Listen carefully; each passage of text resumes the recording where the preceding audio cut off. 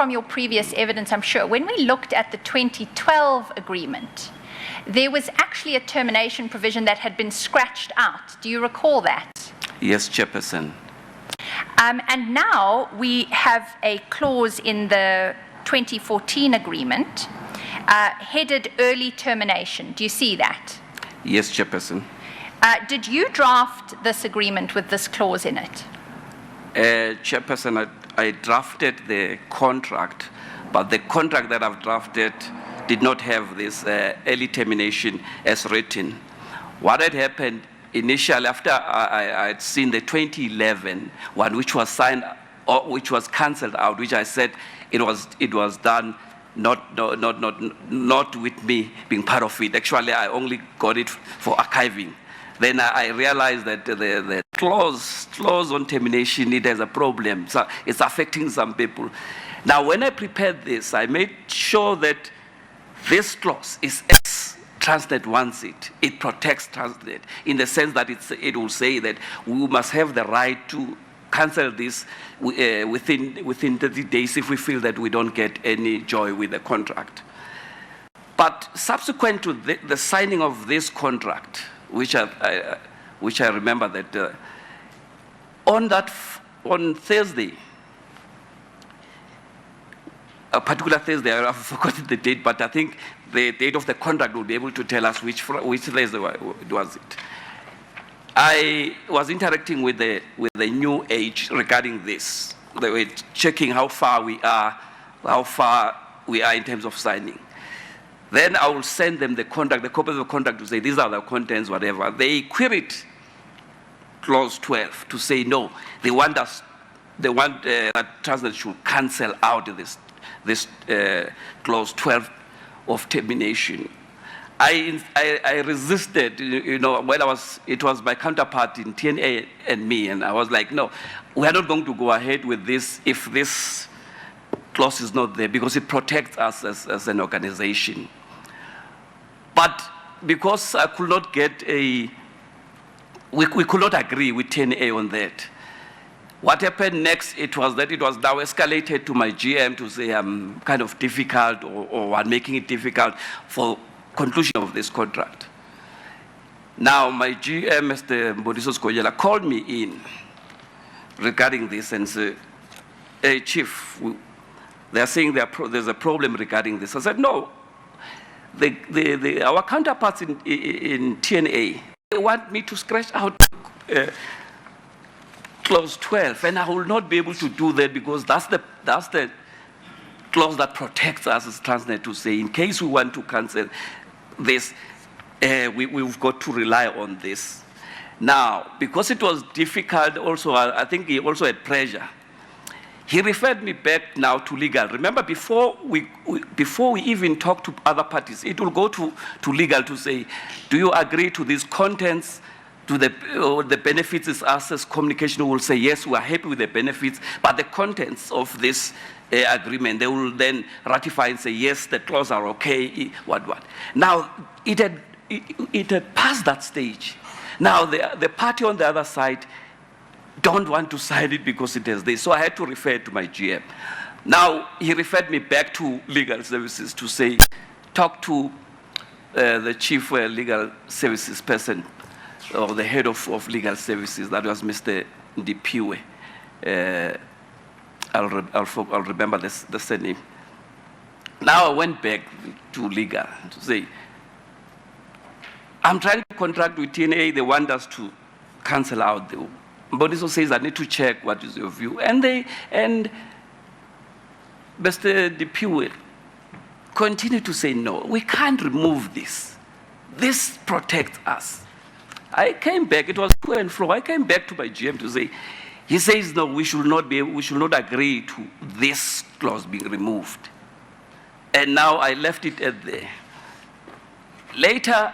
What was his reaction when you said that, if you are able to remember? No, he did not say anything. I think it was just a person who was quiet and he did not know what to say. Okay. I left it at that. Later I was called again to say, go and call Mr. Ndipiwe Silinga. You were called by your GM. Yes, to say I need now to go and call Mr. Is that same day or? Same day. Yeah, okay. Same day. And then they had their discussion. I don't know what the discussion was about. I was not in there.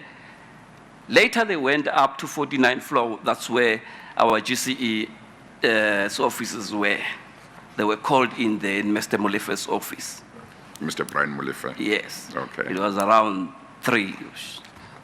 They were in there until I knocked off on that day. So on that day, this contract was not signed.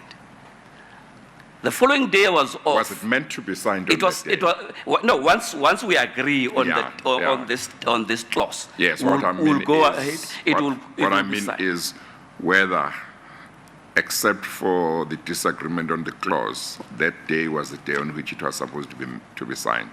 You're right, Chairperson. We will then send it to the other party to sign off, and then Okay. it will come to us.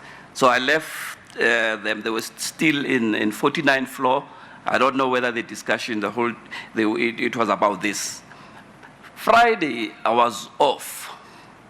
So that was the following The day. following Friday day. was the following day. Yes, I was off. I was on leave. When I came on Monday, this contract had been signed and concluded. It's sitting there for my archiving. And I had thought, if you read my statement, I had thought it was cancelled out. Actually, in my mind, I was referring to 2011, and I realized later, no, it's not the 2011 that I'm talking about. It's this one, the 2014. Actually, it was not signed out. It was reviewed and changed. And if you look at it as Chairperson, you'll see that it's not like the normal clause that we will have, but at least it's still there. I thought it was cancelled out because I was fighting for this clause.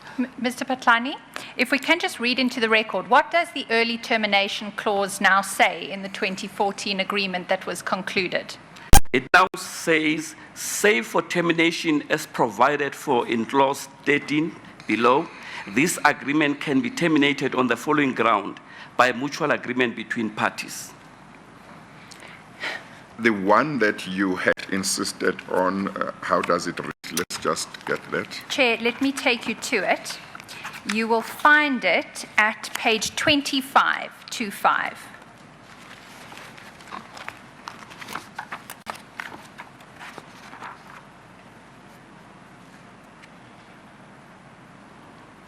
Chair, we just have to read beneath the scratching out because Yes. you'll recall from Mr. Phatlane's previous evidence. This was the standard early termination clause which in the 2012 agreement had been deleted. But Mr. Phatlane, could you read into the record what that would usually provide? Yes, Chairperson.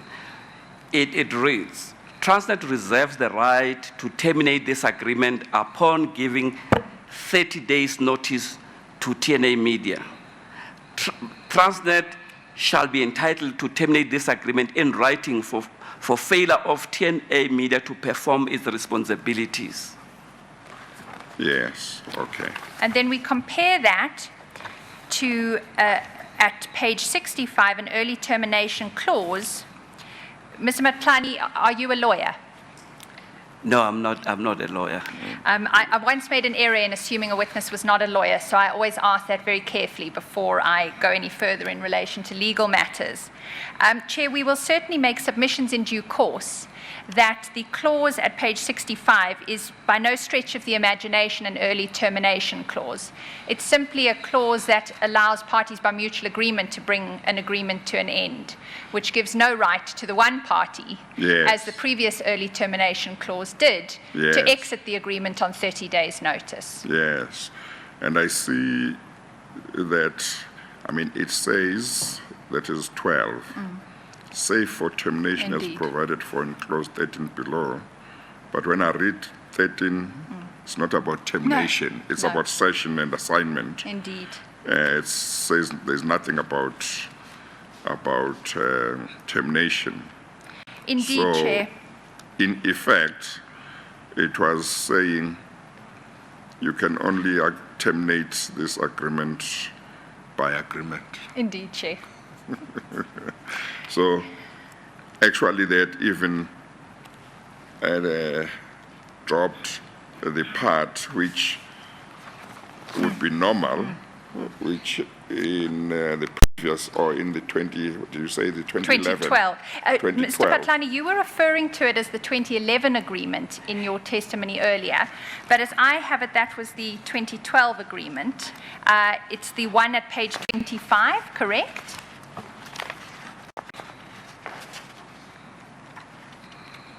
Yes, Chairperson. Yes, I mixed the two.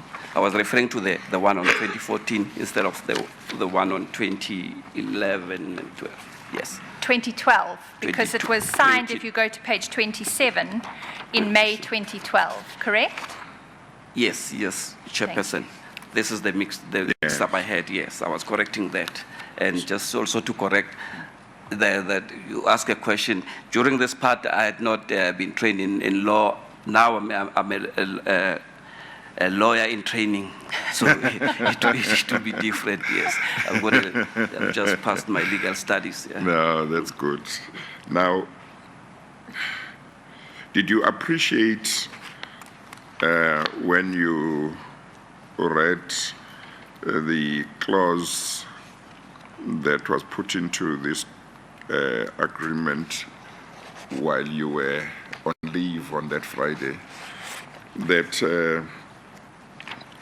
it differed from the 2012 agreement in terms of early termination, in the sense that, one, it did not provide for any early termination. Two, the only termination it provided for was if both parties agreed to terminate the agreement. And three, it did not done away with the clause that said Transnet could terminate the agreement if TNA Media did not perform. Did you appreciate all those differences between the two, or not really? Yes, Chair. Maybe if I may just give a short understanding. When we concluded these TNA transactions, let me say throughout, to me there were three phases. There was one phase where it was the phase where the emotions were of enthusiasm. You look at this transaction, it makes sense. It will put our brand out there. It will provide stakeholder engagement platforms. It will do the media relations. That is your 2011, 12, 13, where you could even justify, and I could even stand up and say, I think it made sense. But there was a time, the second phase, around 2014, 15, when there was a lot of negativity around the Guptas.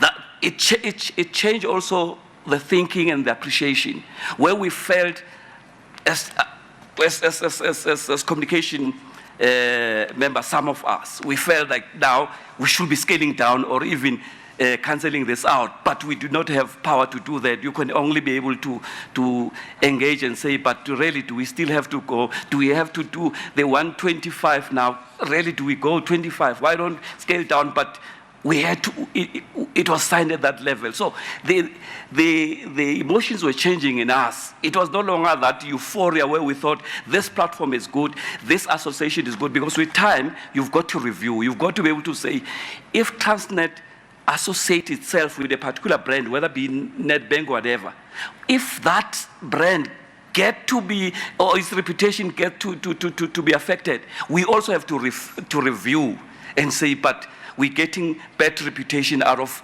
this association. Now we need to either scale down or just completely go out.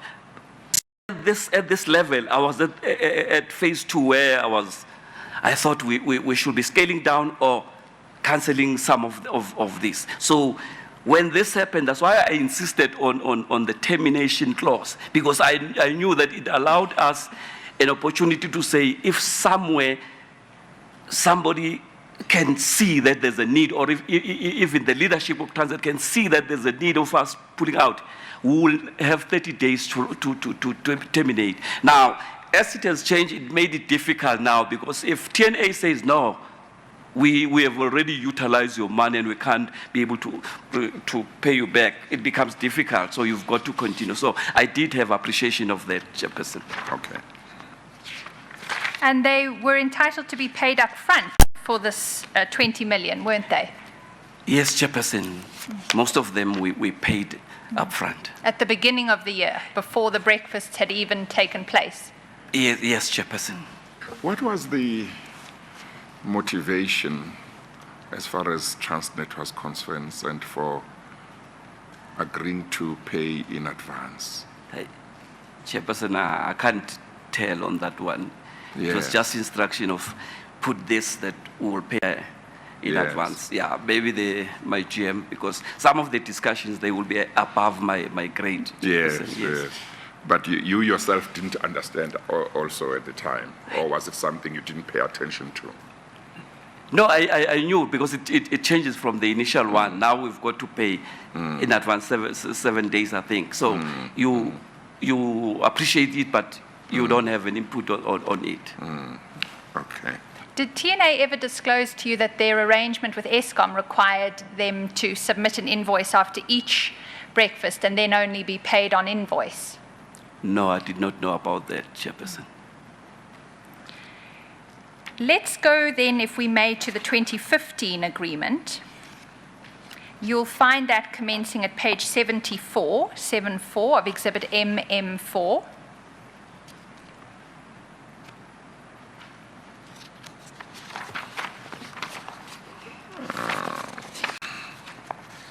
The one we were looking at page 65 was Yes. the 2015. That one was the 2014 agreement, Chair. Oh, okay. So now we are moving yes, 2017. to 2015. 2015. Yes. Okay. So the agreement that commences at page 74 is the 2015 agreement. Just for the record, you will see at page 87 that it is signed at various points in March and April of 2015 by the two parties. Who at the time, Mr. Phatlane, was the Group Chief Executive of Transnet who signed this agreement on behalf of Transnet? You'll find it at page 87. It was Mr. Brian Molefe. And just two features of this agreement I'd like us to pick out. The first is how many breakfasts and at what cost, and you'll find that at page 79.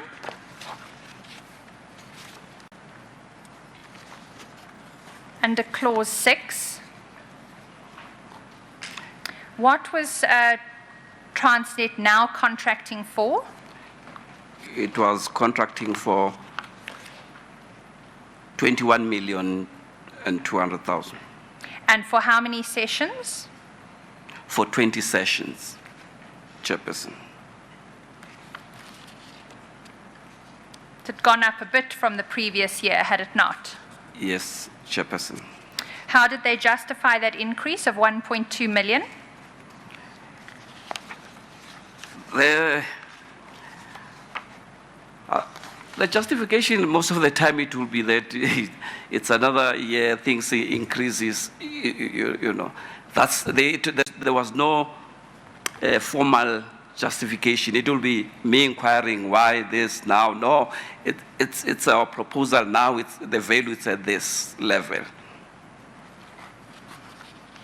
Did the finance department get involved at all in this? No, Chairperson. Not directly with me. Maybe they might have with the GM, but not with me. I don't know of any engagement with the communications. And if you go to page 82, you'll see the now fairly infamous early termination clause there again. Can you read into the record what that termination clause provided for the year of 2015? It said, save for termination as provided for in clause 13 below, this agreement can be terminated on the ground in clause 11.2 by mutual agreement between the parties. Chair, I do note if you go over, we do have a breach and termination clause 13 over the page. Yes. So at least there is a cross-reference there. Yes. But as I read this breach clause, it relates to the entitlement to sue for specific performance. But that is, again, a point we can make in due course, and should we have the benefit of Mr. Sikonyela or Mr. Molefe's evidence in due course, we can no doubt question them about that.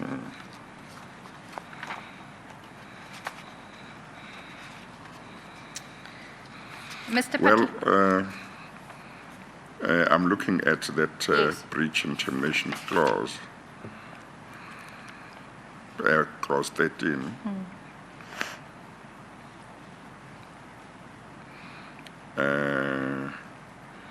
It seems that, well, I'm reading it, I was reading it quickly, but it seems that even when there's a breach, it's not termination that the aggrieved party, it's not the right to terminate that the aggrieved party acquires, it's the right to seek specific performance. Chair, with respect, that is similarly my reading of it. Yes. Yes. So termination, it appears, under this agreement could be done if the other party agreed with you. If they defaulted, you could sue them to perform. It's quite an unusual. Indeed. Yeah. Indeed. Ms. Phatlane, did you have cause to consider this clause when you saw the agreement signed? No, Chairperson, we're moving from the previous one to this one. I couldn't continue pushing for something that has been changed at a higher level. So I continued on the previous one to say this is what the previous one looked like, and it continued and got signed. Do you know how this one that I've just referred to came about? Because it's different from the clause 13 of the 2012 one that we looked at. Or was it 2014 or both? The 2012 one had the right termination clause that would always appear in Transnet contracts, as I understand your evidence, but it was then crossed out. So this one here, at clause 13 at page 83, seems to be a new provision that wasn't there in the previous one. Am I right? It looks like the chairperson, but You can't remember how it came about. Yes, because the drafting of the contract, it's not necessarily something that I started afresh. You'll get a Transnet template, and then you will put in the whatever that needs to be drafted in, and you take it to legal services. They will change there and there. So I can't remember how we also added this breach and termination, but it could have been informed by the up and in out with legal services. I was wondering, Ms. Hofmeyer, whether somebody picked up that they said there is a termination clause in clause 13, but there is no termination clause, so they had to come up with something. But we still didn't provide for termination. No, indeed, Chair. But may I just, for the record's purposes, while you were asking Mr. Phatlane the question, I did go back to the 2014 agreement, and I'd just like to draw your attention at page 65, because there does appear, albeit differently numbered, to be the same breach and termination clause that we saw in the 2015 agreement, but you'll see it's actually clause 14 on page 65. Oh yes, so the paragraph numbers are different. Correct. But So, yes, okay. As I understand this page, we have an early termination clause number 12. We're at page 65 of MM4.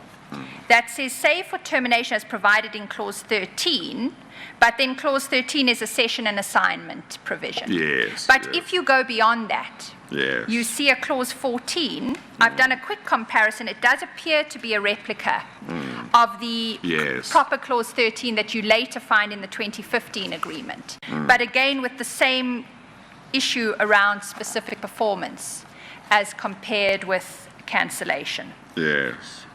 No, thank you. Thank you.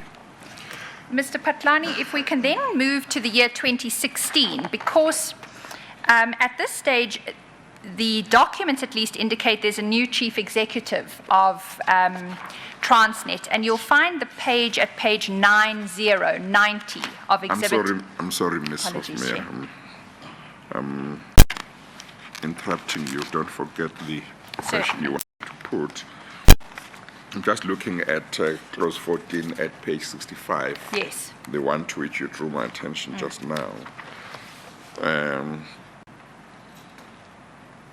This clause says, should any party commit a breach of any term, condition, undertaking, warranty, or representation contained in this agreement, and should such breach be incapable of being remedied, or should such breach be capable of being remedied, and the defaulting party fail to remedy such breach within 30 days after receipt of a written notice from the other party requiring the breach to be remedied, the non-defaulting party shall be entitled without prejudice to any other rights which it may have in terms of this agreement or at law to claim specific performance without prejudice to any of its rights to claim damages.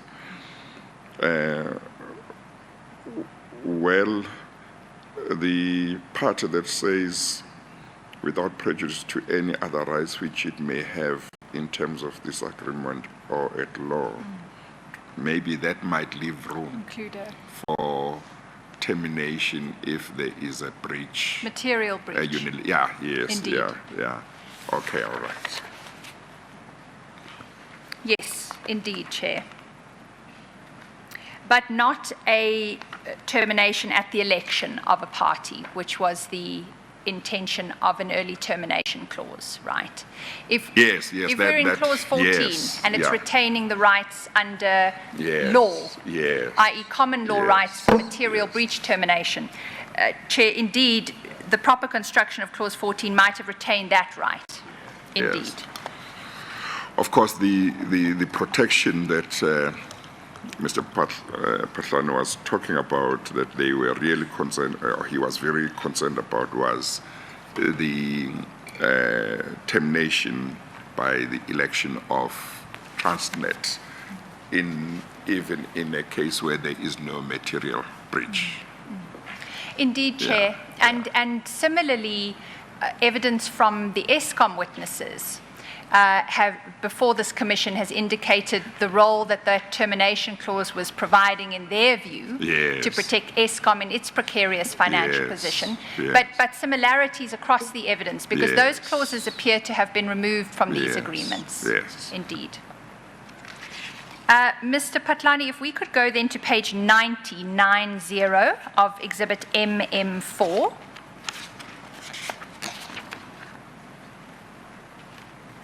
I'm sorry, you're moving away to the agreement, is that right? I am leaving the agreement and moving to the year 2016, Chair. Yes. I don't want to forget this. Of course. Mr. Phatlane, if you look at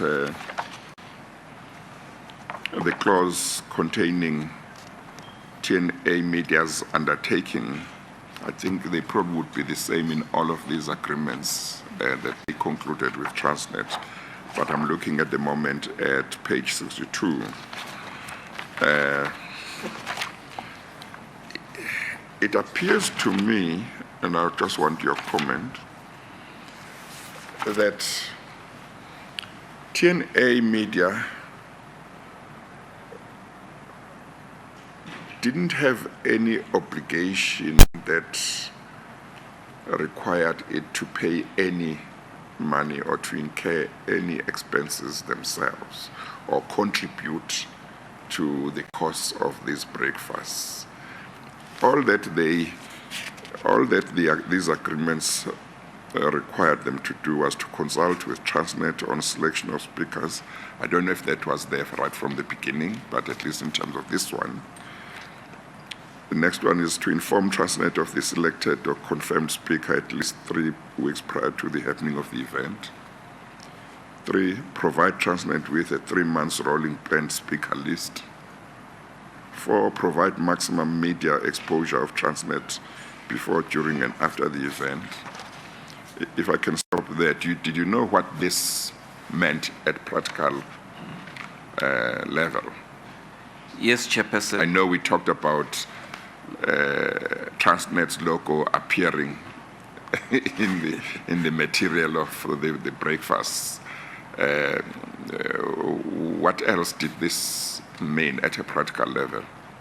At a practical level, Chairperson, if I may simplify it, it meant that TNA will come as a service provider to Transnet to say, I can help you to build your brand. I can help you to manage your reputation. Here's a package. I have a partnership with SABC. Normally, if Transnet goes to SABC, that will be expensive if we were to just put an ad about Transnet's brand and what we are doing.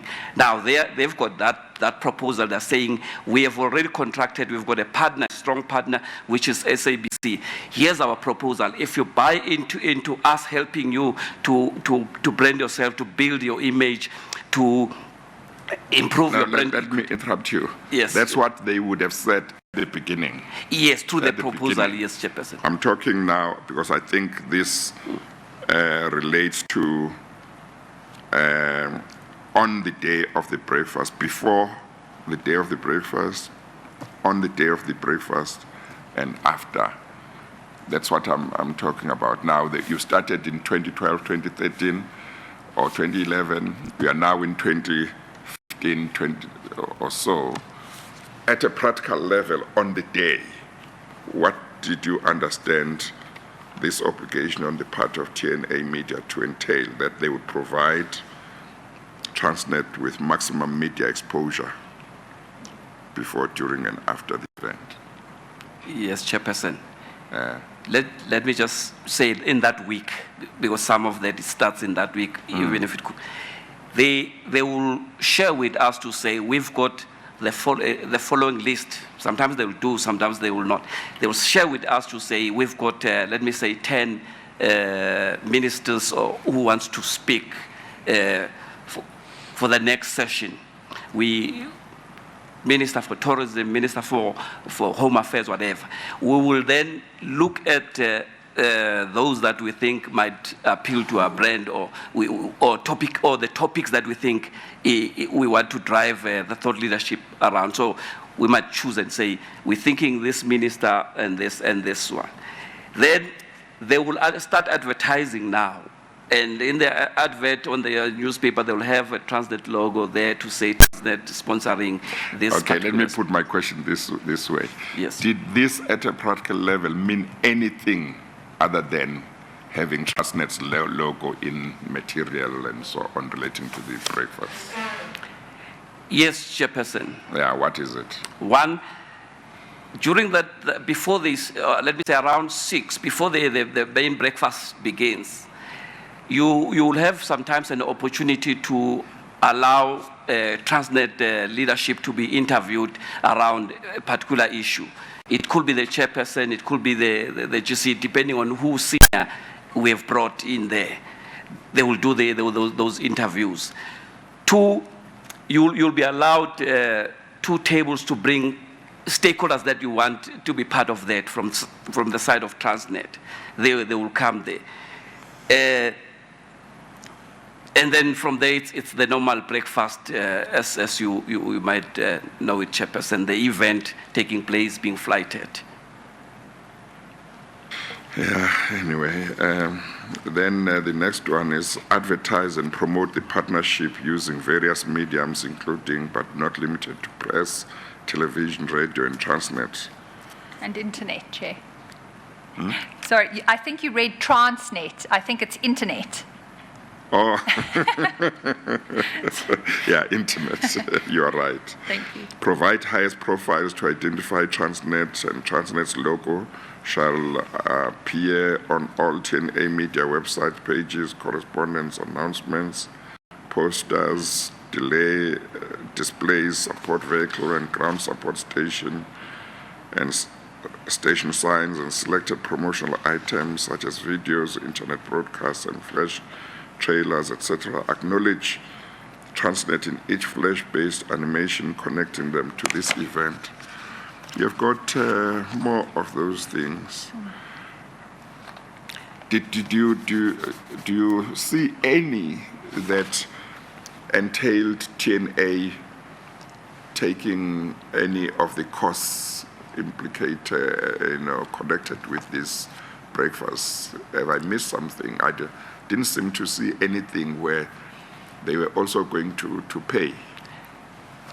Chairperson, by virtue of them being a service provider and Transnet buying into the package, it means they will definitely will have incurred whatever cost for the venue, for whatever.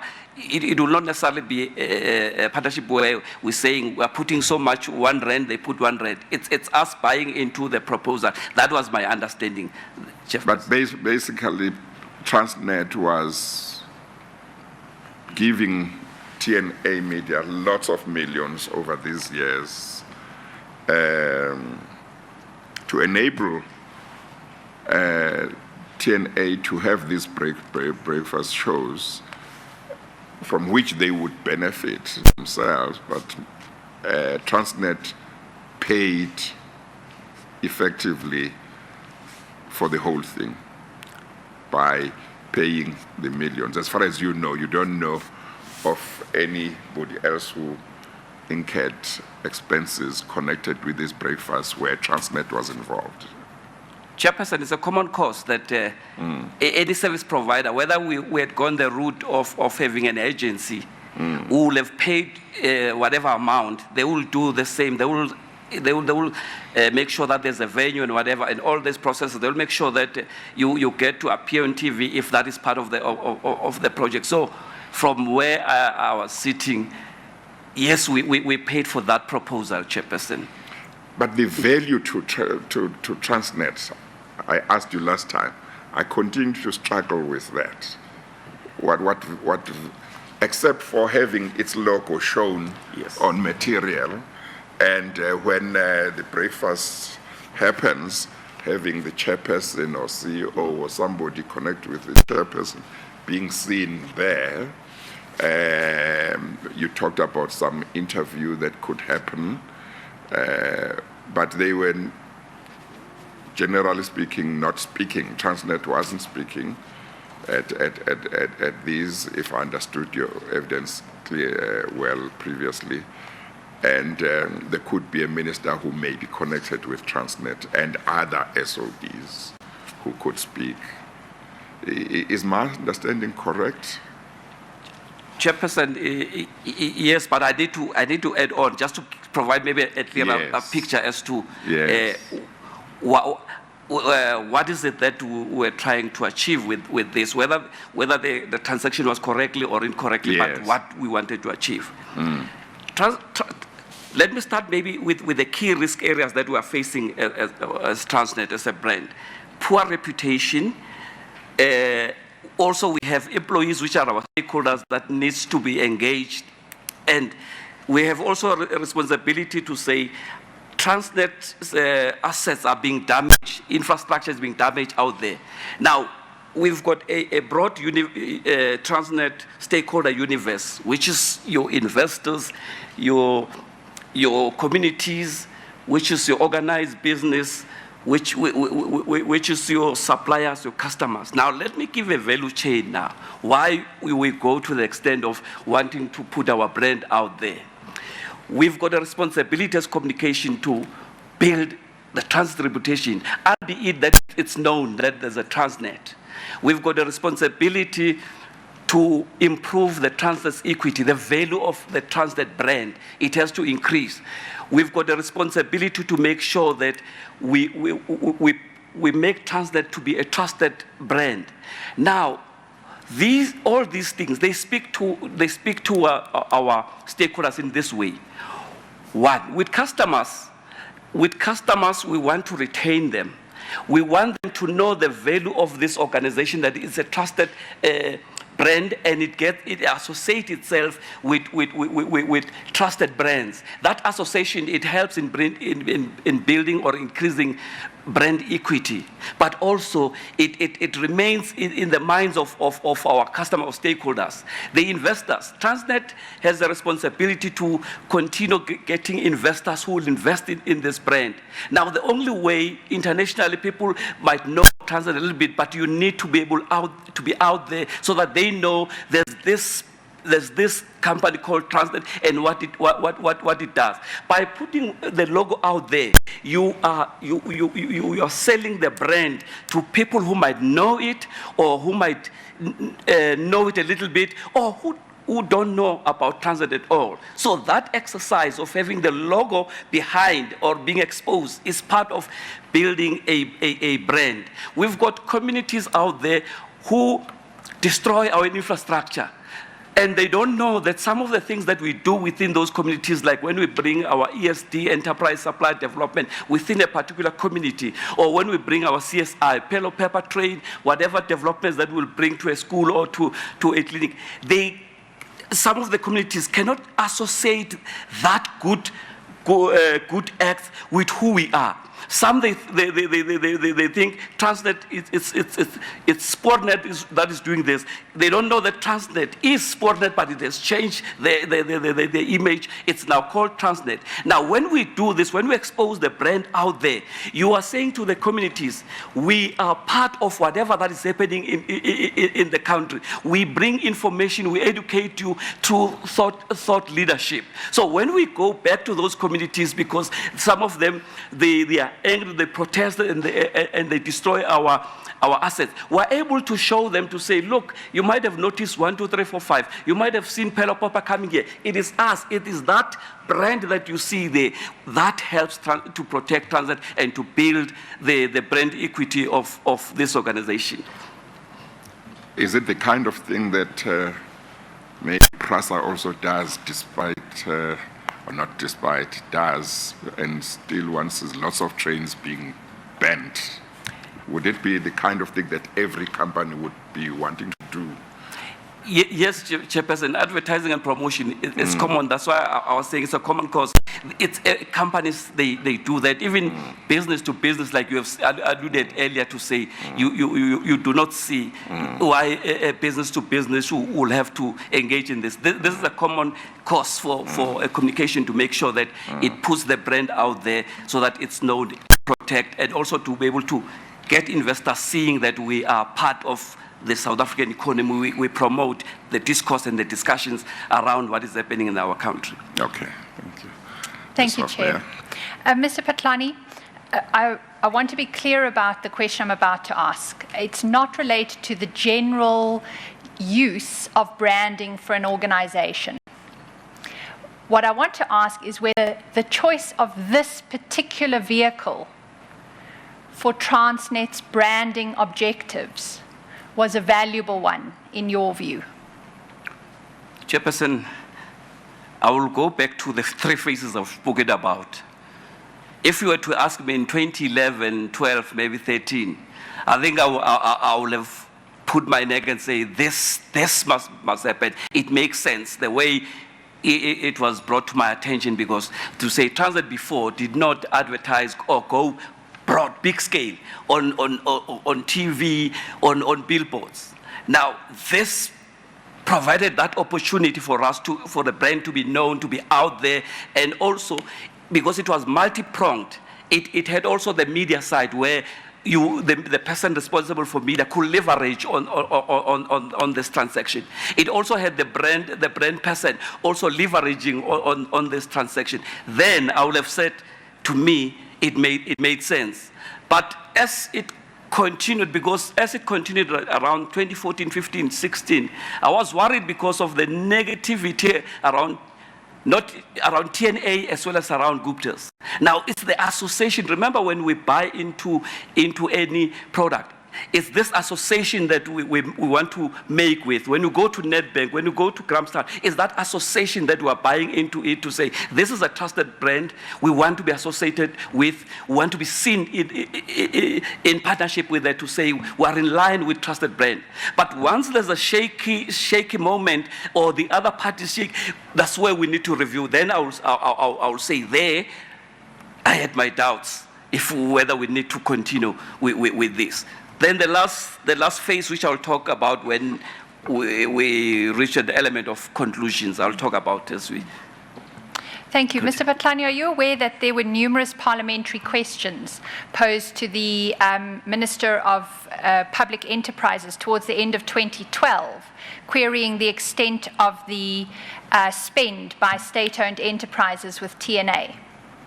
Yes, Chairperson, I know about that. Are you aware that in 2013, the Public Protector was investigating state-owned enterprises contracting with TNA because she was concerned that it constituted wasteful and fruitless expenditure? Now, I don't think I remember about or I've heard about that. Maybe later I might have been exposed to that, but during that time I don't remember. Thank you. Chair, if we may then, and Mr. Phatlane, go to page 90 of Exhibit MM4.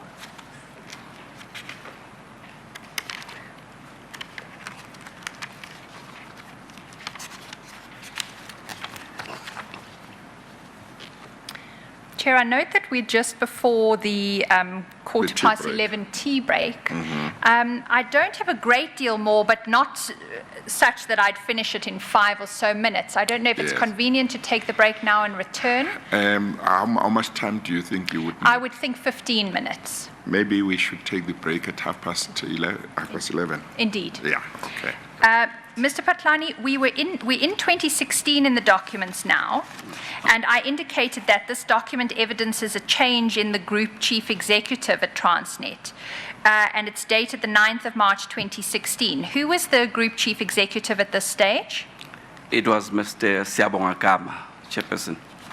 Thank you. And this memorandum, at least as I look at it, is different to some of the previous ones because you don't seem to have been the compiler of this memorandum if you go to page 92. Do you see that?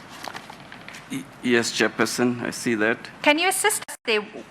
Why had your role changed by this time?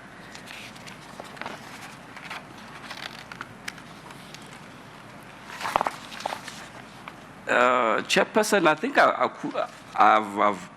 I was part of the compilation. I was not included to sign on this, but I have a sense that I know about this.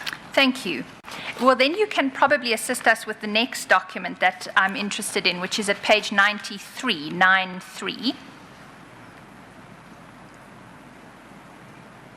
What is this document?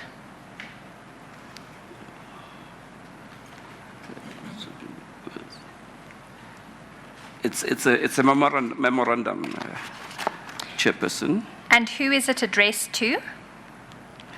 It is addressed to Group Chief Financial Officer. And who was that at the time? It was Mr. Gary Peter. And who is it from? It is from GM Corporate and Public Affairs, Mr. Mboniso Skonyela. And the date of the memorandum? 19 April 2016. Were you aware of this memorandum at the time it was prepared? Yes, Chairperson, I was aware.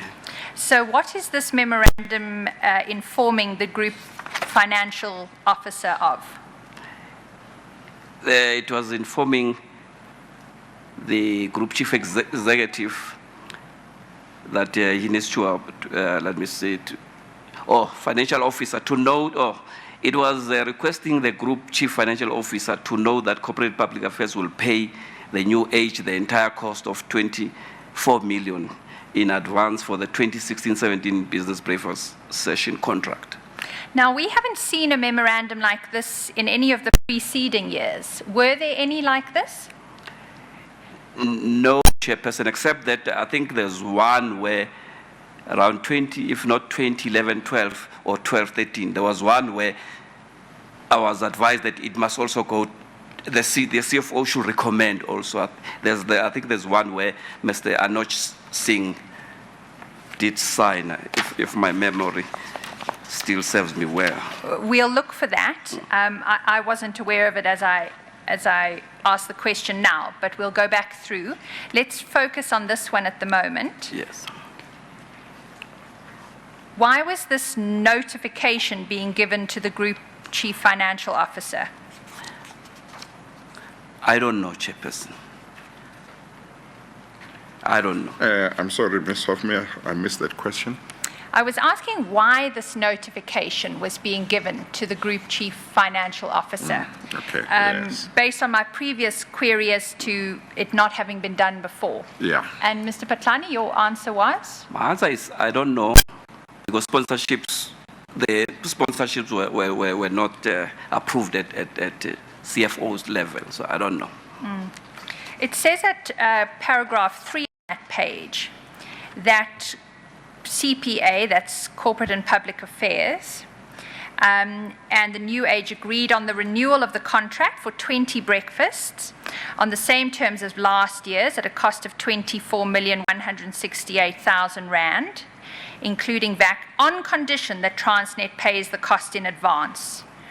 And then it goes on in paragraph 4 to say the company had a savings of 2,416,800 rand inclusive of VAT that the company would have incurred from the annual customary inflation increase of up to 10%. What does that mean, Mr. Phatlane? Now, this is not coming from my mind. I think it was one of those where you write and then it gets changed to say, add this. This is not a sentence that will come from me. Did you interrogate it at all at the time? No, the only time I interrogated something that goes to the CFO or to the Chief Procurement Officer, yes, there was once where I asked that because that was not the normal route of a proposal, of a sponsorship. You know, there was one, I think, where we did one of the ad hoc, and we had to make sure that it goes to I had to make sure that it goes to the Chief Procurement Officer, and I was like, but why? And I was told that no, he has to look at it, and yeah. So it's not a normal course of doing sponsorship proposals. See, it seems as though it's suggesting that there's a saving for Transnet in this whole deal of 24 million. Do you see that? I see that, Chairperson. Do you think there was a saving to Transnet in this deal? The only savings it could be, what will happen most of the time, they will keep on adding the numbers from 15. Next year it will be 20. And the only thing that we will do with Mr. Skonye, I'll insist that maybe can we go down, then we'll cut some. Instead of 20, we'll say 16. If you see the 2012 one was 16, then they'll increase and say maybe 24, who will say 20. So in that sense, it was, I think he was referring to that kind of a saving, not necessarily a saving from the amount they charge. So they could have got more, but they're going to get a bit less. Yes, we will insist on that, yes. Right. Which is not really a saving. Which is not really a saving. Technically, it's not, Chairperson, because if you're buying 20, they wanted 24, but you're buying 20 now. You're still paying the same price. Mr. Phatlane, you indicated that you thought there'd been a previous occasion where there might have been a memo to the Chief Financial Officer. Do you recall that? And you mentioned Mr. Singh, Anoj Singh, having signed off a moment ago in your evidence. Yeah, there has been one. It's just that now, I can't remember which. No, I want to be able to assist you if I may. Yeah, there's been one. If you go to page 73, I've been assisted by our ever faithful investigators on this. You'll see that page 73 is the last page of one of the memoranda that were prepared. It's the standard memoranda requesting renewal of the briefing sessions partnership. And certainly Mr. Anoj Singh appears to have been one of the recommenders on that page. Is that what you're recollecting? Yes, Chairperson. But that is not the type of memorandum that we see at page 93, because this is a very specific memorandum. It's one going to the Chief Financial Officer because he's being asked to note that it's a condition of the contract with TNA that Transnet pays over 24 million at the beginning of the contract. Do you see that? Yes, I see that. But that had happened even before. That's why I was saying earlier that had happened. But we did not. This was the first time we write a letter like that directly to the CFO. But paying upfront, we had done even in other earlier contracts, Chairperson. Thank you. And if we just go to the 2016 contract to complete the chronology, You'll find that at page 94. And at page 106 is the signature page. Can you please tell us who signed on behalf of Transnet as the Group Chief Executive for the 2016 contract?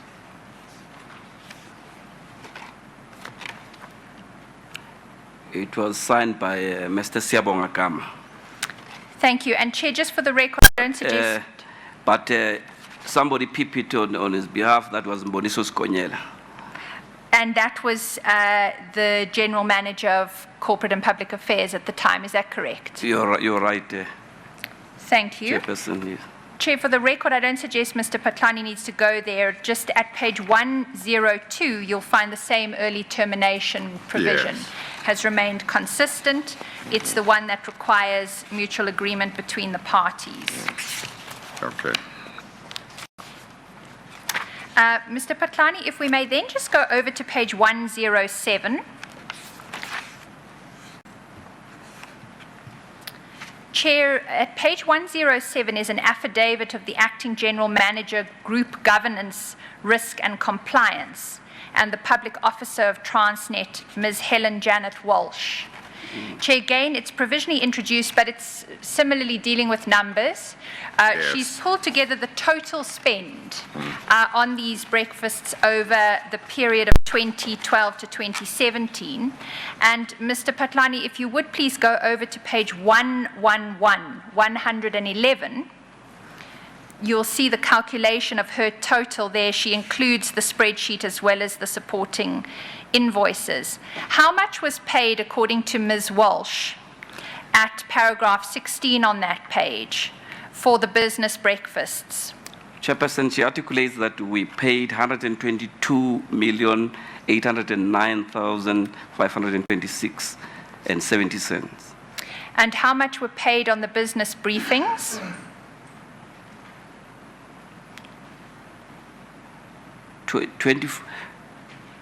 In relation, that's the amount in relation to business briefings. Yes, and then, apologies, and in relation to the big interview, I understand that was not your evidence, Chair, that was the evidence of Mr. Jackson, but just for the record so that we can get the total that was paid between 2012 and 27 on the big interview? On the big interview, we paid 24,872,216 cents. Is it 24,872,216 Yes. Okay. 24,872,200.16. And then for the business briefings, 122,809,526, 809,526 and 70 cents. yeah, okay. And both amounts including VAT, according to the affidavit. Both amounts? They include VAT, according to the affidavit. I think they include the VAT, Chairperson. Yeah, that's what it says, yeah. Okay. Thank you. Mr. Phatlane, I have two final aspects to traverse with you, and for that purpose, I'd like to go back into your statement, if we may, at page 6 of Exhibit MM4. Mr. Phatlane, at page 6 of Exhibit MM4, you have a heading there entitled, "The Pressure of Executing the Breakfast." Can you tell us about that pressure? That's a difficult one, Chairperson. Yeah. Look, when the breakfast started, I think we were deployed, if I may use the word deploy for lack of better word, but we were sent to manage this, being around 4 of us. That's how important we took it to be around 2011. I think that's where my emotions also was at the level of a triumphal stage where I will really go and want to do. You are very supportive of this, and also if it tells you, even the office itself, the Corporate and Public Affairs, they will send 4 of us, to go and make sure that this transaction gets attention, and I think I was very supportive. That would be on the day of the breakfast. On the day of the breakfast at 4 o'clock in the morning, we'll all be there. Around 5 we're there, because what will happen, we need to make sure that when the leadership comes, we're able to direct them to where they need to be. But also because we've invited some of our stakeholders, we've got 2 tables there, so we need to be able to direct them to where they need to sit, and also to make sure that the branding around there, we are able to position it strategically, because we need to look at the cameras where they will be coming from, because we want our brand to be out there. That I guess you had to, when you were paying so much, you definitely got to get the right spot. Yes. Now we've been full. Now, as it continued, now with time, I'm alone. Other people are no longer allowed to be part of this. On the day. On the day. You've got to run around. You wake up in the morning.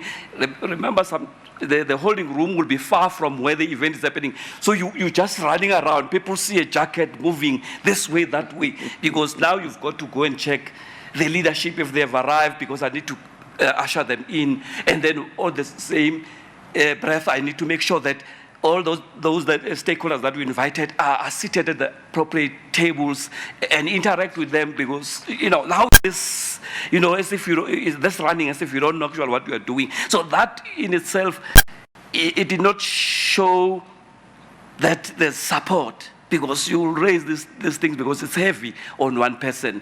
But the other people, there were 4 of you, you said, were they from your department? From our department, Chairperson. Were you the most senior of the 4?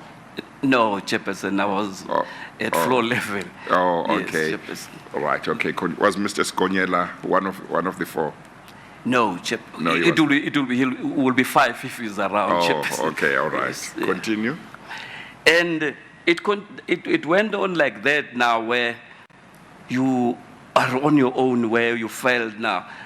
I don't think really, if we believe in this partnership, if we believe in what we are paying for, really, it needs one person, because I know communication deals with events. I know when an event, we take it seriously.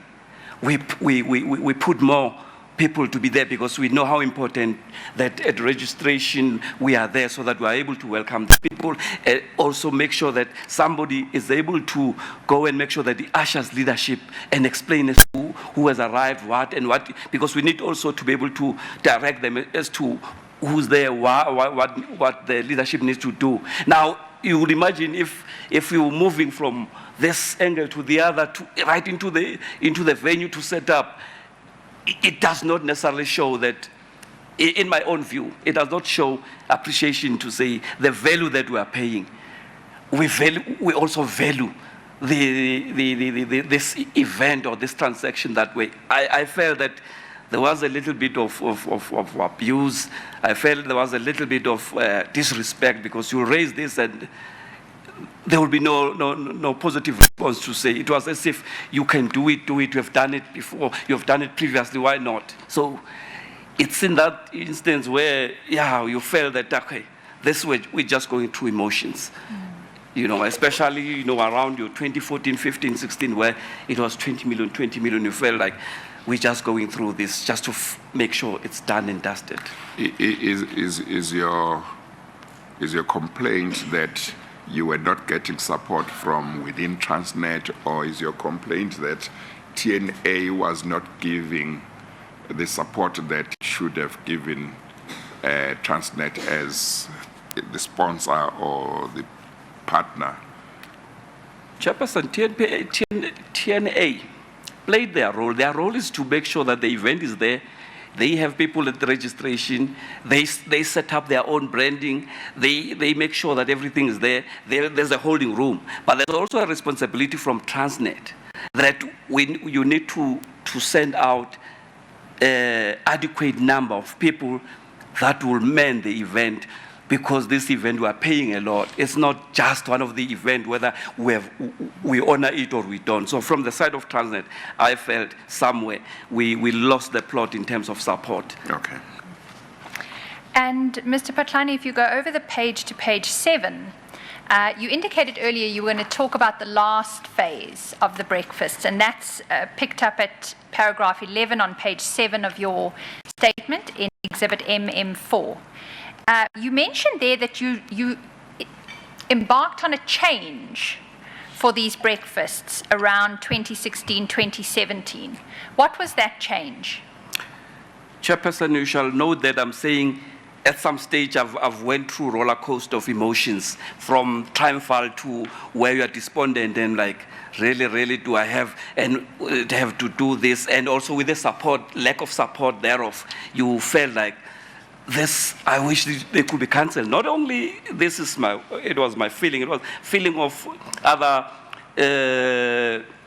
colleagues, because we'll talk about this proposal. They will come, we'll be in a meeting on a Tuesday on our own with our managers. We'll talk about this to say as a proposal again, we're giving them 20 million again. They've requested 20 million, and you will see that everyone will say, why don't we cancel? But we do not have power to be able to cancel it, or even to persuade somebody to cancel.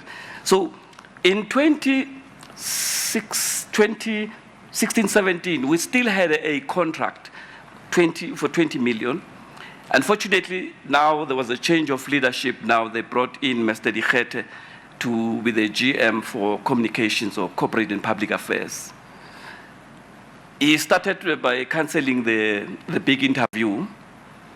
And now, because this contract was still subsisting, it was continuing. There were about six or so sessions that we were supposed to do. And we sat down because he asked me if we could do it this differently. And I then said, no, we could do it differently because we can still use that maximal platform I've spoken about of a SABC slot. I said, let's zoom into the organization. Let's now focus directly on what we are doing. So the six or so breakfast, I started now crafting or drafting what we could give to TNA to say, here's the script, we want you to go in this way.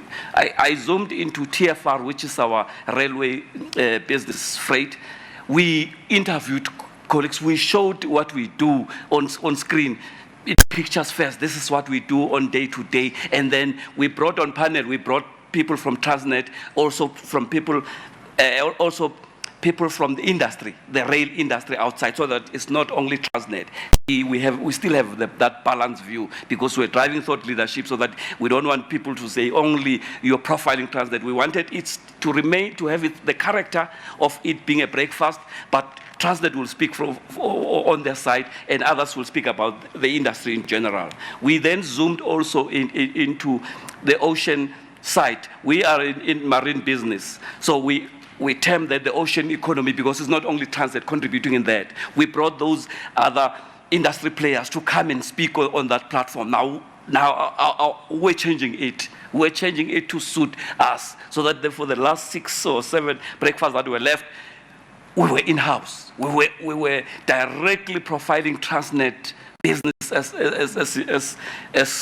it normally do. So we'll start from what marine business means. They'll show that the ports and all that. Then we get into the discussion around the ocean economy. We did one around pipelines, petroleum. We invited stakeholder from petroleum to come and speak about that industry. But this time we're able to zoom in directly into what we do as Transnet, what are our capabilities, so that whoever that is watching has a sense of what Transnet does, and also the investors who might want to invest in us will have a sense of what we do and how big we are.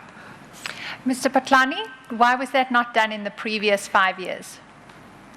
Well, there was never an opportunity given to say, let's restructure it our way. It was more for a proposal to say from TNA they will give us speakers to choose from. So that it limited one in terms of coming up with a proposal to say we can zoom into business and still have the discussion around whatever topic. But that did not come to me, so that I can add value on that. Thank you, Chair. Those are our questions. Thank you. You look at the amounts that we just had regard to earlier on in that affidavit. that were paid by Transnet for the breakfast over the years and for the big interview. Sitting there now and you look back, are you able to say Transnet was fully justified to spend that kind of money on these breakfasts and the big interview? Chairperson, like I said, I went through a roller coaster of emotions. I'll say to a certain extent, yes, I'll justify certain breakfast, but there are some that my mind and my heart doesn't allow me to say yes. They were of value, especially when there was negativity around our client or around our partner. Is the difference between those that you feel were justified and those that you feel were not justified basically the time, namely those that happened early in the relationship, maybe 2011, 2012, maybe 2012, 2013, you feel were justified? It's those that came after that, 2014 up to 2017, that you feel were unjustified, or maybe 2015 to 2017, or even in 2016, 2015, 2017, there were some that you say were justified and there were some that you say were not justified? Or is that an exercise you have not done? Sorry, Chairperson. Thinking on top of my head, Chairperson, without using any scientific whatever, around the ones that I started having a worry directly, let me say, when I started thinking deeply into them, it was around 14, the 20 millions that was, it was kind of a circle, 20 million, as if, you see, it's like we're just dishing it out. 2014, 2015. 2016, partly because at least we were able to salvage something in the last 6 or 7 of 2016-17, because we're now able to zoom into transit operations and then create thought leadership around that. The earlier ones, I think I was in another stage. Maybe when we were triumphant, maybe it might not be as objective as supposed, but I thought there was a bit of value. It's just that I can't say what percentage, but I think there was value from where I'm sitting. Well, earlier on you talked about negativity that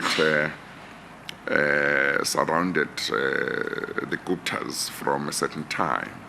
When you talk about the ones that I think you say you feel were justified, wasn't that time a time when there was a lot of negative publicity for the Guptas, 2015, 2016, 2017? That was the time, Chairperson, 2014. Yes. I think it was the time of the issue of the aeroplane landing somewhere. Landing was 2013. Yeah, but going forward, there was a lot of negativity. First, it was just the incident, and then they're denying what. But 2014, that started gaining momentum, and there were other issues that they were answering to.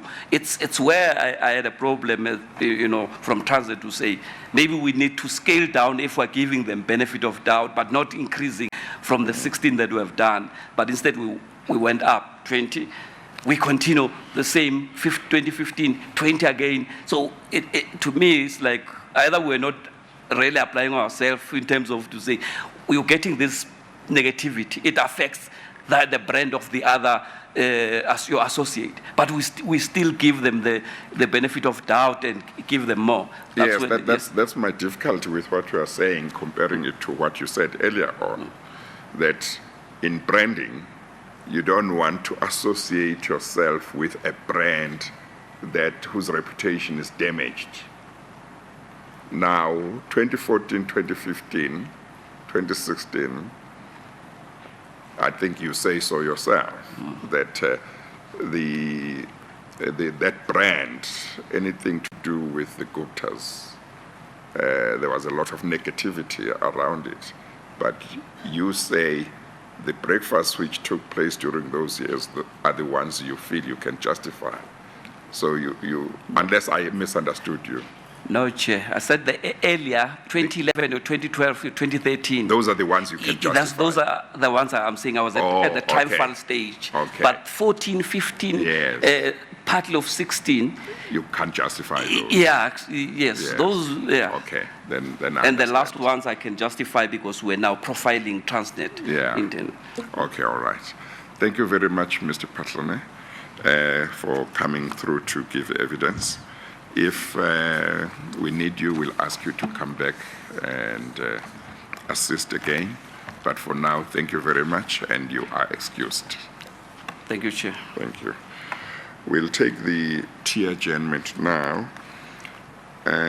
Would you like me to give you an additional 5 minutes to the normal tea time? Chair, that would be ideal. We've got quite a bit of logistics to arrange Yes. for the next session. So should we say we resume at 12 o'clock? Or Certainly. would that be fine? That should be sufficient. Okay, all right.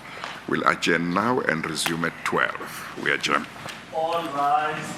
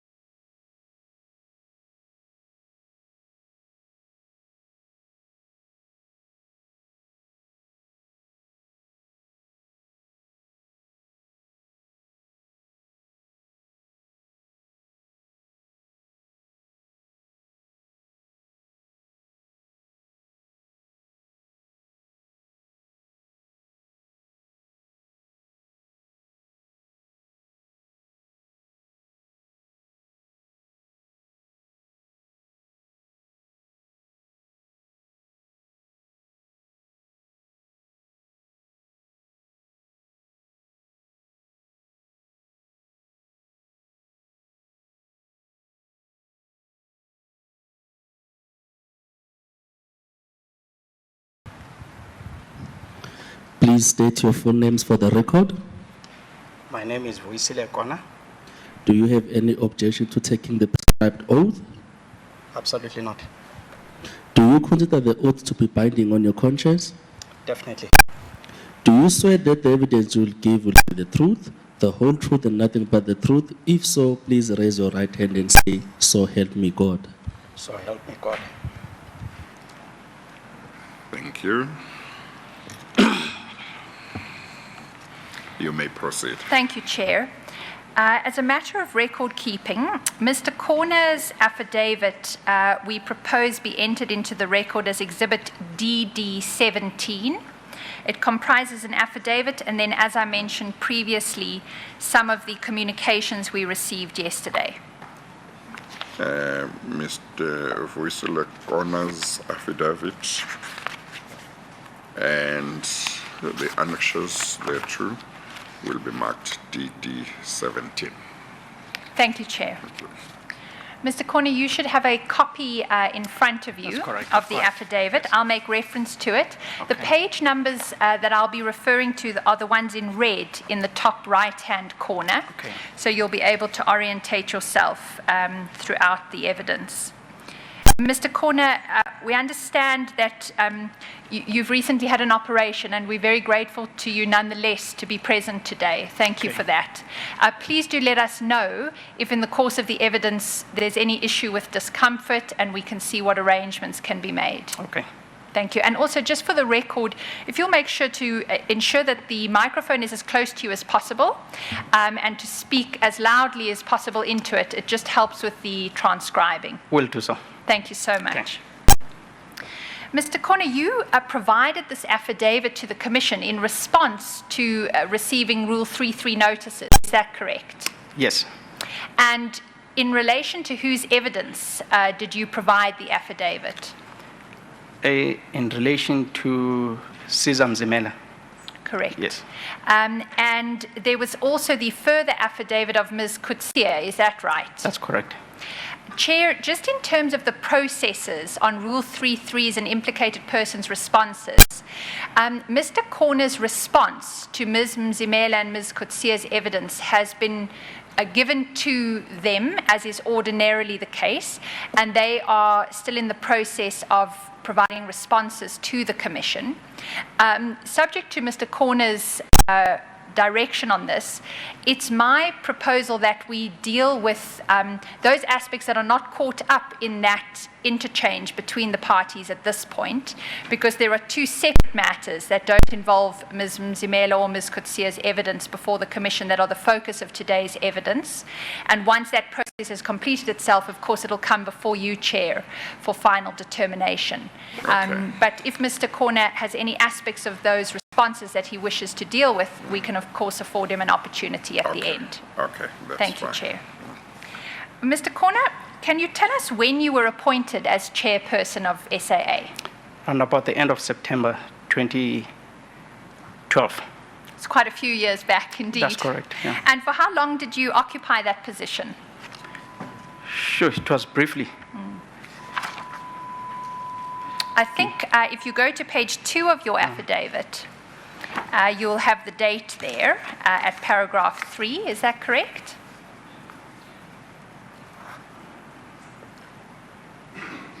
That's correct. Yeah. And what was the Well, date? specify the dates for the transcript.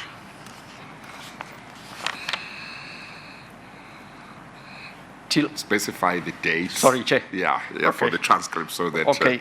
Yeah. It was basically I was appointed till about the 11th of February, where I was where I was suspended from office. And when did you take up the position of Chief Executive Officer of SAA? Acting. Acting, Yes. indeed. Yeah. But let's finish with regard to your chairmanship. It wa- You were appointed in September 2012. yes. And then you say on 11 February you were suspended. And when did you cease to be chairperson? I ceased to be chairperson round about the end of Feb. That's when, because the Because lawyers. there was a new chairperson. Sorry, there was an acting chairperson. Oh, okay. Yes. Okay. Yeah. Well, no, the mere fact that you were chairperson and not acting chairperson. No, I was chairperson. Yeah. Then whilst I was chairperson, I was appointed acting CEO. Yes. And then they appointed an acting chairperson. Yes. Yeah. Did your chairmanship cease when you got appointed as CEO? No, it did not. So when did it cease? Because if you were on suspension and somebody was appointed as acting chairperson, that would not bring about a termination of your chairmanship. What happened, Chair, was then they suspended me. We wrote back, the lawyers wrote to the ministry and said, okay, seeing that you have terminated, basically you have said I'm not suitable to serve as acting CEO, then it's better then that we revert back, it's better then that I revert back to my position of CEO. Then the minister immediately said, is going through the process of removing a board member, and that's what he did. Okay, so Yeah. was there a time when the minister was removing board members and you were? I was just the only board member that was removed that Oh, time. Yes. So you were removed by the minister. By the minister, that's correct. When was that? Chair, it was More around or about less. March. About Approximately March. around March. 2013. 2013, yes. Okay, all right. Yeah. Okay. Mr. Corne, if I can just direct you to page 1 of your affidavit, because there you give a date of the 26th of February 2013 when you were removed from the board. Is that correct? That's correct, yes. Yeah. And you were appointed as chairman on the 28th of September 2012. Is that correct? That's correct, yes. Okay, let's just get the chronology right, if Yes. we may, following on from the chair's questions. If you go over the page, you say you were appointed as Chief Executive Officer. Acting. So acting is missing from paragraph 2. Yes, yes, Right. yeah. So you were appointed as acting Chief Executive Officer on the 12th of October 2012. Is that correct? That's correct. Yeah. So that is a matter of 2 weeks after you were appointed as the chairperson. Indeed. so. Correct? Yes. And for how long did you retain the position of acting Chief Executive of SAA? Until I was suspended on And- the 11th of February. On 11 February Yes. 2013. Yes. And then on 26 February 2013, when you were removed from the board Yes. by Minister Gigaba, what happened to your status as Chief Executive? Well, we queried, the lawyers wrote back and queried and said, then I have no relationship now with the company because my acting position I was not a company employee. My acting position as acting CEO simply arose from the fact that I was as the chairman, I was a board member.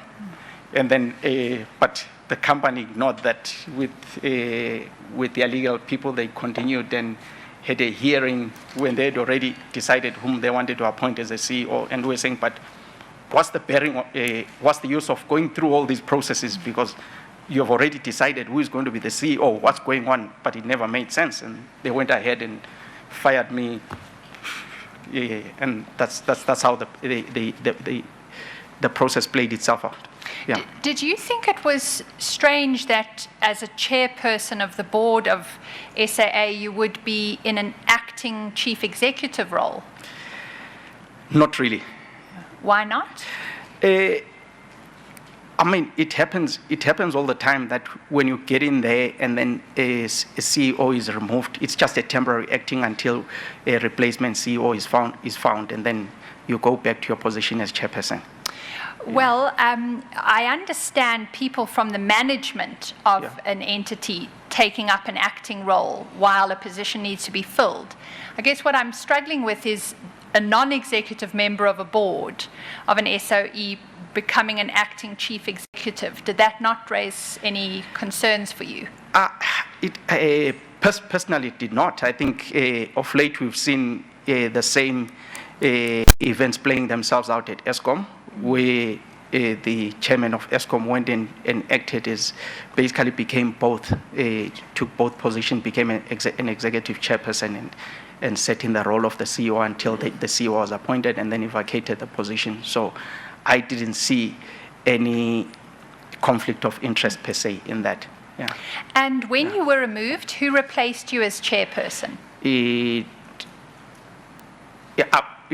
was Dudumieni. Ms. Mieni? Yes. Thank you. Yeah. You go on in your affidavit at a later point to talk about your experience in the aviation sector. Could you tell the Commission a bit about that?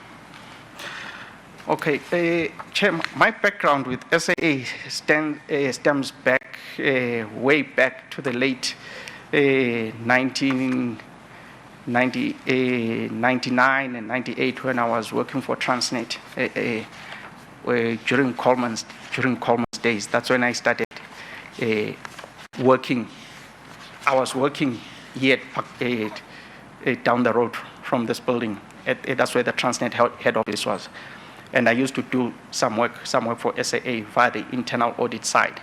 And then in 2000, I then moved and joined SAA in corporate finance. And I worked for SAA till about 2005 when Kaya was appointed. And then I quit. That Mr. Kaya Ngula. Kaya Ngula, that's correct. Yeah. So I left then because I was an executive then when Kaya was appointed. Then I quit, and then I went and worked with Lufthansa until around about 2011, and then 2012. Then that's when I moved back to SAA. That's really my background. Thank you. And what qualifications do you hold? Currently, ma'am, I've got an honors from Andrews University, and then I've got a master's in business administration from IMD in Switzerland. Yeah. Thank you. I'd then like to move, if we may, to page 8 of your affidavit. That is a page that is headed the Saxonwold meeting.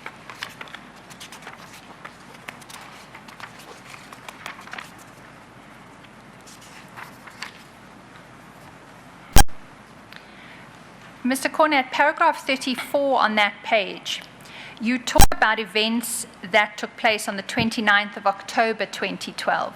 Can you please tell the Commission what happened on that day?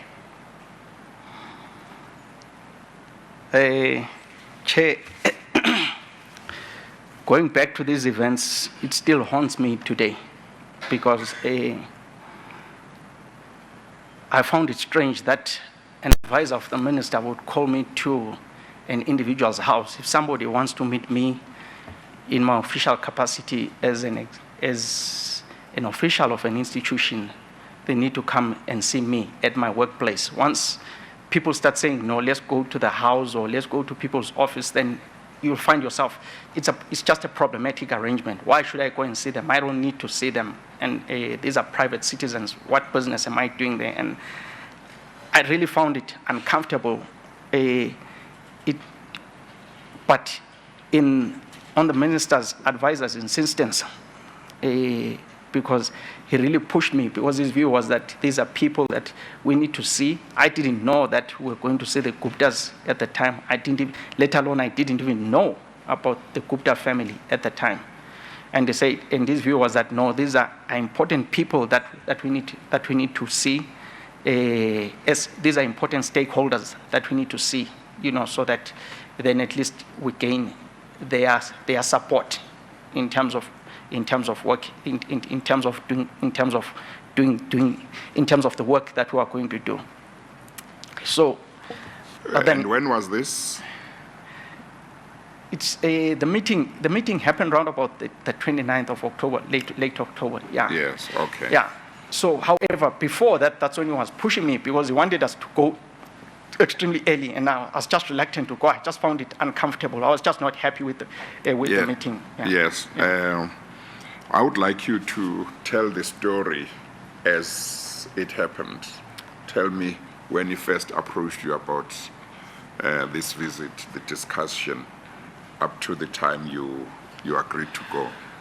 Okay. And Chair, if I may just interject, you've been referring to the Minister's advisor. Could you please also, just for the record, indicate the name of the person The Minister's contacted? advisor is Siamatlam. Yeah. Or indicate which minister you're talking about. Minister Malusi Gigaba. Yes, okay. Thank Yeah. So tell me as from the time the advisor, Mr. Mahlangu, approached you with regard to this visit? And tell me the exchange, the reasons he gave, what you said, and so on. Chair, because of the events that were happening during that time, there was a lot that happened very quickly. Because when I was appointed as the chairman of the board, there was a sudden resignation of the current board. Oh. Yes, the current board. So apparently somebody from the ministry leaked to the board that they were not going to be retained as board members. Yes. And then the board members then resigned en masse. So the ministry then had to rush to engage with me, so that then I could engage with the other board members. Then for us to urgently assume our position. Then during that process, when whilst I was then busy trying to grapple with the situation to say what's really going on at SAA, the financial statements were not signed. They were waiting for financial guarantees. Whilst that was happening, then the CEO, that is Cesar Mzimelo, was coming to me saying, please assure my position. Is my position secure? Because I've been having issues with the department. I don't think I've got support. I said, Cesar, I just came in today. I can't come and say your position is secure or it's not secure. Just do your job and I'll do mine. I know Cesar way back. She used to report to me way back when I was head of subsidiaries as well at SAA. So she's not somebody that I know her very well. So I said to her, just take it easy. And within a couple of days, then she also resigned. And then we're to now grapple with all these issues. Whilst that was happening, the minister was away, was in Italy. And then we're busy now trying to say to the minister, then what we do was this is happening, and simultaneously we've got the media that we need to address to tell them that they don't need to worry, the planes are not going to fall from the sky. We are there, we know what we are doing, we know what's going on. We've got many years of experience with the airline. So we've been, our extensive knowledge of what happens at SAA, we know it. We are very comfortable about that. So during that whole cacophony of events that was transpiring, then Sia was the one then who became the easiest link between myself and the minister. Who is that now? Siyabonga Mahlangu, the advisor. Mr. Yes. Mahlangu. Mr. Mahlangu, the Yes, advisor. Yes, right. yeah. So he would come and say to me, okay, this is what the minister says, for example, in terms of committees and what have you, because I have to communicate with the department to say, okay, these are the committees that we are putting up. Is the department comfortable? 2, we need the guarantees. When are we going to get the guarantees? So he became my link between myself and the minister, because I could always get hold of the advisor rather than the minister, because the minister would not be as easily available as Mahlangu for things to get done. So then whilst those events were happening, Chair, then he came to me and said, that's when he came and broached the subject to say to me, there's a family that I would like you to, there are people that, he didn't say this, he said there are people that I would like you to meet, certain stakeholders, and then he said, yeah, but you need to come to Saxon to meet them. And my view was that, but why can't they come to Airways Park to the office? That's where I'm working, let them come to the office. And then he looked at me in a cynical way, as if, you know, when you are mad. do you know who you are dealing? Do you know who you are dealing with? Do you want to translate to Pandene? Sorry, you are mad. You don't know who these people are that you're dealing with. So, but I was still puzzled by this, and I tried to avoid the subject again, because I said, well, I'm busy at the moment, because there's a lot happening within the airline, and I need to get all these things, at least I need to feel that I'm in control. At the moment, I'm not yet in control, and I don't see the point of me going to meet people whilst there's a lot of stuff up in the air. Then I think a week passed. And then he came back again and saying, we need to go. And I said, but I'm busy pushing processes here. I have to urgently do a quick urgent turnaround plan. And I explained to him that a turnaround, when you do an airline turnaround plan, it's not just about counting, putting together numbers. You first have to do a network plan, you do a schedule plan, and then from there you do the financial plan, and you do your aircraft planning to say how many aircrafts that I need, and then it all feeds into your business plan. So it's highly involving, it's extremely complex kind of work. It's not stuff that you can just rush into it and you do it. So I said, I'm busy putting this thing together because the department has said to us they urgently need a turnaround plan. So to say, what's the future size and shape of SAA going to be going forward? And then it kind of like disappeared. He kind of like allowed me to do, he gave me space. Then he came back again around about the end of October saying, now we need to go. And I'm saying, but let these people come here because now we're busy with this turnaround plan that the department, he says, no. Now it's urgent, we have to go there. Now, little did I know that I was going to the Gupta's house, Chair. I didn't know where I was going. When earlier on you referred to him having said you'd have to go to Saxonwald, is your recollection correct that that's what he said? Namely, Yes, we need to yes, go to Saxonwald. yes. But at that stage, he didn't tell you. I didn't know who about the the people Guptas. were. No, I didn't know. Chair. Yes. I tried to ask to Yes. say, who is it that we're meeting? And Yeah. he kept it secret to me. He says, Yes. they are just important stakeholders that we need to meet. Yes. And in my view was that anybody who is important who wants to see me, Yes. if he's not a government official, then they must come to my office because that's where I'm applying my trade, and that's where I'm working. You know. So then, round about the end of the month, I said, okay, so let me come.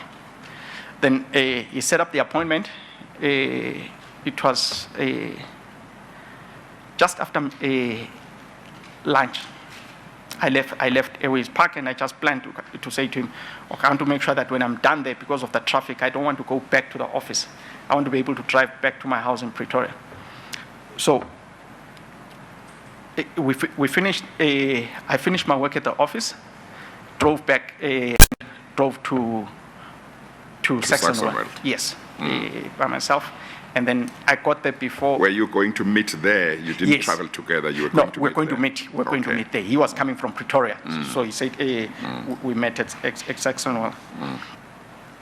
So we got in there. I waited for him outside, and then he came, and then we informed the security that no, I'm coming in for to the meeting, and then immediately arrived. Then I drove through. And there was somebody who welcomed us, welcomed me at the gate. He seemed to be familiar with the arrangement there. I was not. And then my cell phone was taken. They put it where they store their phones. And I was led to another room on the side where basically there was Tony Gupta and Duduzane Zuma. And Tsepiso Magashula and Sia was there. Yeah. Yes. Thank you, Chair. Why was your cell phone taken? They said they don't want the meeting. It's common practice that everybody who comes here, they take their cell phones. So when you're going in there, you leave your cell phone behind. What did you make of that? I just found it strange. But who am I to be asking? I'm being led by the minister's advisor. And so for me, he knew what he was talking about. So I said, okay, let me go and see. I didn't even know who I was going with at the time. You know. Was his phone taken as well? Yes. Yeah. Yeah. Okay. And if you could just sketch for us, I know you're going back a few years, but you indicated who was in the meeting with you. Yes. Can you try and tell us when you entered the room, were they already there? Did they join you at some point? Take us through the events if you can. Okay. When I entered the room, I think Duduzane, Tony, and Tsepiso were already there. Now, so Had you met the two before? I know Tsepiso from Free State. Oh, okay. Yeah, Yes. Duduzane, I'd seen him on TV, so it was the first time to meet him. I've never met him. Okay. Yeah. So, and Tony, he introduced himself as Tony. I greeted and I was shown a place to sit, and as you know, we just exchanged pleasantries, and I was asked whether I wanted something to drink. If I wanted something to drink, and I said I was offered tea and chai tea and what have you, and I ordered some chai, asked for some chai tea. Yeah. And then what happened in the discussion? Then it was a very strange conversation, because it's like I was being welcomed to the family. You know, it was just guys exchanging pleasantries. No, you are a clever guy. SA is in trouble. Congratulations on your appointment. So I found it strange. But, you know, when that happens, it makes you have a good feeling. So you kind of like start to relax, because when people are telling you that you are clever, you get excited. So, and you relax. And I mean, it was the first time to meet the guy. So for him to be telling me that I'm clever, he started asking me where did I study, and I told him where I've studied. So the guy says, "Oh, you've well traveled." I said, "Absolutely, I've well traveled. You like the airline?" So I said, "Yes, I enjoy working for the airline." And so that's how the conversation went. And then he started saying, "Oh, I see you know Tsepi." So I say, "Yes, I know him well." And I say, "No, I don't know Tutuzani." But they never said anything. The person who was doing the talking was Tony. So then, as we were busy exchanging pleasantries, then we started to move to basically to my job, what I was busy with, you know, with the airline. That the airline is facing some turbulences. There's some challenges that is going through, and for me, being led by the minister, Siya Mahlangu, the minister's advisor, I was trying to get to say what is this meeting really about, because I can't really get it, because they're not coming out to say what is this meeting about. And then, so were there 4 of you in the room? Yourself, 5. Mr. Mahlangu, or 5? 5, There yes. were 5 of you. Yes. Yourself, Mr. Mahlangu, Mr. Zuma. Tsepiso Magashule, Yes. Mr. Tutuzane Zuma, and Mr. Tony Gupta. Yes. Okay. Yeah. Yeah. So we started to get to the challenges that the airline is going through, and obviously with those challenges that the airline was going through, we're busy negotiating for a guarantee with Treasury to issue us with a 5 billion rand guarantee. However, the conditions for the guarantee was for us to have a business plan that the Treasury can rely on going forward. You know, those were some of the conditions. Now, during the process, if I might say, whilst that was happening, apparently, I asked the supply chain guys to urgently issue a tender, a quick tender, a quick consulting tender. As part of my delegation of authority, I was allowed to appoint any consultant chair up to 100 million without going through a process. Yeah, I had that permission to do. But because I was aware that should one go through this process without having taken it through some form of process, you're going to find yourself having some issues because of the importance of this consulting assignment to the future sustainability of the airline. So I basically then decided to let the supply chain guys go through the process, but I told them that go through this agent process and come up and give me get your preferred suppliers and just ask them, you know, to urgently give us a quote for us to help us with our turnaround strategy. By the time I was being called to this meeting, supply chain had already selected a supplier, and we're busy now negotiating we had informed the supplier, and we're busy now negotiating the terms with the supplier for them to urgently start coming to assist us. And the supplier, did you say the supplier would be a consultant to you? A consulting company, yes. A consulting company. A consulting company, yes. Okay, all right. Yes. In general, or with regard to specific issues? Chair, it was for the business plan. To help with the preparation of the business plan. With the business plan, Okay, turnaround issues, Chair. Okay. Yes. Now, the supply chain guys, we don't get involved with the supply chain issues. Yeah, it's purely from where we sit. Immediately, you see, if I, as an accounting officer, then gets myself involved in supply chain issues, then we're going to find ourselves having problems, because then, especially those key kind of agreements, because it's contested territory. People contest to say, what processes have you gone? Why have you chosen this one over that one? So I was fairly aware of those kind of those issues. But I just want to also get clarification. Yes. At the time you sought this supplier, Yes. did you seek that supplier in your position as chairperson of the board, or were you already acting? I was already CEO? acting. And you sought this Yes. in your capacity as acting group CEO? Yes. Okay, all right. Yes. Yeah. Yeah. So, the supplier that was chosen, Chair, and then I elaborate on my conversation with the Guptas, and I'm giving you this background so that when I then Yes. unpack the conversation at the Guptas, then it will Yes. make sense to you. Yes, Then in yes. terms of the conversation, then that Yes, I transpired. understand, At the yes. time, I was not aware. However, in hindsight, then when I started to look back, then it became clear what was going on and why they had to urgently meet with me and what was Yes. going on. Yeah. Yes. So, the supply chain guys chose Lufthansa Consulting.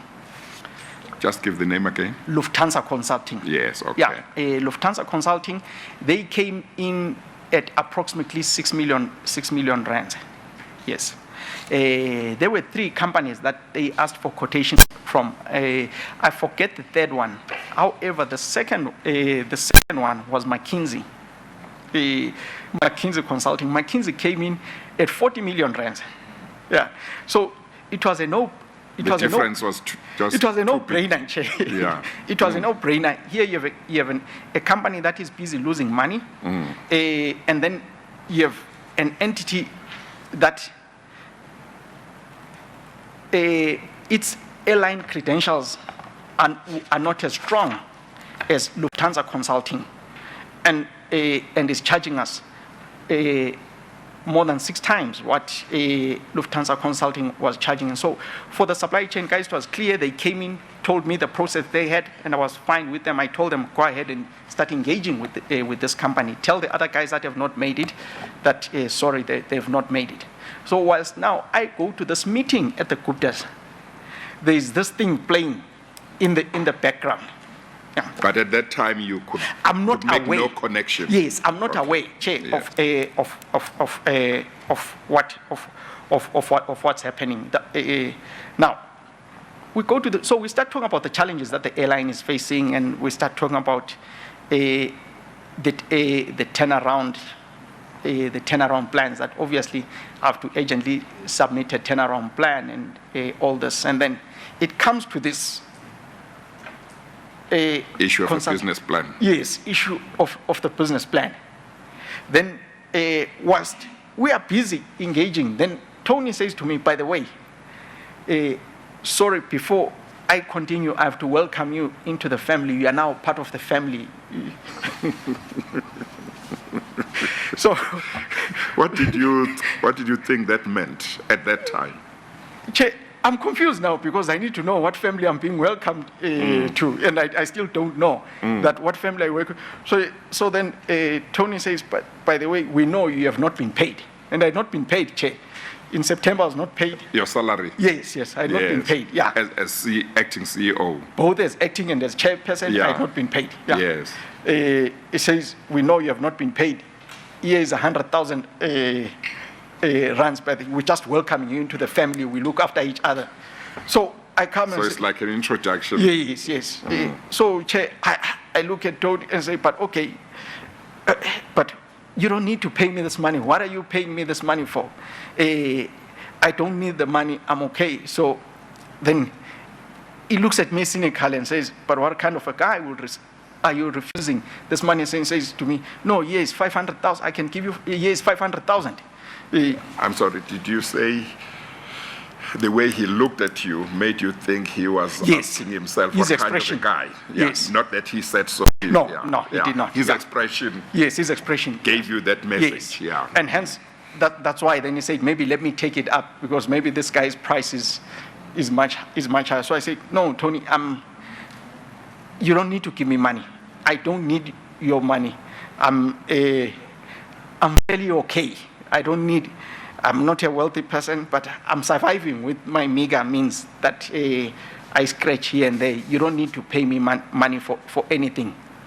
Then the expression on his face changed, and then he was like, okay, what's the story with the consulting company? I'm sorry. Yes. Was that after he had increased the amount? Yes. Okay, Yes. just deal with that. I thought Yes. I missed that. Yeah. Yes, yeah. He increased the amount to how much? To 500,000. Yes. Yes. That he was offering you He was offering me. immediately. Yes. The money Yeah, was there but- in cash. But he was just giving Yes, you he the was just money. He giving was me. not putting any condition. Chair, I come from a rural family. My parents are old school people, and my father always taught me that there is no free lunch in this world. Yeah, so if somebody gives you money, you will pay the price. And so I did not know what I was getting myself involved with, and I was just not going to take money from him. From a stranger. From so a to stranger, speak, yeah. It's the first time I meet with him, and then he's giving me money for what? What does he expect from me? I squarely refused. So the mood in the room and the expression in his face then changed, and then immediately, Mr. Corner, Yes. if you don't mind, just before you move to what happened next, I would just like to probe a few aspects of that interchange, if I Yes. may. You said that there was reference made to the fact that you hadn't been paid. yes, How did they know that information? I assume that the advisor knows because our pays are approved by the ministry. And did you regard it as strange at the time that they knew the Absolutely state of no. payment of your salary? His knowledge was, it just baffled me.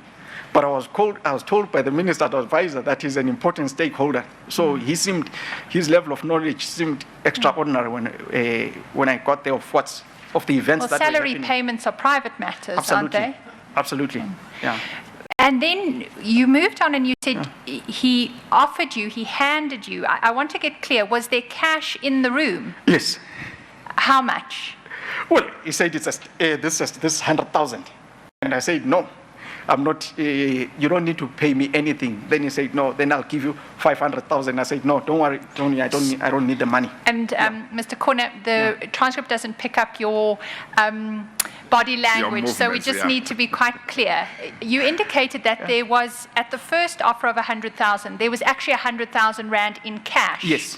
That Mr. Gupta offered over to you Yes. in his hand. Is Yes. that correct? Yes. He said it's 100,000. I didn't count it. Of- Yeah. So yeah. Right. I didn't Was count it a lot of notes? Yes, it was. Yeah. Yes, it was. And then when he increases it, is there more cash that is obtained or not? No, he was saying, I'll give you 500,000 if we are not happy with this because we are now part of the family. I said, no, don't worry, Tony, I'm not interested. I'm a civil servant. I'm serving the state, so you don't need to pay me. And what did you make of that amount of cash being available? Well, it's, for me, I kind of like started to feel uncomfortable with the whole thing, to know exactly what's going on. That then, nobody is going to give you so much money for nothing. Yeah, and moreover, then if people are offering you those kind of monies, then it's clear that they would want to compromise you in some way or the other. Then tomorrow, even if I give you money today, tomorrow I'll tell you that when I will need you to do something, you say, no, I can't do it. Then you come and say, but I gave you 500,000 rand. I want you to do this, and you cannot say no. Yeah. And Where, then- sorry, Yeah. where did he take this cash from in From the the room? drawer. Was it from his pocket? No, from his drawers. From his? From his drawers. It's a chair. That room. It's a chair. These are traumatic events for me. But Yes, I'm sorry. Yeah. We need to hear. We need to hear. yeah. Feel but free. the room is arranged in such a way that you sit, but there's some drawers that he was opening. Yeah, behind him where this money was. Yes. Yes, and so he took the money from those drawers and say to me, here is 100,000. Yes. Yeah. So my assumption was that if I said I want the 500, he would have opened additional drawers to grab the 500,000 because Yes. I think if I had said I want 500,000, the money was there. Okay. There was nothing that made me believe the money was not there. Yes. Yeah. But when he opened the drawers, did you see more money than the one? I could not see Yeah, but what he what took was it. he took the the money. 100,000 Yes, rand from a drawer. From the drawer. Yes. And you took it that there was more. There was more money. Where this 100,000 Yes. rand came from. Yes. Okay. Yeah. Yes.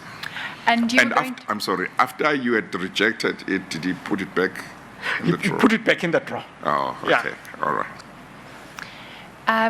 we're at the point in your retelling of the story, Mr. Connor, where you said that you'd refused it and the mood changed in the meeting. What happened thereafter? Yeah, the mood changed. Then immediately moved into this into the turnaround a contract to come and say yes.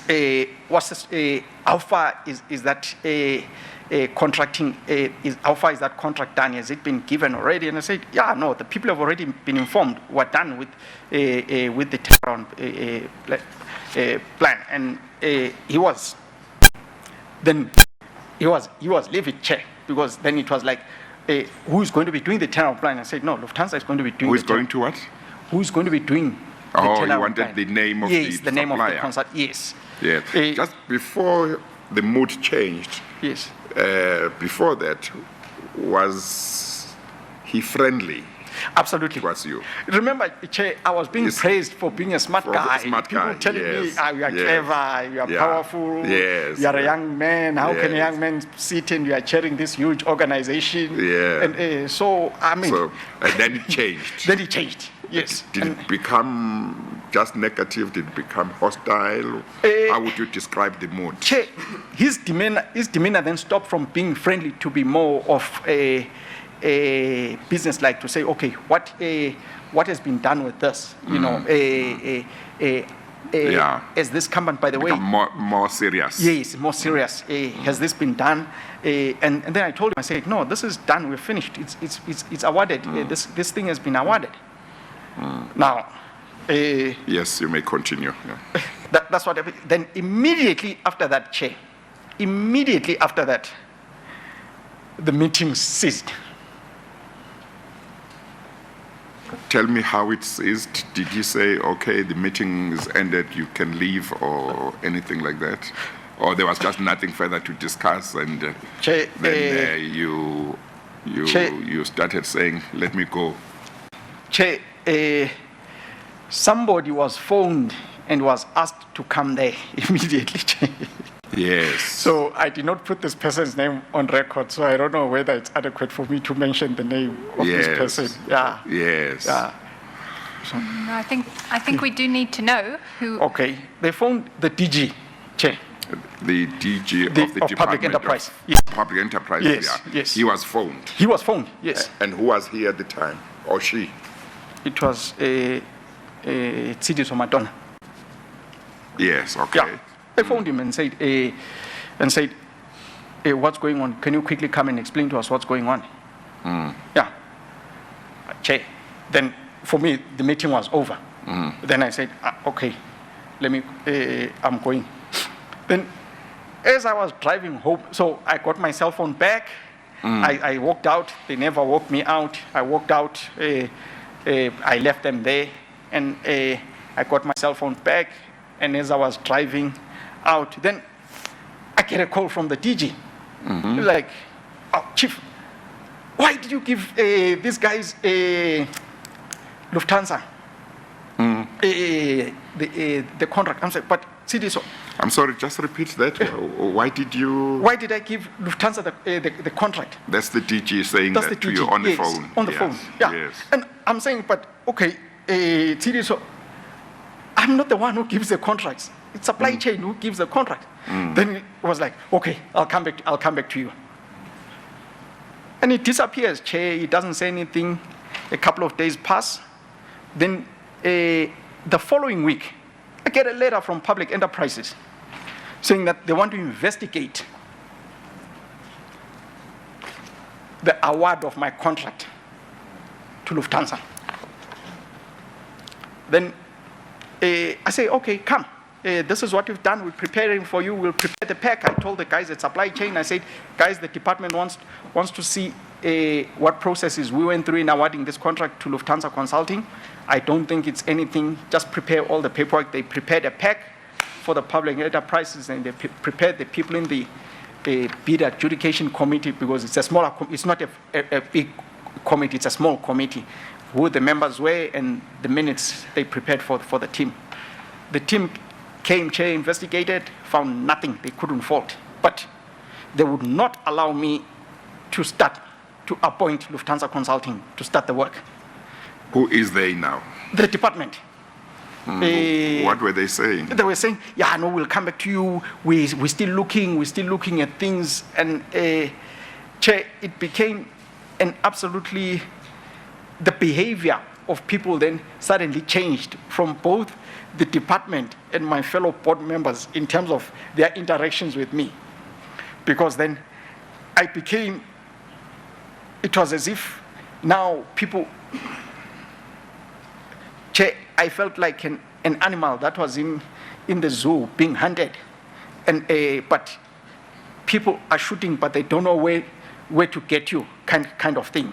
And it was like, let's just find something to get rid of him. Then round about the end of November, I get a call from Advocate Lindinkosi Thomas. She was also a board member with us. And she says to me, I think let's just settle this matter.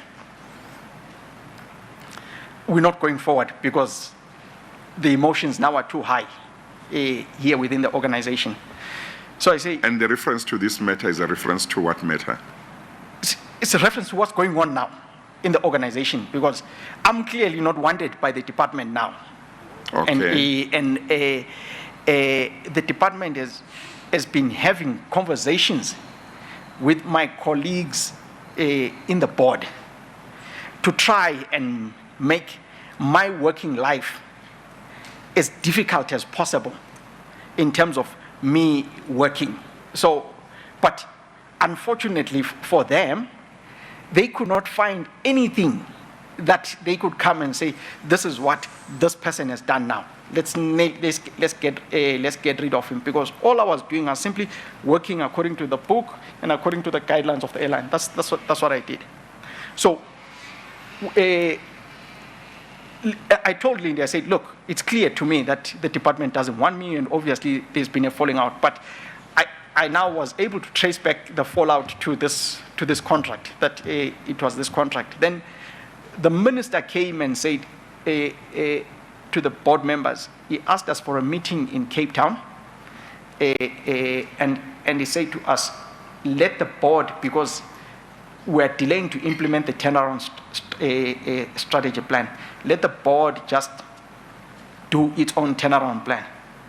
Now, Chair, I could not be part of that, because it's a hush-posh thing that we are submitting to say that we are putting together a turnaround plan, because there's a lot, but they managed to put something there, the other board members, to say we are submitting this, and I say to them, I cannot be part of this, because we're just submitting documents for the sake of submitting documents, and I'm not going to be party to it. But needless to say, Chair, in the interest of time, the settlement did not happen. Documents were cooked by the board on my behavior. That the board was now getting involved in my operational duties, in me trying to appoint temporary people to come and help me to fix the airline.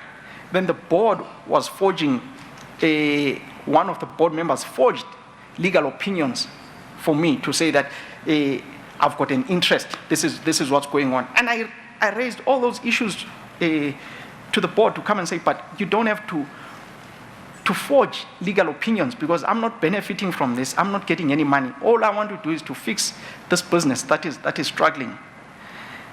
Nobody seemed to pay attention, Chair. And cut a long story short, I phoned Malusi beginning 2013.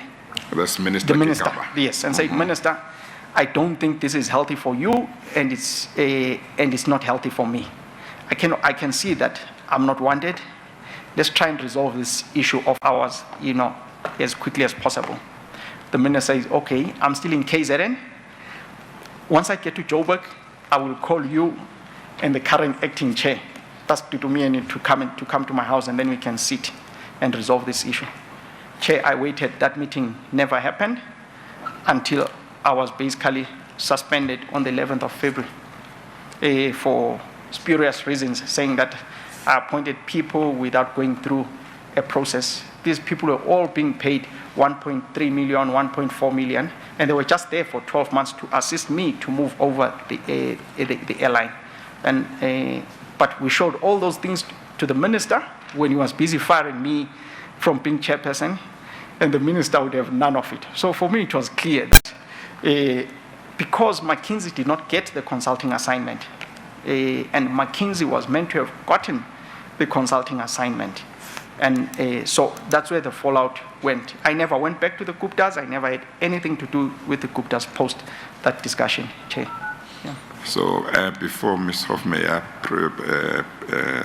asked you the next question, so you said, did you say that during the meeting, Mr. Tutuzane Zuma, Mr. Tsepiso Mahashule, Mr. Siyabonga Mahlangu, Siyabonga, no? Siyabonga, that's correct. Mahlangu, who were in that meeting, never said anything really. It was Mr. Tony Gupta and yourself who were talking. Chair, for me, it was a very strange meeting.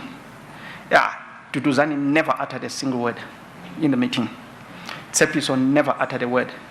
Yeah, Sia was just confirming what I would answer and just add a few words in there. But really, the main people that were talking was myself and Tony. Yeah. It's interesting. You have nothing to say to comment on, and I think Ms. Hofmeyer would be aware of some of these things in terms of evidence that I've heard over time. Mr. Jonas said in the meeting that he had at the Gupta residence, where Mr. Tutuzane Zuma was there, Mr. Tutuzane, he said that meeting involved one of the Gupta brothers talking to him and offering him money. He said Mr. Tutuzane Zuma was there, and there was Mr. Hlongwane as well. And his version is they never said a thing. Tutuzane Zuma and Mr. Hlongwane, they never said a thing. They have a different version, but their version doesn't involve a Gupta brother being part of the meeting. Mr. Dugwana said also he was taken by Mr. Esmachashule to the Gupta residence one time, and he attended a meeting which Mr. Tutuzane Zuma also attended, where Mr. Tony Gupta offered him a briefcase full of cash if he agreed to appoint a certain entity for some work for his department in the Free State provincial government. He said too, Mr. Tutuzane Zuma never said anything in that meeting. you are saying you also had a meeting at the Gupta residence where Mr. Tony Gupta was there and Mr. Tutuzane Zuma was there. And throughout, Mr. Tutuzane Zuma never said anything. It was just Mr. Tony Gupta talking and you were talking to him. Yeah, thank you. Chair, I do have some follow-up questions, but I note that we're at 1 o'clock. I'd indicated to Mr. Corner earlier that I was obviously too optimistic that we might complete his evidence before the lunch break. Yes. I do know, Mr. Corner, that there might be a need for you to get additional medication. Will you be all right to return at 2 o'clock after our break? Or would it help in any way in terms of medication if we try to finish first and take lunch later for your purposes? I'll prefer we finish, Chair, because once I take medication, I'll fall asleep. Yes. How much time do you think? Chair, I'm hoping about half an hour, but the challenge is that we haven't got to the TNA aspects yet. Yes. So we're effectively halfway through the evidence, having taken an hour to this point. Yes. But I'm grateful for one thing, that Mr. Kona has given more information about the meeting at the Gupta residence. In his statement here, it didn't give much, and I made a note, so I'm happy that he has been able to give more information. So you would need about, subject to even questions from the chair, and how much that takes, about what, about an hour? I would think not more than that, Chair. Not more than that. But your situation is difficult, from what I hear. It would be better that we finish than you go. But if it takes that long, would you still be fine in terms of your medication? Chair, the only challenge, my driver goes to school. Oh, is that so? My son is the one who chauffeured me here. Oh. And he has to attend after 2, so... After 2 o'clock? Yes, he's got lectures to attend to. Well, we could certainly assist I'm happy with to continue. travel. The only problem, if we were to continue before taking lunch, how much time, by when would you need to get out of here? It's up to her, Chair. Yeah. Well, I'm happy to sit and continue and take lunch after we have finished with you. Okay, if you indulge. certainly. Is that fine? Yes. Okay, all right. Let's do that. Thank you, Let's continue. Chair. We're indebted. I'd just like to probe a few aspects, Mr. Corner, because even before you got to the call that you received from the then DG, Mr. Matona, you indicated that you hadn't included that in your affidavit. Why didn't you include that in your affidavit originally? You see, Advocate, there's a lot of things that have been happening at the moment. I'm busy paying my own legal cost at the moment for all these state capture related events. So if I am being advised by the lawyers to say that this is what we are going to put in and we're managing expenses, I can only put so much with the expenses that we're managing. So that there's something untoward that is being hidden per se. Yeah. You were offered an opportunity to meet with the Commission and its investigators and legal team on the 2nd of October 2019, which you declined. Do you recall that? No, I don't. You don't recall declining that invitation? No, I don't. Yeah. We will get the necessary documents. Okay. There is quite a bit of further detail that you've provided today about this meeting, and as the chair indicated previously, the processes of the Commission are only aided by that and the detail. The challenge, Chair, just so that we state it publicly, is that this was not in the original affidavit, and so issues with Yes. implicated persons will now Yes. need to be followed up. Yes. And certainly the aspect of your suspension and the details around it, we similarly would have liked an opportunity to probe with you, but haven't had an opportunity to do that. You see, Advocate, some of the things that, in terms of my presentation to the Commission at the moment, have been public knowledge. They are not hidden because I did go to court with the Minister. I submitted affidavit, so I have not hidden anything in terms of what's going on. The papers are there in court at the moment, and once I save enough money to continue slogging it out, then we'll continue to slog it out. Yeah. Understood. Is Yeah. that case still pending? Once I get enough money, then I'll continue with it, because I personally feel that my name was dragged through the mud for rubbish. You know, everybody knew what was happening, and they pretended to be holier than thou when they were doing what they were doing, and hence that's why I was even prepared at the time to come and say, let me just pack my bags and go. I cannot work under these circumstances. Neither do I want to continue in an environment like this. The details that you gave with regard to the meeting, are Yes. they contained in some or other affidavit There is court papers that are there in the Yes. North Pretoria they Gauteng High include- Court. They are there in the newspapers. The Yes. journalists have this information. Yeah, no. Yeah. Yeah. I'm more interested in what may be in affidavits in Yeah. court. Those details that you have I would given. think so, are Chair. there? Okay, Yeah, all I think right. so. Yeah. Okay. But my attorneys are fully briefed with what Yes, okay. happened. Yeah. Okay. Yeah. The specific Saxonwold meeting, Mr. Corner, is Yes. that traversed in previous affidavits before Yes, court? that's correct. Thank Yeah. you. If you can draw that to our attention, we would be grateful.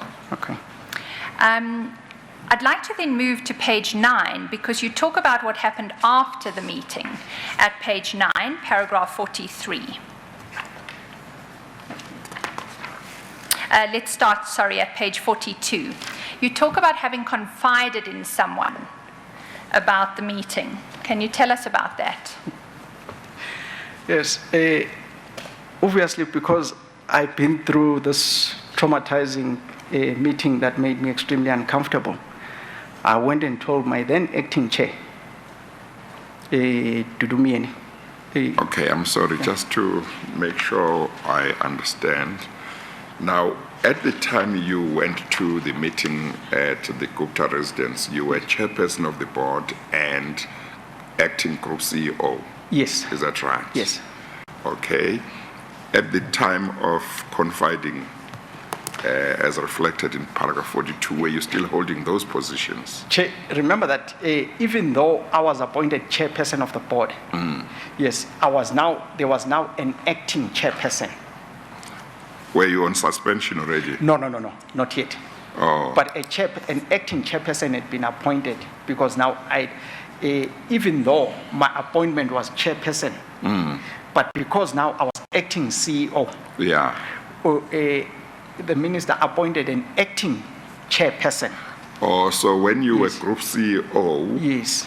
you were not expected to perform the duties of chairperson of the board. Yes. Yeah. Although your appointment had not been And terminated. was not terminated. Yes. Yeah. But there was somebody acting, yes. in the performing position- those in the duties. yes. Oh, okay. Thank you. And so I understand your evidence to be you spoke to her about the meeting. Is that right? That's correct. Yeah. What did you say to her? I told you about the meeting, and then she was more interested on did you drink anything, not on the event, that did you drink anything, and or did you eat anything? In my view was my sister, and it was like these people were target kind of thing. Ungahambi lena usidla ngoba batha. Sorry, these people Well, bewitch you. give a I'm very indebted. Thank you, Mr. Corner.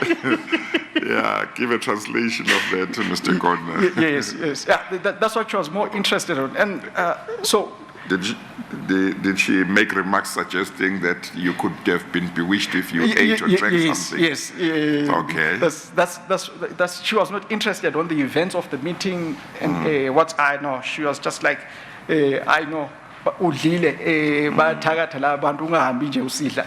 So, then it became a lonely place to be. Okay. So you are saying work. don't go around drinking and eating. And was she making some accusations against them? Or She just said, just lightheaded? She was just light about the whole process. Yeah, and that was the end of conversation. Okay. Then, in my assumption, I assumed then that she picked up the phone, and then started making phone calls to say to obviously passing the message to say, why did you guys take this guy? Myself to go and meet these people, and that's why then the minister's advisor started sending messages that we are Tengisa kind of thing. Okay, Yeah. so let's Yeah. move to the message that you received from Mr. Mahlangu. Yeah. Can we first deal with what happened and then any assumptions you make around the events? Okay, because you've just indicated you assume that Ms. Mieni had made calls. You don't have any first-hand knowledge of I that. don't have it, yeah. So let's just talk about what happened. You confided in Ms. Mieni. You had this conversation with her. And then at paragraph 43, you talk about receiving an SMS communication from Mr. Mahlangu. What was that? Well, you were saying to me, he said to me, we are Tengisa. I'm compromising the mission. So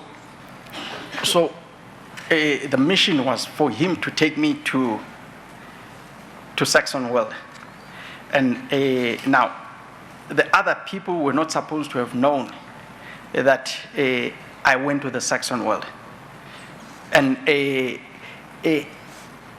he was not happy that I told the chairperson that I was taken to Saxon World, because for their own things that they were doing with their own power dynamics, they were all running Saxon World and the presidency, ministers, and all those games. I didn't know those games, what was going on behind there. But I think when he took me there, his assumption was that she should not know that I've been introduced to these to these people. I should create my own, I think, power block, if I might say, to be able to carry out the job. Yeah. Let's go to the SMS, because we requested that you provide us with actual screenshots of it. You'll find it at page 16 of Exhibit DD17, which is in front of you.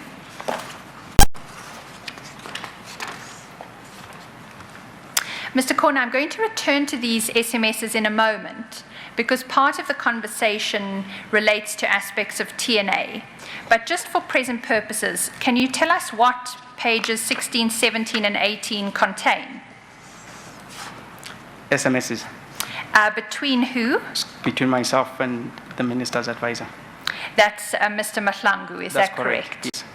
And when on page 16, you'll see a date there, 27 November 2016.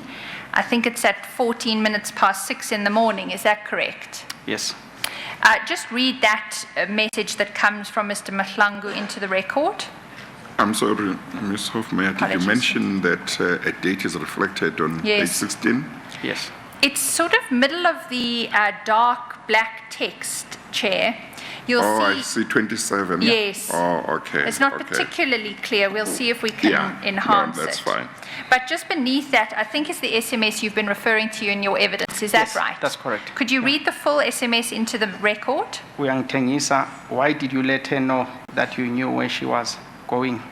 You'll compromise the mission. Okay, can we just... I'm sorry. Uyang Tengisa, why did you let her know that you knew where she was going? You will compromise the mission. Yes. That's the SMS from Yes. Mr. Mahlangu to Yes. you on the 27th of November 2012? Yes. Is that the date for that Yes. SMS? Yeah. Okay. And you said you are Young Tengisa Young is why you compromised me or something like Yes. that? Okay. And as I understand your evidence, this is after you've confided in Ms. Mieni about the meeting That's at the correct. Saxon Ward residence. Is that correct? That's correct, yes. Can we just break down the message a little bit further? Mr. Mahlangu records in the second sentence, why did you let her know that you knew where she was going? What does that mean, You Mr. see- Corner? You see, advocate, there were what we're dealing with, and that's why I said earlier on, you are dealing in an environment that you were told that you're being taken to power brokers. And if you are being taken to power brokers, these are the same power brokers that she was using to move her own agenda of what she wanted to do. However, she did not want anybody else to be taken to those same power brokers for her own agenda within whatever she was doing or whatever she wanted to do. She wanted to make sure that these people they are all aligned in terms of what they want to do.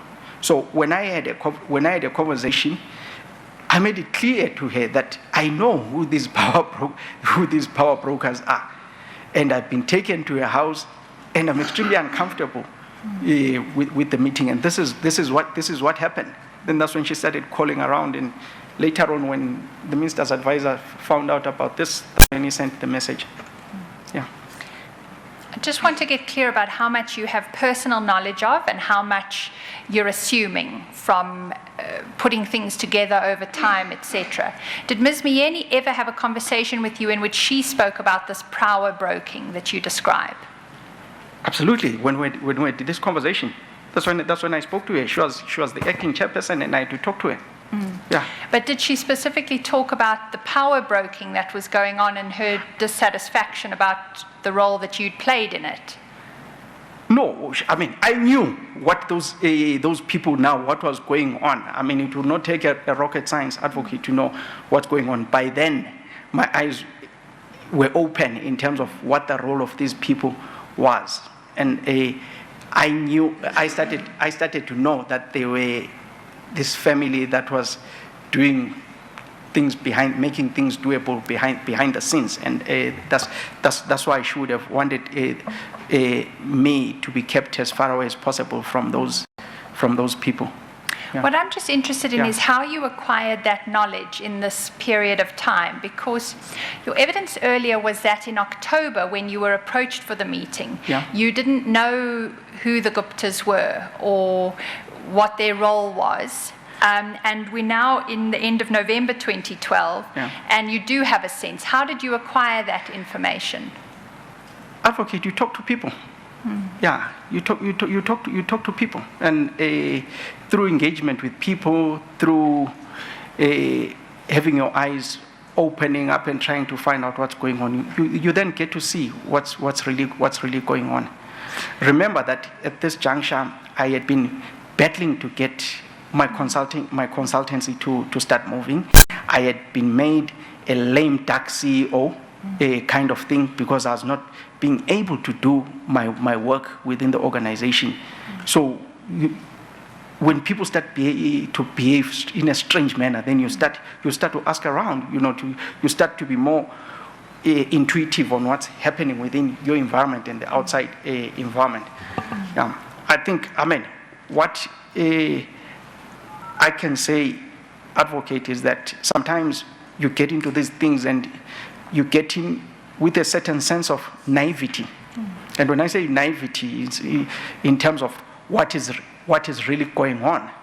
And then you wake up, and by the time you wake up to see what's going on, then it's a bit too late to kind of like understand what's going on. Yeah. Thank you for that. Yeah. I would now like to move to the TNA aspect, if we may. Sure. And we commence with that at page 13 of DD 17.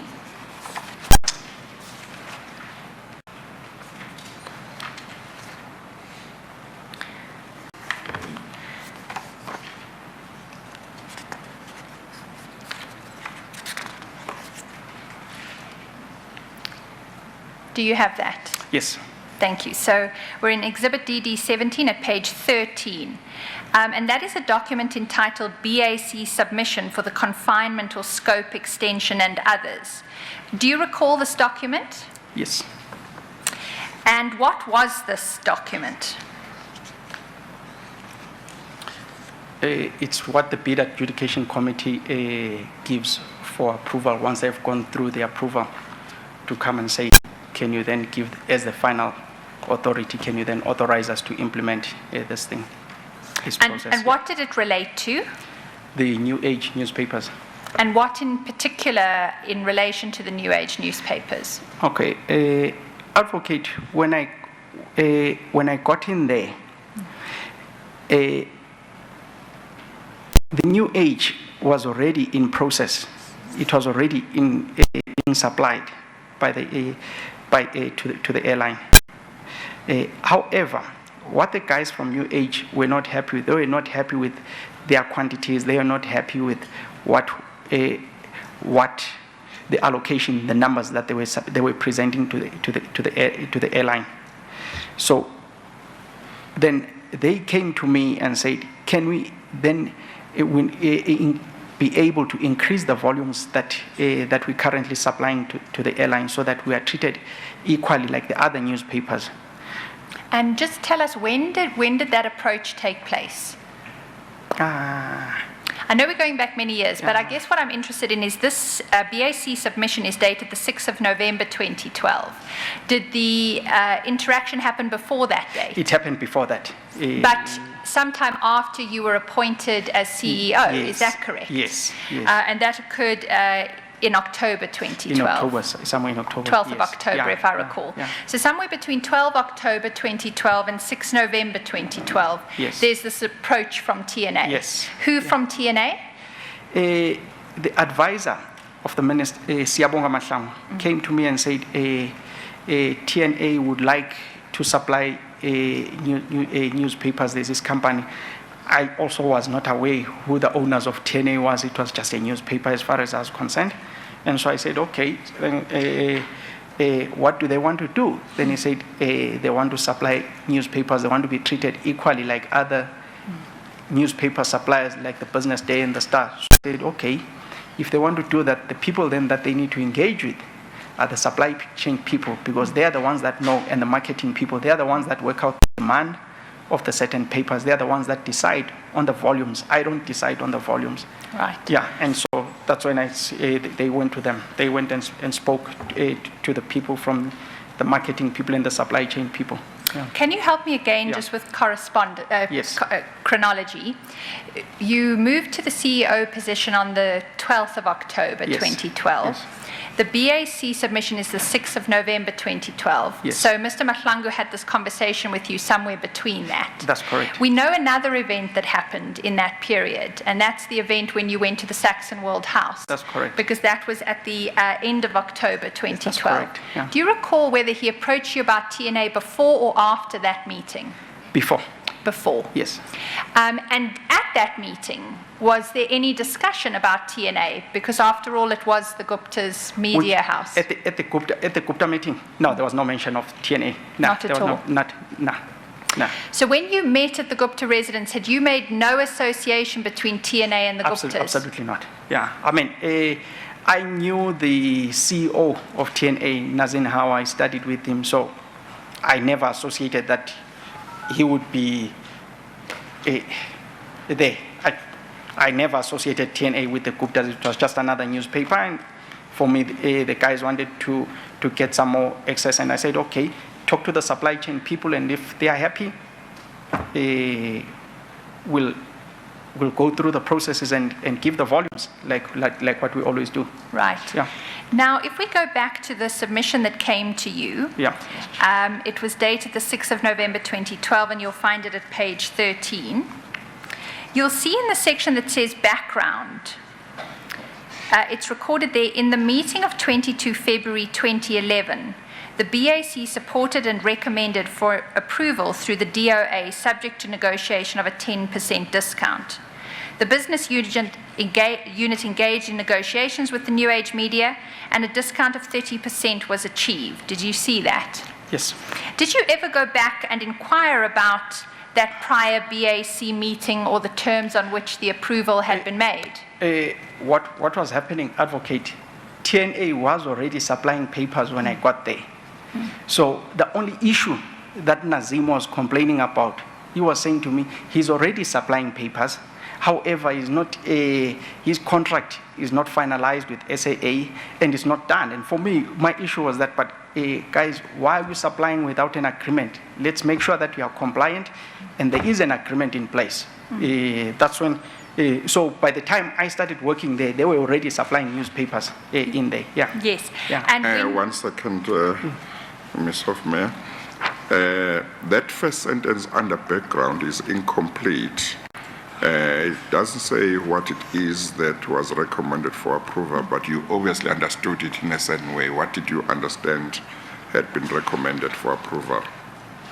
The supply of newspapers. Yes. Of adding TNA newspapers. Yes, and that's what it was about. That's what it was about. Yes. Okay, all Yeah. right.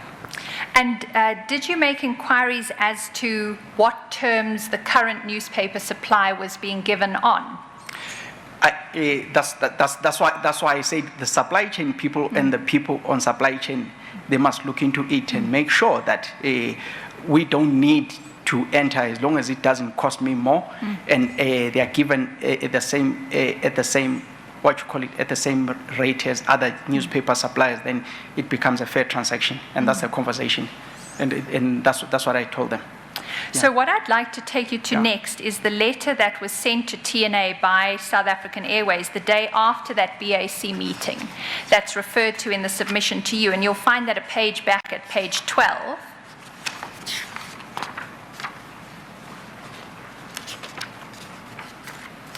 Do you see that letter? Yep. Are you aware of seeing this letter at the time that you were considering the BAC submission? No. When did you first see it? When you sent it to me. Okay, thank Yeah. you. It's dated the 23rd of February 2011. And you'll see that in the second paragraph, the second sentence, it says the bid adjudication committee sat on 22 February 2011 and considered your proposal, and I'm pleased to advise that it accepted the request to distribute the New Age publication on board our aircraft on similar conditions and pricing currently enjoyed by SAA on the publications and newspapers distributed on board our aircraft.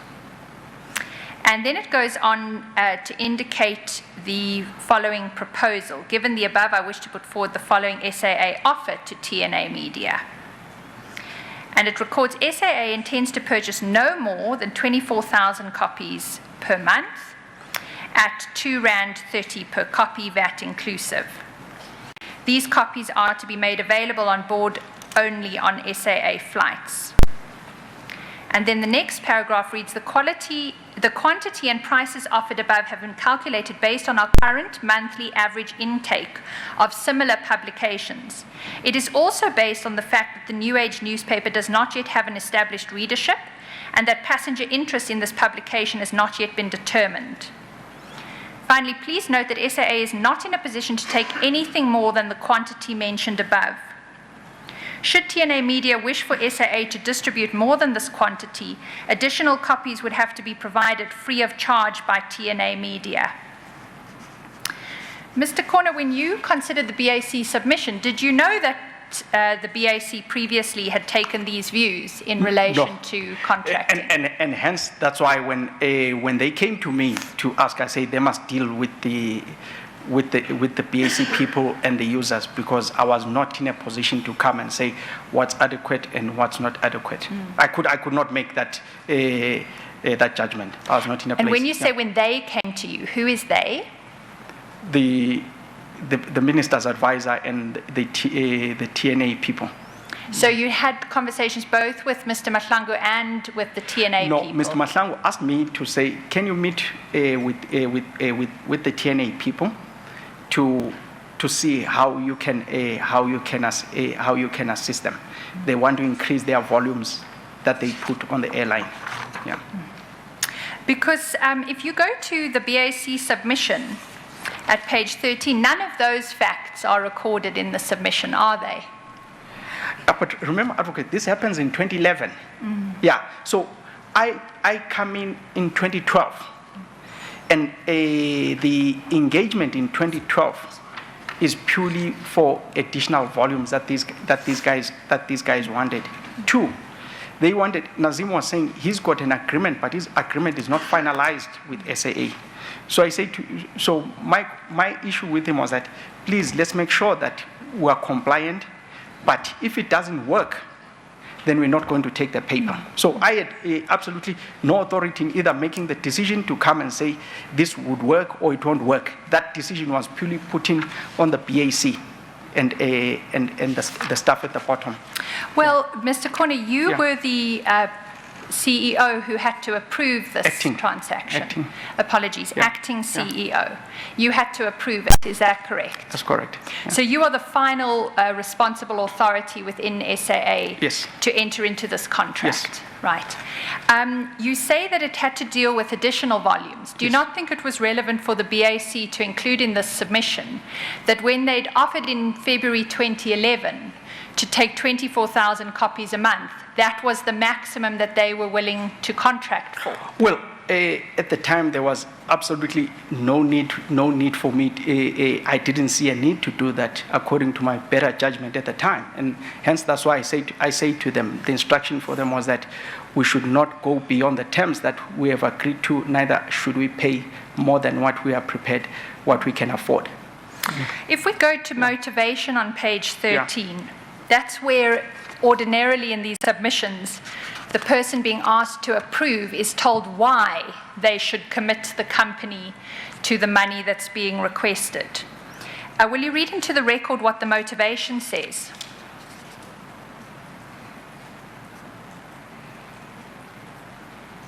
It's a big heading in the middle of the page in capitals, motivation on page 13. Do you have it? Yes. Would you read that into the record, please? That SA will be implementing the additional copies for a period of 12 months, whilst SAA is evaluating the current usage and scope in supplying our customers with publication. Did that tell you why further copies should be procured by SAA? Advocate, we buy papers abroad all the time by the airlines for whatever reason. And if I am sitting there as a person who is really sitting in being an arbiter, these are handout papers, and the submission has gone through the process, and they have put in the volume. Hang on, Mr. Corner, I'm Yes. sorry. I think you want to give your perspective or motivation as you saw it, but the question is whether what is written there under motivation gave you the reasons. So do you want to start by saying, yes, it did provide the reasons, or no, it didn't provide the reasons, and then you can elaborate if you want to. Che was sitting there, and these issues, if I take reliance on the bid adjudication, on the work that the bid adjudication committee does, and I rely on their work, if they have done their work, to come and say, because they are the ones that see the need of a project. So the question I ask. No. I hear what you say. You have just read what is written under motivation. The question is, did that give reasons? So you can say, yes, it did give reasons, I understand the reasons, or no, it did not. And then you can put whatever context you think should be put forward, such as I think what you are trying to do. I just want us to answer the question first. I think I'm more comfortable with the reasons that motivation that I am giving. Does what is written here provide a reason or a motivation or not? As you sit there, are you able to say, this gave me a reason or reasons to justify the increase on the copies of the paper? Chair, yes, it did. It did. Okay. Yes, it did. Then Yes, it did. you can elaborate Yes. if you want Yeah. to elaborate. Yeah. Yeah. Yeah. I Yes. just want us to make progress in terms of where you stand on what it says, and then you can give what you wish to add. Chair, I did not see anything untoward with. I mean, we get when we are sitting there, we get approached by all kinds of business people every day that are busy supplying with products into the airline, and if there is a need for them to be used, we sample them in and we try them, and if there is no need, there's no need to do that. But when I come and say we, I'm talking about really the airline, not me. The people go through their processes, the supply chain processes. So for me, when they came to me and said, we want to be treated equally as the other papers, my view was that I can't make that decision. Deal with the supply chain people. And the supply chain people came and told me the comfort that this is what they are prepared to do for these people, and they will see whether it will work, whether it works for them. And even the advisor of the minister, Siamahlang, I told him, I said, this is what I can only do for these people. And his view was that, take it or leave it. They know that you are going through a cost-cutting exercise. If it doesn't work, then that's it. It doesn't work. We're not going to do it. And so that's the stance that we took. Yeah. Mr. Corner? Yes, ma'am. This point about being treated equally, that isn't the motivation given for this approval, is it? I'm talking about my engagement. Yes, but your answer was Yeah. that this motivation gave you the reason to commit a further 2.4 million rand for TNA newspapers over the year. I picked that up at the bottom of page 13. Yeah. So I'm just indicating what in that section on motivation told you that what was motivating the BAC was that TNA wanted to be treated equally to other newspapers. Okay, remember, advocate, they came to me, and said to me, we are not happy with how we are being treated. We have not even concluded the agreement that we had with SAA. So whilst they started giving papers in 2011, the agreement was not signed. So I said to Nazim, go back and talk to the supply chain guys, so that you make sure that they are happy. And I told the supply chain guys, I said, guys, we have not, these people are busy paying for the newspapers. We do not have a signed agreement at the moment. Just engage these people and see whether there's a need. If there's no need, then you tell them, and then we sign an agreement of what is there. Where did the BAC submission tell you that there was a need? Sorry? Where did the BAC submission tell you there was a need?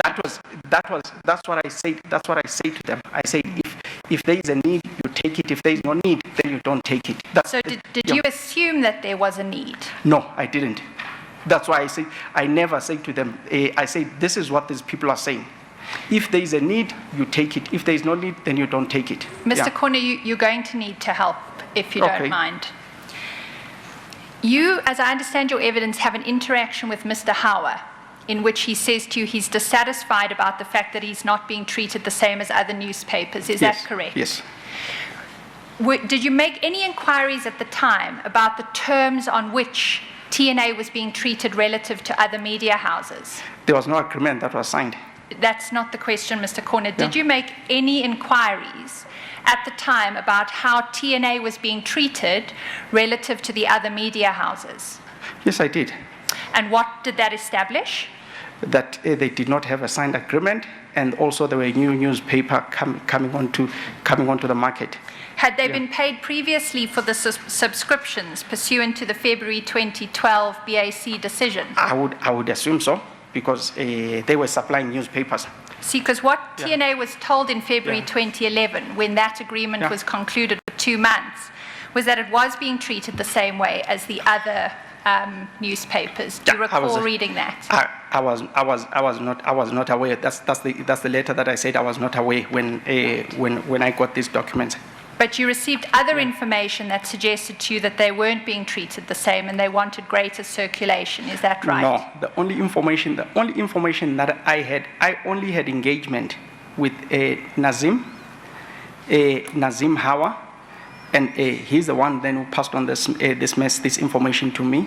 Then I went to the bid adjudication committee and said, have you guys, because that's when he told me that his contract has not been signed too.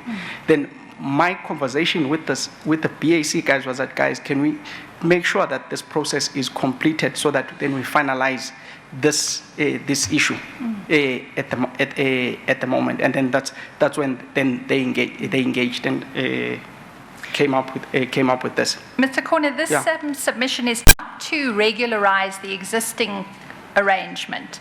It's a motivation to increase over a period of 12 months the daily copies from 3,000 a day to 7,000 a day. Advocate, you're not getting me correctly. I'm saying that with respect, I'm saying they were already supplying papers, but they did not have a signed agreement with the airline. And I accept that it was in addition. So they already had a tender that they were supplying, but this was in addition. Exactly. To what they were supplying. So that addition for me, I said, if we can afford it and it works, then you can then and they come and say it can be done. Sure, you can go ahead and do it. But if it can't be done, then it can't be done. How did you establish that SAA could afford it? It's not me that does the establishment. Yeah. Well, where does it say here in this motivation that SAA can afford it? Sorry? Where does it say in the motivation that SAA can afford it? In my communication with the team, they told me that we could afford it. Did you take note of what the General Manager of Operations wrote on this submission before it came to you for approval? Who is that? Mr. Ramasia at page 15.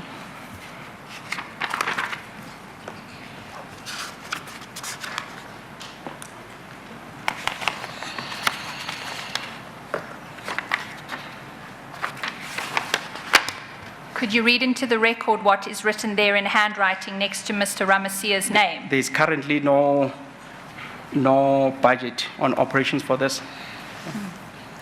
So how, despite that, did you content yourself that there was a budget available for this? We're not charging extra. That was my conversation to the people. But Mr. Corner, I think you and you indicated earlier that we might be at cross purposes. I don't think we're at cross purposes. This was a motivation to go from the current 3,000 daily copies of TNA newspaper that SAA was paying for and increase that to more than double, to 7,000 daily newspapers. And that was going to cost a company which your previous evidence described as a company busy losing money. It was going to cost the airline another 2,402,400 rand. Before you approved this, what did you do to content yourself that that money was available for 4,000 more copies of the TNA newspaper? Okay. Let me just explain to you, Advocate, what happens. If, as you are sorting out the network, you increase the flights. When you increase the flights, there's a budgetary issue that is affected as well. There's an increase in budget. But now, as I told you earlier on, that as I was busy working, everything that I was trying to put in place, I had the proverbial carpet being pulled under my feet when I was trying to work. So I do not see this. I would not have seen this as a problem to me per se. It would have not been a problem to me per se, because once you redo the network, then and you increase the network, then the budgets are all redone and they become available. The issue was that my communication to the people was that, can we afford to do this? And if we can afford to do this, then let's do it. And what did you make of no budget being available for it? Sorry? What did you make of the comment that there was no budget available for it? You know, with respect, Advocate, for me, it becomes an issue of my own personal judgment. Yeah. And Mr. Corner, just help me at page 15. Apologies, Chair. I'm sorry, Ms. Hofmeyer, you must just tell me if the question I want to put is connected with the question you want to put. I'm not sure that I followed your explanation of how you would have approved that the number of copies of this newspaper be increased in the manner that was proposed in circumstances where the GM operations made a note that there was no budget for operations. I'm not sure that I followed it. I would like you to just give it again. Okay, Chair. The business is being reorganized. So when a business is being reorganized, everything changes. So if I know that I'm going to cut costs, where I'm going to cut costs operationally, and I am dealing with a 30 billion rand organization, and I know that I'm going to cut so much cost with my interventions that I'm putting in place, and I'm going to increase the networks that I'm going to do. Then, when I come and say that I'm using my better judgment, it becomes an issue of saying, I know that we need to have a surplus of cash once we implement these initiatives that we are going to implement, and that is then going to free up a lot of free cash flow within the system, within the organization.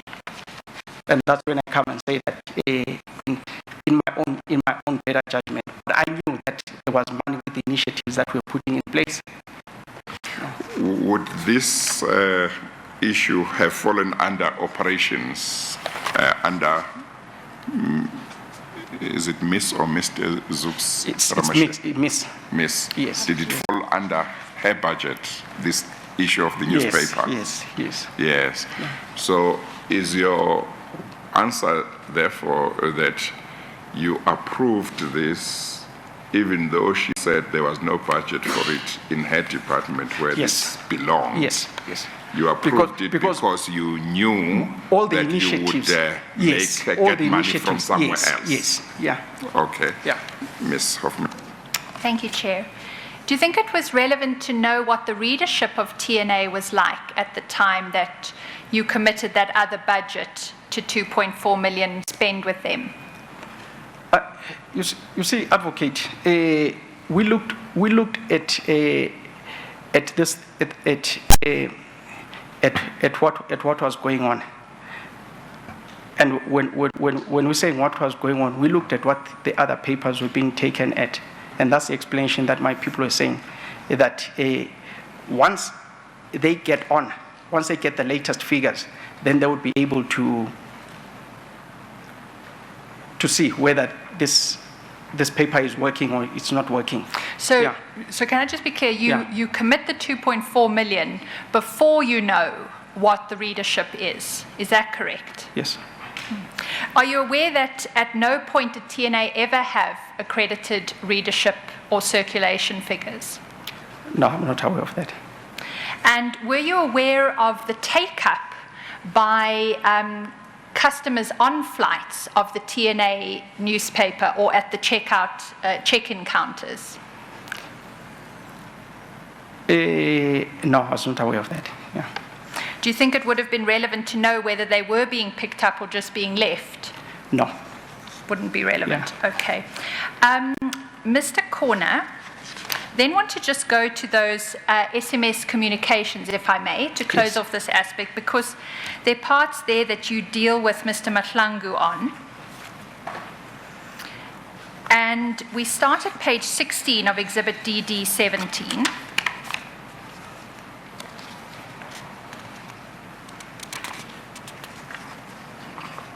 Right. It starts with a message. I take it Mr. Mahlangu's messages are on the left and yours are on the right. Is that correct? Yes. So Mr. Mahlangu in that first message on page 16 says, okay, let me know. Let's see what we can do. I will try and buy you as much space as possible. Is that related to TNA at all? No. No. Yeah. If you go over the page to page 17, I think that this is where you start to engage on the TNA matter. Is that correct? Yes. And what were you communicating to Mr. Mahlangu in this SMS? I was sending him the feedback from the people from basically supply chain that we're saying this is what's going on. You say there that Nazim, this is in the first line, Nazim is not budging on the cost issue. He states that a George Motemo or Motema, who apparently left SAA, emailed him and agreed on us paying the cover price of R3.50 plus distribution charge of 50% per copy. The email was from a Gmail account. I do not know George. With this latest proposal, we're increasing the quantity by 4,900 copies. Surely they can consider the current price we are paying with press support of R2.31 and take the tab for delivery. Tried to get hold of him yesterday with no success. Martin is back today. Bulisa. Just tell me, why are you engaging with Mr. Mahlangu, the advisor to the minister, about the details of TNA subscriptions? He's the one who brought these people. Yeah, he's the one who brought these people, and I was just telling him to say, this is the story. We can't do this thing. Yeah. You were saying you can't do it. Yeah. Is that right? Yes. And then you say you need to intervene. If we do it at the higher cost, then the process is much longer. What does that mean? Then we need to get then basically they have to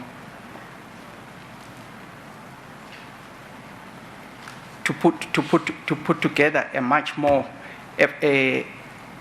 support to what we have, and I don't know if they'll even get it. Yeah. It wasn't a reference to the internal process in SAA. No. No. Yeah. It was that they would need to justify more. Is that correct? Yeah. Right.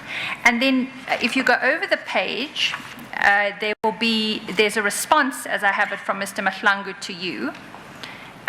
What does he say in response?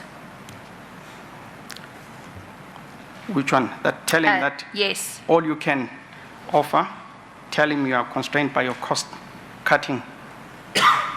And then you conclude, will do, my chief. Thanks for guidance. Have a great day. Did you communicate that you were constrained by your cost cutting to TNA when you concluded this? The people say that. Yeah. So I never spoke to them now.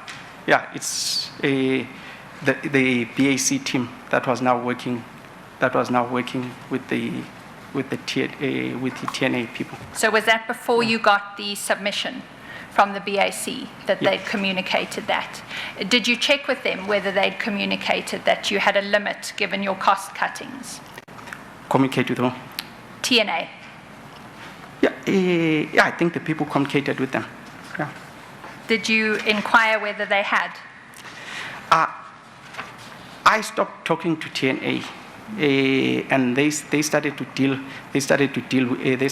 with the people, and I just said, guys, let's remember that we're on a cost-cutting exercise. Yeah. Could we then just finally go to the signature that you appended to the submission? You'll find it at page 15. Just before that, Mr. Hoffman, go back to page 17, Mr. Corner. That message that you sent to Mr.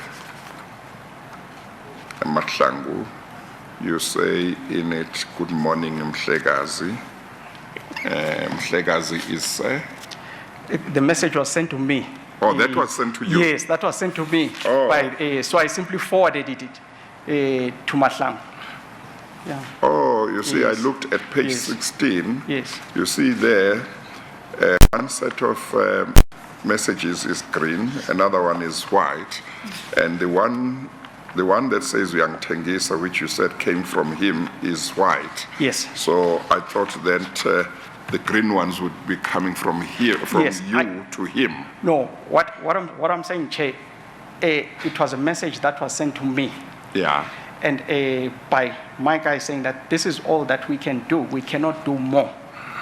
Oh, that message Yes. was not, it was not a communication between you and him. It was yourself and your... It was that's what was sent to me, and then I simply forwarded that You message forwarded to it to him? Yes. Oh. Yes. Oh, one of the questions was Yes. Bulisa. Was that somebody's name at Yes. the end of that message? Yes, that's correct.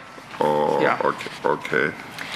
okay. No, that's all right. Yes. Thank you, Chair. Just to clarify for my purposes then, the second message on page 17, is that you then typing thereafter? The first one, which says, "Good morning, Nhlekazi," you said was sent to you by somebody named Bulisa and forwarded to Mr. Mahlangu. Is that right? Yes. The one that appears after that, is that you now communicating? Yes. So you are saying to him, you need to intervene. If we do it at the higher cost, then the process is much longer. Is Yes, that right? yes. Thank you. And then I'm sorry, then the next one is Watula, Yes. which is, why are you quiet? Is that Yes, right? Yes. You are sending that message Yes. to Mr. Mahlangu? Yes.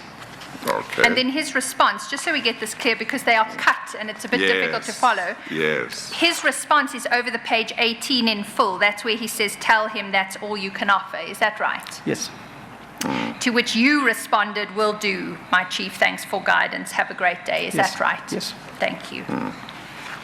If we can then just go to page 15 of DD 17, because above your signature there, Mr. Corner, is written requested and approved by. Do you see that? Yes. Were you the requester for this submission? Remember, advocate, I said to you earlier on, they came to me. Yes. And I say to them, then I forwarded them to the BAC people to say, go and talk to this team. So I can't come in and basically do all the work that needs to be done. Mind you, in my delegation authority, my delegation of authority goes up to 100 million. That's my delegation of authority. I can go and buy. I could have as well had gone to spend up to 100 million on either procuring these things or procuring consultancy stuff, up to 100 million. That's the level of my delegation of authority. However, I say, go to the users, because these are people that use the papers. These are people that put them on the floor, and make sure that you agree with them. That was my communication with them. Yes. So is it accurate to reflect you as both the requester and the approver? When people come to you, yes, and then you say go and do it. I don't know whether then I'm the one who is requesting, because they are the ones that are actually requesting themselves. But because I'm the face now of the organization, they come to me. Ordinarily, maybe they would have gone directly to anybody who was there prior to me, or to anybody else that was there. Yeah. Chair, just before we Yeah. close, there was an issue in Mr. Corner's previous evidence where I asked him about an interaction with the Commission where there had been an offer for him to meet with the Commission, and he indicated that he didn't have a recollection of it. We do have the correspondence. Yes. I don't propose to take the matter further, Yes. but it is correspondence on the 2nd of October 2019, where his then attorneys, I have it Mr. Zulu, is that correct? That's correct. Responds to decline the offer of the meeting. But I will make it available to Mr. Corner if you'd Yes. like to take a moment on Does it. that jog your memory? Well, I know Mr. Crowley is. Yeah, but does that remind you of something you know Chair, or not? Chair, you see, I'm sitting here today, and the issue with the Commission became an issue of legal cost, because I'm coming here today without any legal representation, okay, or no legal advice, okay, because I was Lawyers someone... are too expensive. Let's tell the truth. So my issue was that, okay, if the commission wants to see me, I've got nothing to hide, and it's for me to come and talk. It's up to the commission to determine what they determine. For me, I'm just giving a fact of events. You know what transpired during my days when I was working as the accounting officer. However, at the time, Kulu was still my attorney, and we inquired from the commission to say, can the commission pay the legal costs? And the commission, I think at the time, wrote back and said they're not in a position to pay for the legal cost. I must go to my old employer to pay. And when we went to SAA, it was up and down. They were going up and down. And I think when I had to submit, then there was an issue of having to submit my affidavit. Then I said to the lawyers, okay, in the meantime, you go in and submit and deal with these other matters that are still there. Then then I will cover the costs whilst we are still waiting for the airline to come. Obviously, we know where SAA's financial situation is now. They said you're not going to be able to cover my costs. Yes, but what we are trying to establish is a simple point. Yeah. Do you have knowledge of the letter or communication that said you were declining the invitation from the Commission's legal team or investigators that you come and I don't know how I would have declined, because I submitted an affidavit and we apologized for having not submitted the affidavit. We submitted the affidavit and we responded to other issues that the Commission raised that were being asked to. So you did not decline. No, we're not declined, Chair. The only issue that I can clearly remember was the issue of financing the legal costs. So because I think the position would have been that the Commission would have been saying, we have lawyers who can take a statement from you, consult with you, and help prepare an affidavit from you. You won't be charged if we do it. We are inviting you to take advantage of that. I think that's what the letter was declining. Okay. Yeah. Chair, if I may just be permitted to make it available to Mr. Corner. Yes, Please do that, And then, if I may just beg leave to hand up a copy to you. Chair, I just suggest that we put it, for record purposes, possibly paginated at the last page of Exhibit DD17. Yes. That would make it paginated page 19. I note that in a cost-saving exercise, it's been printed on both sides of the page. Yes. Which is not how which usual. I don't like very much. Indeed.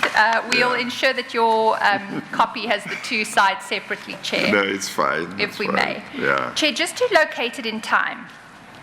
Mr. Corner is absolutely correct. He submitted his affidavit in response to Ms. Mzimela and Ms. Kutsia's evidence in July of 2019, and he had not engaged with the Commission until that point. It was thereafter that there were matters that needed to be followed up, the sorts of matters that have been explored today in the evidence with Mr. Corner. But it is the approach of the Commission's legal team and investigators on receipt of affidavits to investigate further.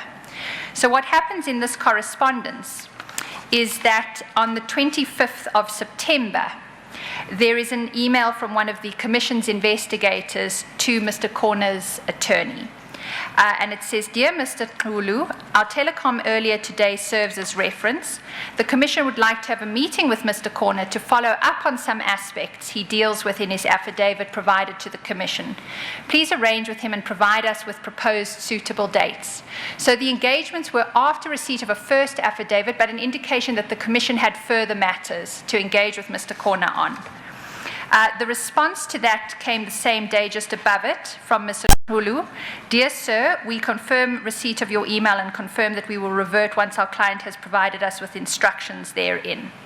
And then the final word on this appears above that. It's an email of 2nd of October 2019. I'm at page 19 of Exhibit DD17. It's an email from Mr. Nkulu to the Commission's investigator, Mr. Madlala, and it says, "Dear Sir, following inquiries, we're instructed that neither the Commission nor SAA are prepared to pay for Mr. Corner's legal fees in respect of representations before the Commission. In the circumstances, our client is not willing to incur further legal costs in his engagements with the Commission and must decline the proposed meeting." Mr. Corner, in your answer previously, you said you weren't aware of a declining of a meeting. Does this refresh your memory? No, the only issue that we're dealing that I dealt with was the issue of money. Yeah, to come and say then, how do I then deal with my legal costs at the moment, because I'm still paying for those other legal costs that one incurred, and I said, okay, then it is what it is, you know. If I don't have legal advice, then how do I proceed? How do I then proceed going forward? Yeah. Thank you. Yeah. Chair, those are our questions. Thank you. Mr. Corner, just two issues. How was TNA being treated differently from other newspapers as you understood the position? Was it that there was no agreement as yet between itself and SAA? Or how were these other newspapers treated? How was TNA treated? What were they talking about when they said they were not being treated in the same way as the other newspapers? Chair, my humble understanding at the time was more an issue of volumes. That the other newspapers were getting more volumes than them, but it was more than an issue of readership and customer preference. And hence, that's why I said, let these people run. And if they can come back and justify and say the customers prefer this, then why should they not be treated as equal as everybody else? Would that be what they told you, namely Mr. Eisenhower, or yes? Is that what he told you?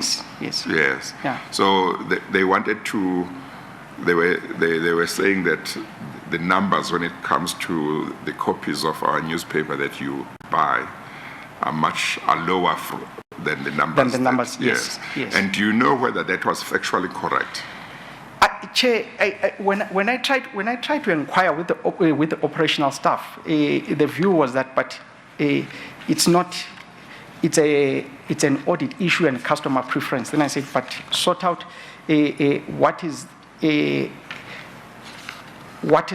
the market saying? Because when we're doing these things, we don't do it for ourselves. We do it for the market. If there is a market interest, then we move because we're satisfying a need that is out there. And that was my take. Then I'm not in a position to sit and even have a discussion of what the market needs or what the market wants. And however, then sit with these guys, and if it's there, if you guys can find each other, then we do it. If not, then we don't do it, because I don't know what the market, the sector in the specific area, what goes on. I'm not qualified enough to be able to talk as an expert. Yeah. Would I be correct then to say that at the time that Mr. Hauer told you about this alleged different treatment, you didn't know whether that claim was correct, was true? You didn't know. Hence, Chair, that's why I say let them engage with the people. Otherwise, ordinarily, what I would have done with my delegation of authority, I would have just gone to buy. I would have just gone to buy the papers and say, no, order some more papers. But I'm not in a position to sit and adjudicate those issues. Yeah. And the memo that we looked at earlier on, you remember the memo that Ms. Hofmeyer? It's page 13, Chair. 30? 13. 13. Yes. Yeah. Yes, that memo, page 13. Was that memo sent to you by the relevant team pursuant to your sending Mr. Howard to that team to say, go and talk to them. Because, yes, they had a document where they were already getting papers, Chair. Yes. But it was not signed. So I said, let's make sure that all our documents are compliant. Yes. Yes. So then yes. when this paper came, then Yes. that's when I assumed that they found each other, and I did not see anything untoward. At the time, I didn't even know who the shareholders for TNA were. Chair, I just said these are just ordinary newspaper suppliers. Yeah. Well, what I find interesting is that Mr. Howard comes to you and seeks to justify his request for quite a drastic increase in the number of copies that SAA must buy from them on the basis of some alleged different treatment. But the memo that comes to you after you have sent him to this unit says nothing about any ill treatment. As I read it, I may have missed something. Is that your understanding too? That's correct, Chair. Yeah. Remember that that's what he said to me. But I told him to go to the adjudication people.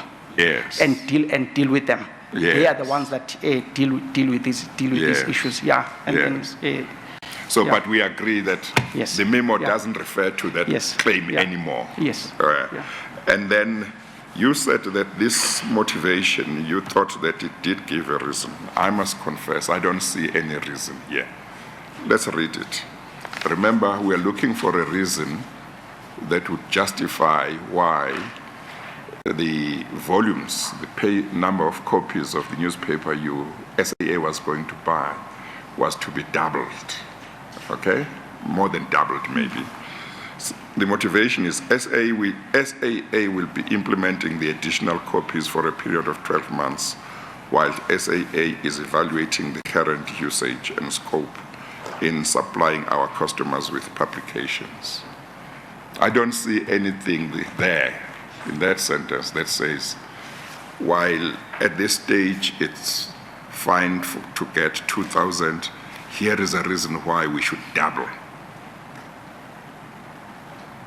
Is there anything wrong with my reading of this? remember, Chair, there was no, what is the word? Audited view of how the market is working. When we are reading, these market people, when these newspaper people release their publication figures, they tell you that we're using so many people are taking the papers, and so you know what the readership is of a specific newspapers, and that's how you measure out how popular or how acceptable in the market a specific newspaper is. So with these guys, they were still a new newspaper, and that was not there at the time. So no, I accept that. I want you to leave out whatever reason outside of the memo that you may have thought exists to justify. I'm just asking about this one. Are we not agreed that this doesn't give a reason for doubling the number of copies? Maybe there is a reason somewhere which was not stated, but are we not agreed that this doesn't give the reason? Chair, everyone, when we start looking in hindsight, and that's the good thing about hindsight. When you start looking in hindsight, then you might take a different view. But I mean, at the time when I made the decision, I was comfortable with it. I thought that this was a good reason for me. Yes, but I just want you to appreciate the distinction that I'm making. Sure, no, I hear you. Namely, you might have had a reason which was operating in your mind why you thought increasing the number of copies was justified. I hear you. But all I'm simply saying is the memo doesn't seem to contain any such reason. You accept that? Yes. Yes. Secondly, when Mr. Howard came to you and complained that they were not being treated like the other newspapers. My understanding of what your evidence is that you had no issue with staying with the same number of copies that you were buying from them as SAA. But if you were given, if the team to whom you referred to came back and said, yes, there is a need, then you would look at that. Is my understanding of your evidence correct? Yes. It is? Yes. Yes. But now, the team comes back. One, they don't give a reason that justifies the doubling the number. Two, the GM operation says, actually, there's no budget in operations for this, and this thing falls under operations. But, nevertheless, you seem to go out of your way, and you must feel free to say you are not going out of your way. Yeah, I'll give you a chance, you to say, look, we will do A, B, C, D in, I don't know whether in other departments, and therefore there will be some money, so we will, I will approve this. But I want to be fair to you, just comment, I see you want to comment on this. It seems to me like you are going out of your way. Maybe you are not, and Chair, I want you to be able to say, Chair, no, I'm not, and this was the position. Chair, I think with respect to this whole thing, and I'm just putting it as plainly as it is. Yeah, from the numbers that are involved, it's not something that I would go out of my way to deal with this. Yeah. I think it is clear from my communication with Mahlang, that's why I said you can have the SMSs, that Yes. I really did not care about this thing, whether this thing was done or it was not done. I was not forcing everybody to do it, and my view was that if it can be done, let it be done. If it can't be done, then we're not going to do it. Two, it was an issue of saying if the budget, I knew where the budget was going to sit, and I knew all the initiatives that we're going to embark. So if the people came and said this thing can work, then we work it. If they come and say it cannot work, then it won't work. Now, obviously, I know from where I sit today that because unfortunately this is a Gupta newspaper, then it becomes a bit of an anomaly to do it, to come and say, why would you have given a Gupta newspaper? At the time when I was even doing this thing, I was not even aware, Chair, that this is a Gupta newspaper. I didn't even there was not even a personal benefit, if ever I even wanted personal benefit from getting into from doing this thing. I did not know. All I knew was that there's a newspaper, and these guys just wanted to put additional supply on the plane. So for me to have made an additional 2 million rand additional expense on something which the monies we were releasing billions in terms of spending, it's not something that would have affected my decision-making process in terms of the numbers that are there, as long as the people in supply chain come and say, no, we can put the additional newspaper. Now, in hindsight, and hence that's why I said earlier on, Chair, that in hindsight everybody sits. Had I known that this is a Gupta newspaper, I would have acted differently. I would have even told them, not to even come and talk to me, because I wanted nothing to do with these people. In their own time, when this document is being signed at the time, they had already made a decision that my neck, I'm gone within the organization. So it's at the time, I'm not. When I'm making this decision, it's got nothing to do with Gupta's. For me, this is just a newspaper that is there. Yeah, and that's my own humble opinion, Chair, on this matter. The only other question for me is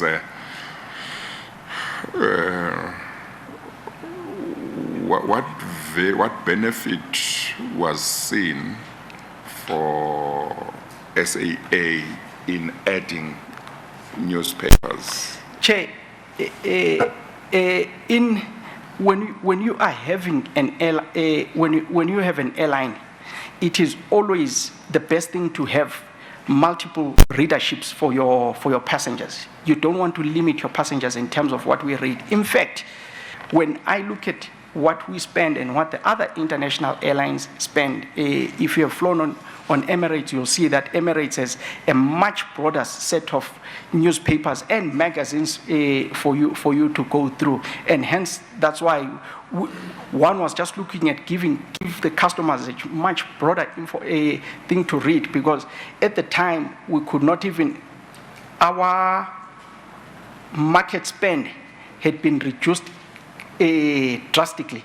So what we were trying to do, we were trying to look at adding any additional initiatives that you can at least give the customer a little choice, that you can give the customer a little choice that the customer can have when he's flying out there, instead of him having either a business day and that's it, or the Star and then that's it. Let him choose a Star, let him choose this, let him choose another one. And customer here, you are referring to the passenger. To the flying passengers, that's correct. Passenger, not to TNA. Not to TNA, no, no, yeah. Thank you. Yeah. Thank you, Chair. Nothing arising? Nothing arising. Yeah. Thank you very much, Mr. Kona, for coming to give evidence. If we need you, we'll ask you to come back. But thank you very much, and I hope that we haven't prejudiced you much in terms of your medication and your son. Thank you very much. You are excused. We appreciate the fact that you made yourself available for longer. Thank you. Ms. Hofmeyr, we are at 21 minutes past 2. It looks like we may have to sit beyond 4 o'clock. Is that right? Chair, if we return sort of 20 past 3, we may want to get at least a bit of the evidence of the next witness underway. So yes. Maybe to 4:30 we can check arrangements and whether that's feasible. Yes. And the next witness will be quite longish, is that right? Indeed. She will certainly go over to tomorrow. It's quite a detailed testimony. Okay, all right. Okay, let's adjourn for lunch now, and then we will resume at 3:30. So we might take an hour, or I will be a little flexible if it suits everybody, so that we go some way in regard to her evidence before we adjourn. Thank you, Chair. We adjourn. All rise.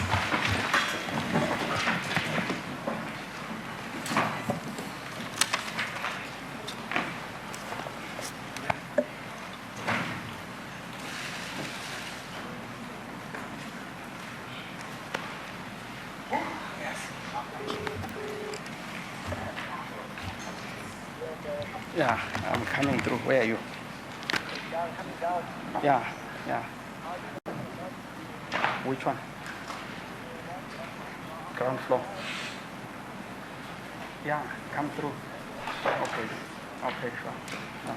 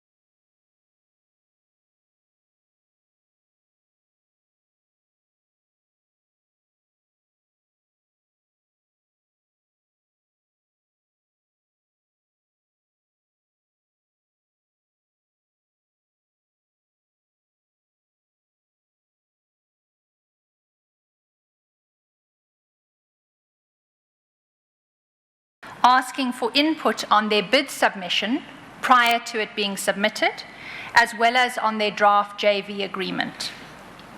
The investigation also appears to indicate that despite the fact that it ought to have been disqualified, it was not.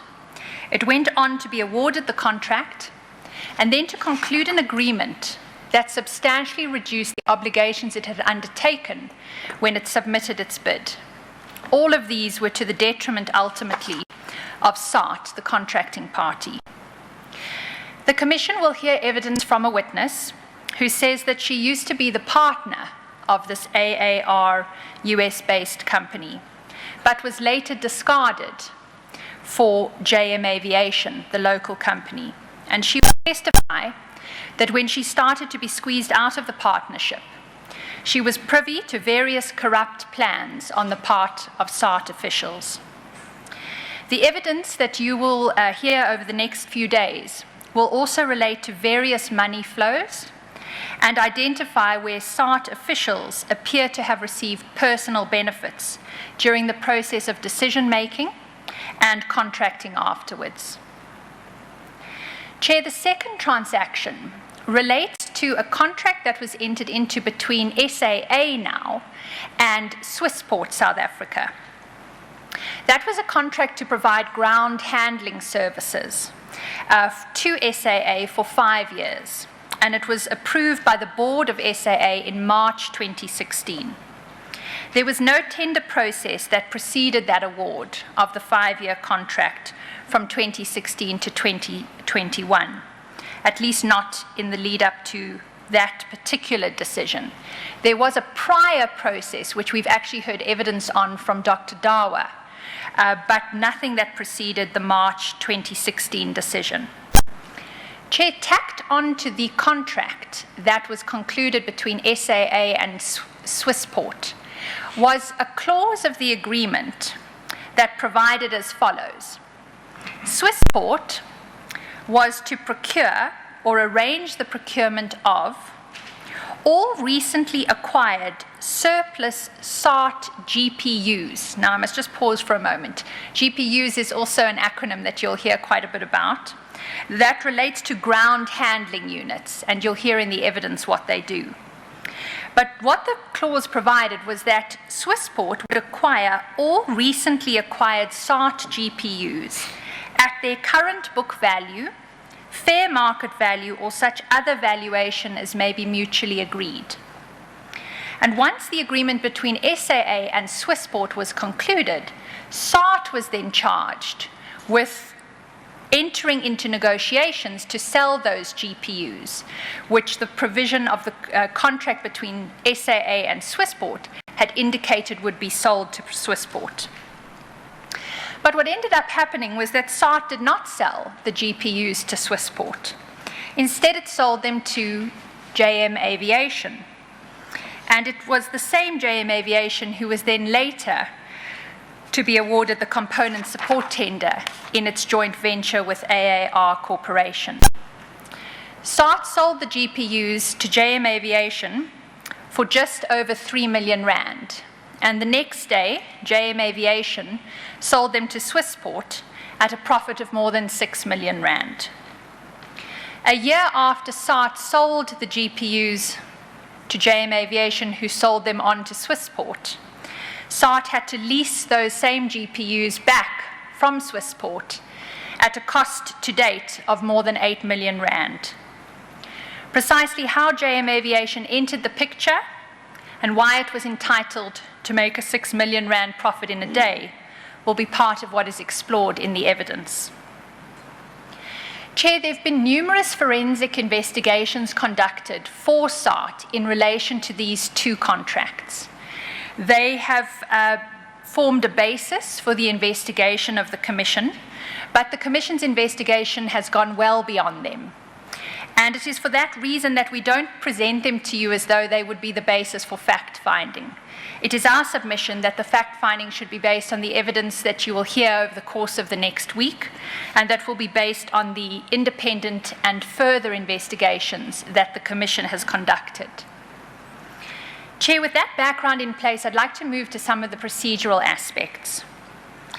Chair, there will be 4 witnesses who will testify over the next week in relation to this area of investigation. All of the witnesses have been summoned. Some of them have provided affidavits and statements to the Commission in advance of their evidence. Other of the witnesses have not. And those witnesses who have declined to provide an affidavit or statement to the Commission have been informed that they will simply be questioned when they arrive for their testimony on the matters that are being investigated. Chair, insofar as witnesses generally are concerned, we believe it's important to indicate to you today what the process of engagements has been, because they will have a bearing on an aspect I'll address in a moment.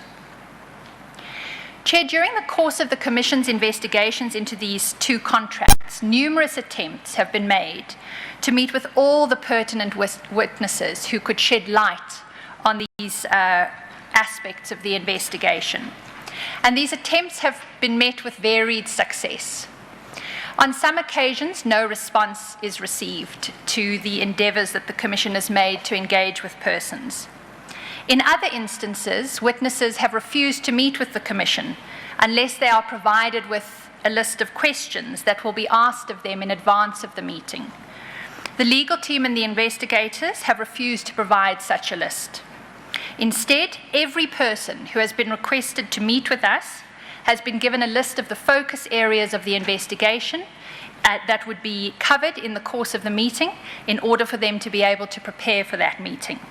Sometimes that has been enough, and then witnesses have met with us. On other occasions, it has not, and meetings have still been refused. Where, despite a witness's refusal to meet with the Commission's legal team and investigators, their evidence has nonetheless been deemed critical to the work of this Commission, those witnesses have been summoned to give evidence and will do so over the next many days. Chair, there's one exception to that general approach, and I need to highlight it at the outset. You'll recall from the background that I sketched of the Component Support Services contract that it was awarded to a joint venture comprising a local company, JM Aviation, and an American company, AAR Supply Chain Inc.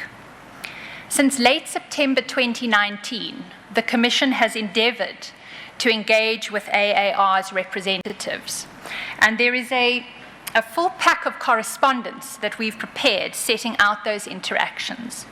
Chair, if I may beg leave to hand it up. I don't propose that we go through it in detail, but if there's a point at which a reference should be made, it would be useful for you to have it available to you. You'll see in the correspondence that AAR is represented by Mr. John Bell of Baker & McKenzie. He is in attendance today, and I have provided him with a copy of this bundle, insofar as I may make reference to it now. Chair, the interactions with AAR commenced on the 27th of September last year, when the Commission sent a letter to Mr. Bell, who we could gather from previous correspondence and in fact litigation involving this tender had represented AAR at the time. And we indicated in that correspondence that the Commission's investigations had indicated that there may have been corruption involved in the award of this tender to the joint venture, and it requested a meeting with AAR representatives to explore 3 things: the role that AAR played in the bid submission of the joint venture JM Aviation and AAR, its role in the conclusion of the contract with SAAT, and performance under the contract. Chair, that was met with a response from the attorneys acting for AAR, the attorneys who'd previously acted for AAR, and the response at that stage was, and I quote, "They did not hold instructions in relation to responding to the correspondence at this stage," end quote. The Commission therefore followed up for clarity. We inquired, did that mean that the attorneys were not acting for AAR, or that they were acting but had been instructed not to respond to the Commission?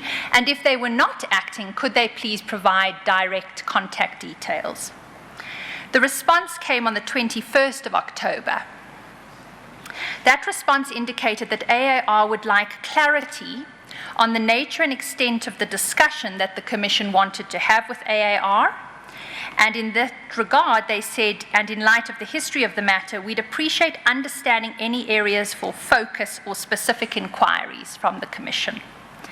That was responded to on the basis that the areas of focus were the 3 that had previously been identified on the 27th of September.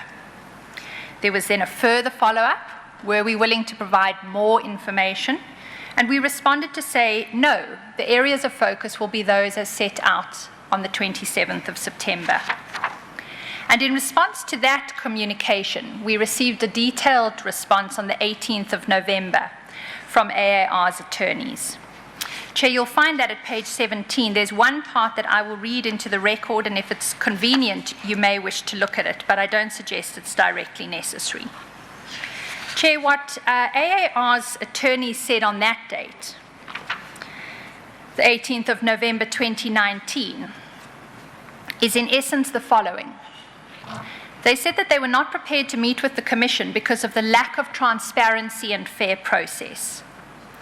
They highlighted that because of the, quote, uncertain nature of the Commission's points of inquiry, it is difficult to understand which representatives would have meaningful, first-hand personal knowledge sufficient to answer truthfully and accurately the questions put to them. They also said at paragraph 6 of the letter the following.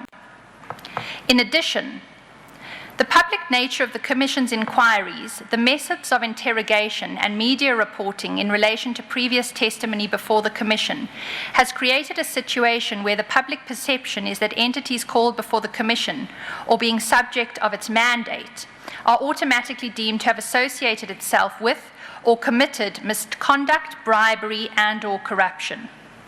AAR, as a US multinational company committed to compliance, denies any such association and is not willing to subject itself to an unsubstantiated and inequitable trial by media. The letter then goes on and states that AAR is based in the United States of America with, quote, no local presence in South Africa, end quote. And it went on to say that it would therefore have to incur significant costs and time to make its representatives available in South Africa. It stated that the contract was lawfully awarded to AAR and that its obligations under it were being fulfilled. And it concludes at paragraph 9 to say, we trust that the above explains AAR's position and reiterate that AAR will be willing to consider written questions presented to it by the Commission.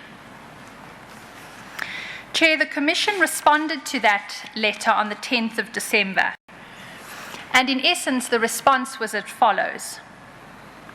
We noted that it was regrettable that a company who had contracted to a state-owned enterprise for a value of more than 1 billion rand was not willing to meet with the Commission. We responded to the alleged uncertain nature of the topics to be addressed and explained that they were in fact entirely clear. We were interested in the 3 aspects identified in the 27 September letter. What role they played in the bid submission, the conclusion of the contract, and the performance thereafter. Chair, we even responded to the allegation that it was not easy to identify who the relevant people at AAR would likely be. We indicated it was fairly clear. It was anyone involved in the bid submission, the conclusion of the contract, or performance under it. But we didn't stop there. We went so far as to provide them with the names of the 6 employees of AAR that our investigations had revealed had been involved in those various stages of the process. We also queried what it meant for AAR to state that it did not have a, quote, local presence in South Africa, because we pointed out that it had been awarded a contract since mid-2016. It had been performing under that contract since that time, and to a state-owned entity, and in respect of which, at the 10th of December 2019, it had been paid 954 million rand. We then offered a further opportunity to meet on the 13th of January 2020. The response came on the 10th of January. AAR's attorneys indicated that it was still not willing to meet because the Commission's response had not sufficiently addressed their concerns. And it did clarify the question about local presence. It said that although it provides services to a state-owned entity, it had no, and I quote, physical local presence in South Africa, and none of its employees are based here. Chair, the Commission responded again on the 14th of January 2020 to that communication, again emphasizing that it was regrettable that there would be no opportunity to meet, but it then explained the Rule 33 process to AAR, because by that stage the Commission had received the affidavit of Ms. Sambo, who will be the first witness today, and it was explained that there is a process that is followed and they would in due course receive notice as an implicated person. That notice was duly served, it was sent to AAR's attorneys, and on the 19th of January, we received a letter from the lawyers of AAR Corporation and some of its employees who'd received the Rule 33 notice. Chair, that's the last letter in the correspondence bundle, and you'll find it commencing at page 27. The date there is 29 January. Apologies, Chair, I made an error. Indeed, it was 29 January that we received So that I was response. still trying to look for 19 January. Yes, no, that is my error. Yeah. As I have it, the Rule 33 notices were sent out around the 15th of January, and then the response came on the 29th of January. That's the letter at page 27 of the bundle. The letter begins by indicating what it is not. AAR's attorneys make it clear that it's not a response to Ms. Sambo's evidence in terms of Rule 3.9 of the Commission's rules. I'm sorry, is it the letter of 29 January that you're talking about now? It is. Okay. And if you All go right. to paragraph 3, you'll see it's indicated there what the letter is not. It is not a submission under Rule 3.9, and the Commission should not misconstrue it as such. Our purpose is not to address each and every allegation contained in the Rule 33 notice and Ms. Sambo's affidavit. Our not doing so should not be construed as an acceptance thereof or a waiver of any of our clients' rights. They go on in the letter to state that the Commission's objective of gathering evidence from witnesses competent to testify about matters in Ms. Sambo's affidavit would not be advanced through AAR's testimony before the Commission. And the reason for that is given that no current AAR employee or officer has personal knowledge of all or substantially all of the operative facts alleged by Ms. Sambo in her affidavit, and AAR is therefore not in a position accurately to answer questions relating to Ms. Sambo's allegations. Chair, despite that, the letter goes on to indicate why Ms. Sambo's version should not be believed and is to be discredited. I pause at this point to say... How does that happen? Well, Chair, that was going to be my point. It's not entirely clear to us how you can, in the same breath, say that the version should be rejected and say that there is no person currently in the employ of AAR who can accurately answer questions relating to Ms. Sambo's allegations. Yes. Chair, it is They our... say nobody has personal knowledge. No person has personal knowledge, but carefully, of all or substantially all of the operative facts. And as a consequence, AAR is not in a position, and I quote, to accurately answer questions relating to Sambo's allegations. I wonder whether that is meant to say no one has got personal knowledge of all the facts.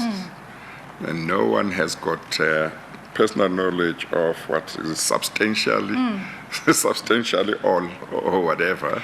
Chair, so whoever has personal knowledge has very limited. Yes, some personal knowledge, just not all or substantially all of it. Okay, yes. I think the point for present purposes is it is not a denial that there are people who do have some knowledge.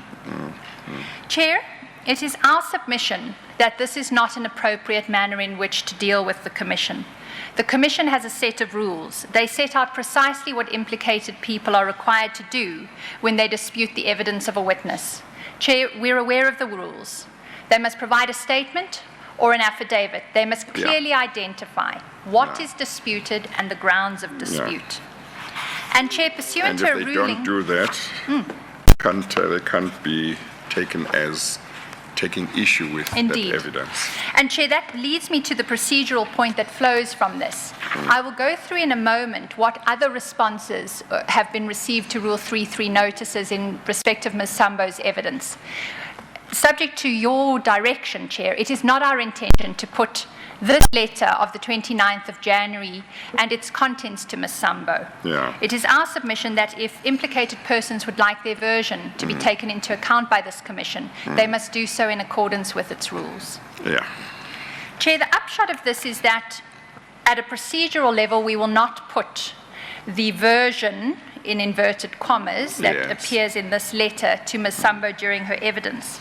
But, Chair, it also leaves the Commission in a somewhat unsatisfactory position because over the next week the Commission will hear evidence from witnesses who were integrally involved in this. The Director of JM Aviation has been summoned to give evidence. But what is not possible is for this Commission to exercise summonsing powers beyond its borders. Of course. And so no summons can be issued, in fact, in relation to AAR or its employees. Chair, in due course, at the conclusion of the evidence, we will make submissions about what further steps, if any, we recommend should be taken in relation to AAR. Chair, I indicated that I would deal with the other responses to the 3.3 notices. Ms. Sambo's affidavit was received timeously and enabled us to ensure that the Rule 3.3 notices were sent out in more than the 14 days. I think it was about 16 to 18 days. We've received responses from 3 implicated persons. The first of those is Mr. Mhebisi Jonas. He has not put in an application to cross-examine. He has put in a statement supported by 2 confirmatory affidavits. We received it late overnight, and there was an indication that a fully commissioned version would be available to us in due course. It is our intention to put that version to Ms. Sambo in the course of her evidence, as we've done previously. When the process is run efficiently enough, it means you get the version before the witness gives evidence, and it can be probed thereafter. Chair, the second response was from Ms. Yake Kwinana, a former member of the board of both SAAT and SAA. She similarly does not apply to cross-examine Ms. Sambo, but has put up a statement with her version of facts, and that version, similarly with your leave, will be put to Ms. Sambo during her evidence. The third response to the Rule 3.3 notices comes from Ms. Nonsasa Mamela. She is the witness who has been summoned and was the head of procurement at SART at the time of these 2 contracts. She is scheduled to give evidence on Friday. Her version will similarly be put to Ms. Sambo by Mr. Mukiwa, who will be presenting her evidence so that Ms. Sambo can deal with them. Issues that arise out of that evidence will be put to Ms. Mamela when she comes on Friday. I will be presenting her evidence. And as we did in the previous aviation session, it will be our recommendation to you thereafter that once there's been that full interrogation of the facts, we would then go back to Ms. Mamela and ask her whether she persists with the cross-examination application. Chair, the second witness in the order after Ms. Sambo is Mr. Human. Now, Mr. Human is the acting head of department for supply chain management at SART. He effectively occupies the position that Ms. Mamela used to occupy at the time that these contracts were concluded. Chair, on procedural aspects in relation to Mr. Human, the Commission received his affidavit deposed to only on Thursday last week. That was the 30th of January. We moved swiftly, and the following day, we issued 26 notices to implicated persons, but those went out on Friday of last week. Mr. Human is scheduled to give evidence from Thursday. So that notice will not be as much as the 14 days, but it will be just short of a week. And We have made great efforts through the Secretariat to ensure that implicated persons have received both the statement plus its annexures. It is an extremely lengthy bundle. I think it ranges to about 7 files, but they are in constant communication with implicated persons to ensure that they've received them. To date, we have not had responses, but we will update you on that in the lead up to Thursday's evidence. Chair, I've just been reminded that there is also, I had neglected this, a statement from Mr. Zwane in respect of Ms. Sambo's statement, and that similarly will be put to Ms. Sambo in the course of her evidence. Mr. Zwane. Mr. Musabenzi Zwane or another Zwane? No, another Zwane. This is Mr. Zwane who occupied the one the position. who was acting CEO at some stage at Indeed, SAA. Chair. That's Okay. precisely right. All right. Yes. Okay. Chair, so that's the evidence for Thursday. The evidence for Friday is Ms. Mamela, who's been summoned to appear. She's provided 2 statements to the Commission and is clear in those statements that she does not implicate anyone, and so no Rule 3.3 process has been followed. She will come and be questioned on it and related matters. And Mr. Nzeku, to whom I referred earlier, who's the Director of JM Aviation, he's been summoned to give evidence on Tuesday. He's not provided any statement to the Commission in advance of that evidence, and so he will be simply questioned when he attends. Chair, there is one more matter of process that I must deal with, and it relates to developments that occurred yesterday in the course of the investigation. Chair, in the course of yesterday, we were contacted by Ms. Sambo to indicate that she had found a flash disk, which is a flash disk that she refers to in her evidence. Or the one that she says in the statement she could not find or Indeed. didn't know where it was. Indeed, precisely Yes. that one. Oh, she found it. She did. Her evidence, we'll go into some detail about Yes. how she found it, from whom Yes. she got it, etc. Okay. But it's important that I just relay some procedural processes that were followed after she made this known to the Commission yesterday. Chair, Ms. Sambo brought it to the officers of the I Commission. just wanted to say that I noticed that the sentence in her statement that talks about that missing part was very carefully worded.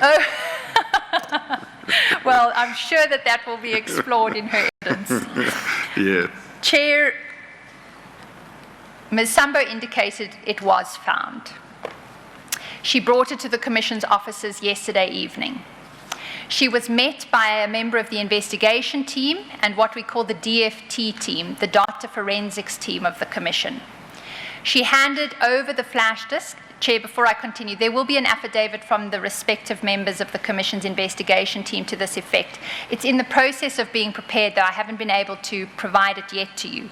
But it's important just for chain of custody reasons that I give you this background today.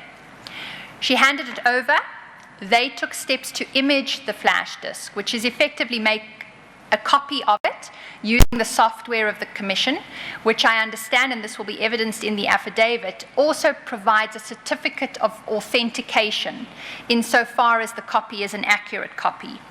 After that took place, the various processes in relation to preserving the evidence were followed. It was placed into an evidence bag, it was sealed, and this was done in the presence of all concerned and signed by the necessary witnesses. And all of that will be now taken to the secure facility of the data forensic team, so that if at any point in future proceedings it is necessary for that original hard flash disk to form a basis in the evidence, there will be a full chain of custody, at least insofar as it came to the attention of the Commission and its investigators. Okay. Chair, those are the procedural aspects, unless my learned friend tells me I've forgotten anything, but I think that takes care of it. If I may then just hand over to Mr. Mbikiwa, who will be presenting the evidence of Ms. Yes, Sambo. thank you. That's fine.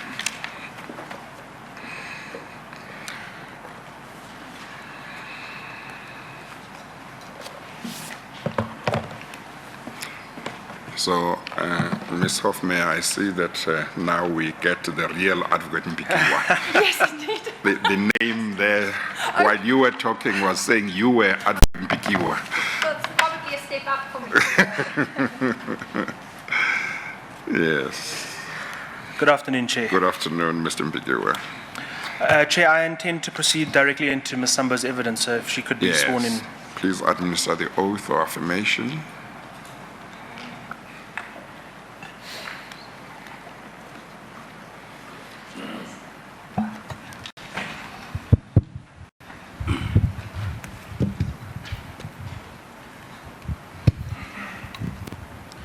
Please state your full names for the record. Sibongile Rejoice Sambo. Do you have any objection to taking the prescribed oath? No. Do you consider the oath to be binding on your conscience? Yes. Do you swear that the evidence you will give will be the truth, the whole truth, and nothing but the truth? If so, please raise your right hand and say, "So help me God." So help me God. Thank you. You may proceed. Thank you, Chair. Chair, the file containing Ms. Sambo's affidavit, I would ask if it could be please admitted as Exhibit DD18. The file containing Ms. Sibongile Rejoice Sambo's affidavit and annexures will be admitted and marked Exhibit DD18. Ms. Sambo, in front of you, you'll have a file on the spine of which is marked DD18. If you look in the top right-hand corner of each page, you'll see those red numbers. Those are the page numbers that I'll be referring you to during the course of your evidence. Can I ask you to turn to, well, firstly, can I ask you to identify the document that's on page 1 in front of you? It's the affidavit. Is that the affidavit that you provided to the Commission? Yes, this is the affidavit that I provided to the Commission. And can I ask you to turn to page 42?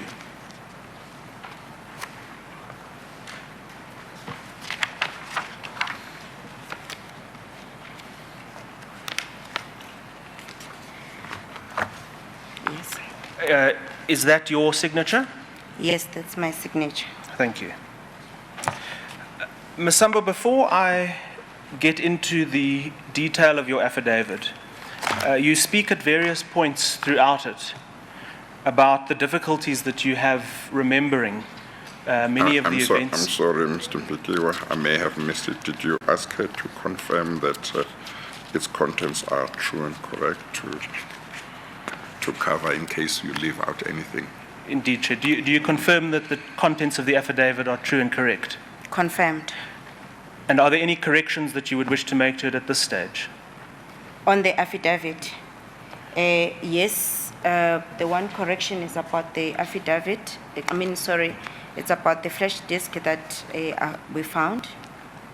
My legal can assist me on other things, but it's mainly the flash disk. Thank you. If there are any others, we can address them in due course as we get to them. And maybe Yes. that one, maybe you don't need to correct anything because at the time you deposed to the affidavit, you didn't Yes. know where it was. Yes. Indeed. It's only subsequently that you found it. Yes. Is that what you thought you should correct? Yes. Okay, no, you don't need to correct that. Okay. Okay. Thank you, Chair.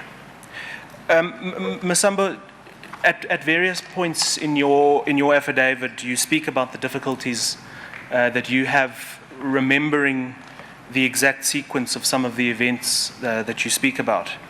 Various implicated parties who have submitted statements and made applications to cross-examine have picked up on this.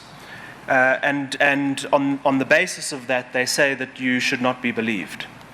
And so I'd like to begin your evidence by asking you just first to describe for the Commission what the memory issues are that you suffer from. Okay. Thank you very much. Through you, Chair, I would like to deal with all the personal comments because I received the comments on Friday. I just want to state that I have made myself completely vulnerable by being honest about the condition affecting my mental health, which is depression. And depression is not an easy subject to talk about.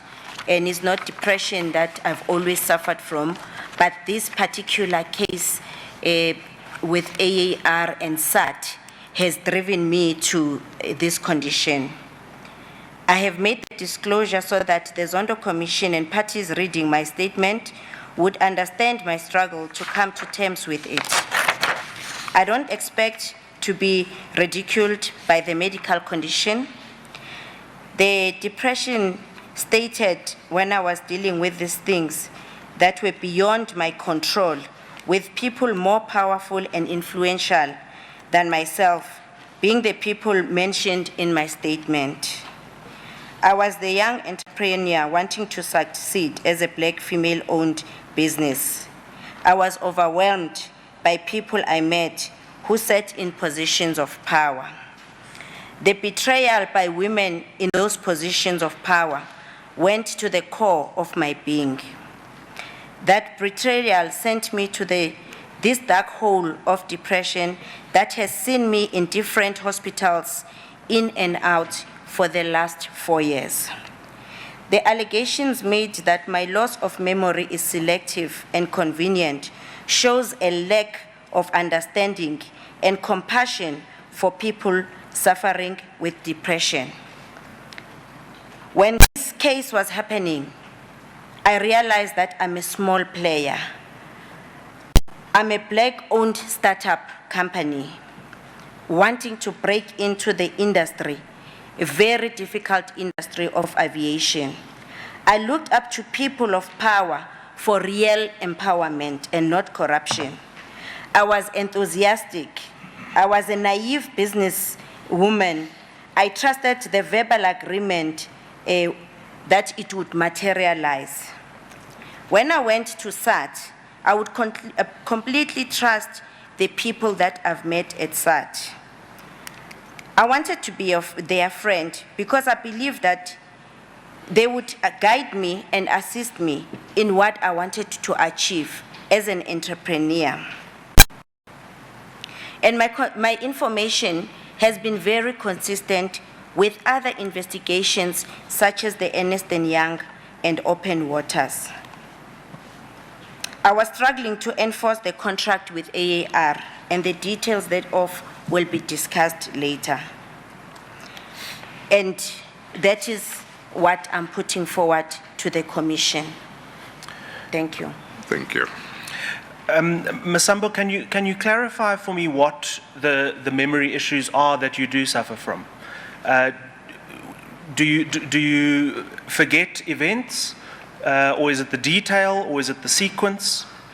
It is the sequence of events that some I don't remember because there's no documentation that would remind me. This has happened over a few years ago, and with the passage of time, my memory has diminished. So it is the sequence of events, but a whole lot of things I remember, and I will talk to that. Am I correct to understand your evidence to be that you will remember all the events? What you might not remember is the sequence of how they happened, which one happened first, which one came after. That's correct, Chair. You will remember the events that they did take place. Most of the events I remember. Where I don't remember, I will indicate that I don't remember. Yes.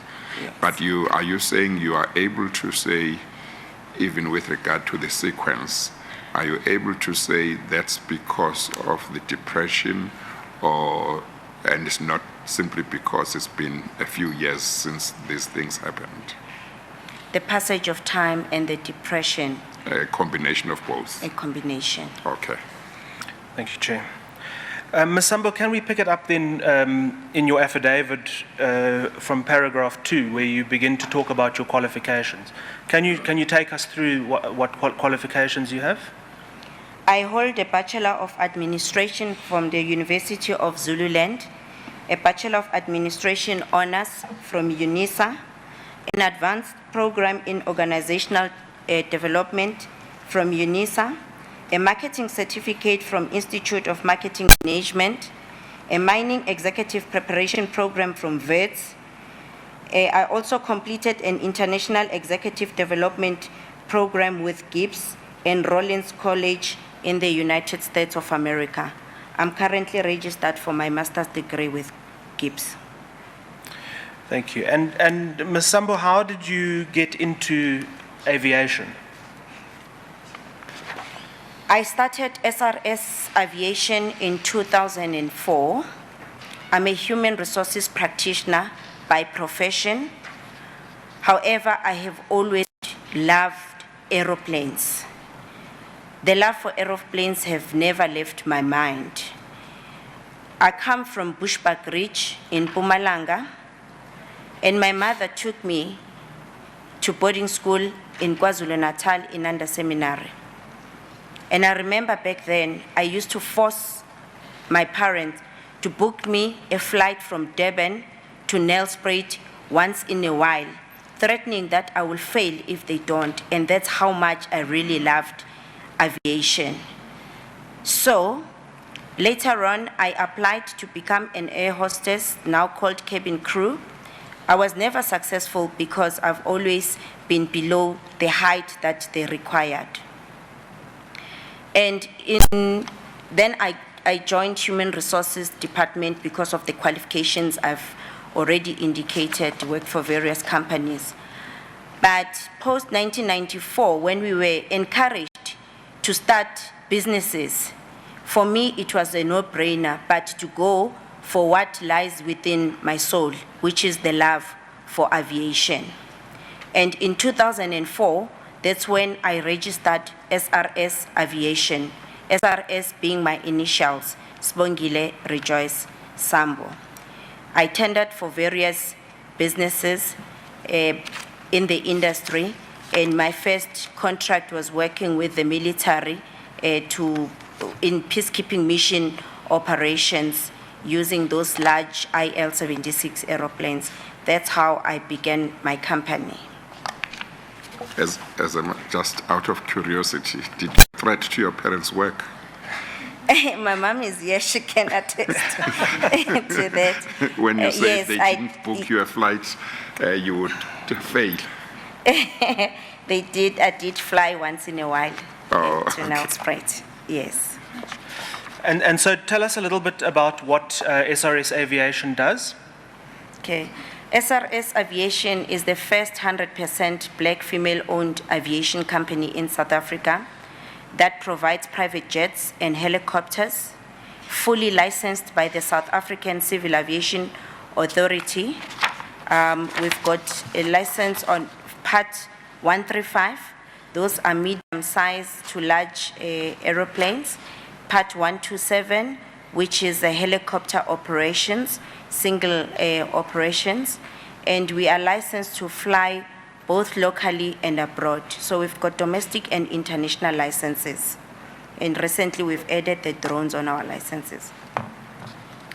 And how did SRS, how did its relationship with South African Airways begin?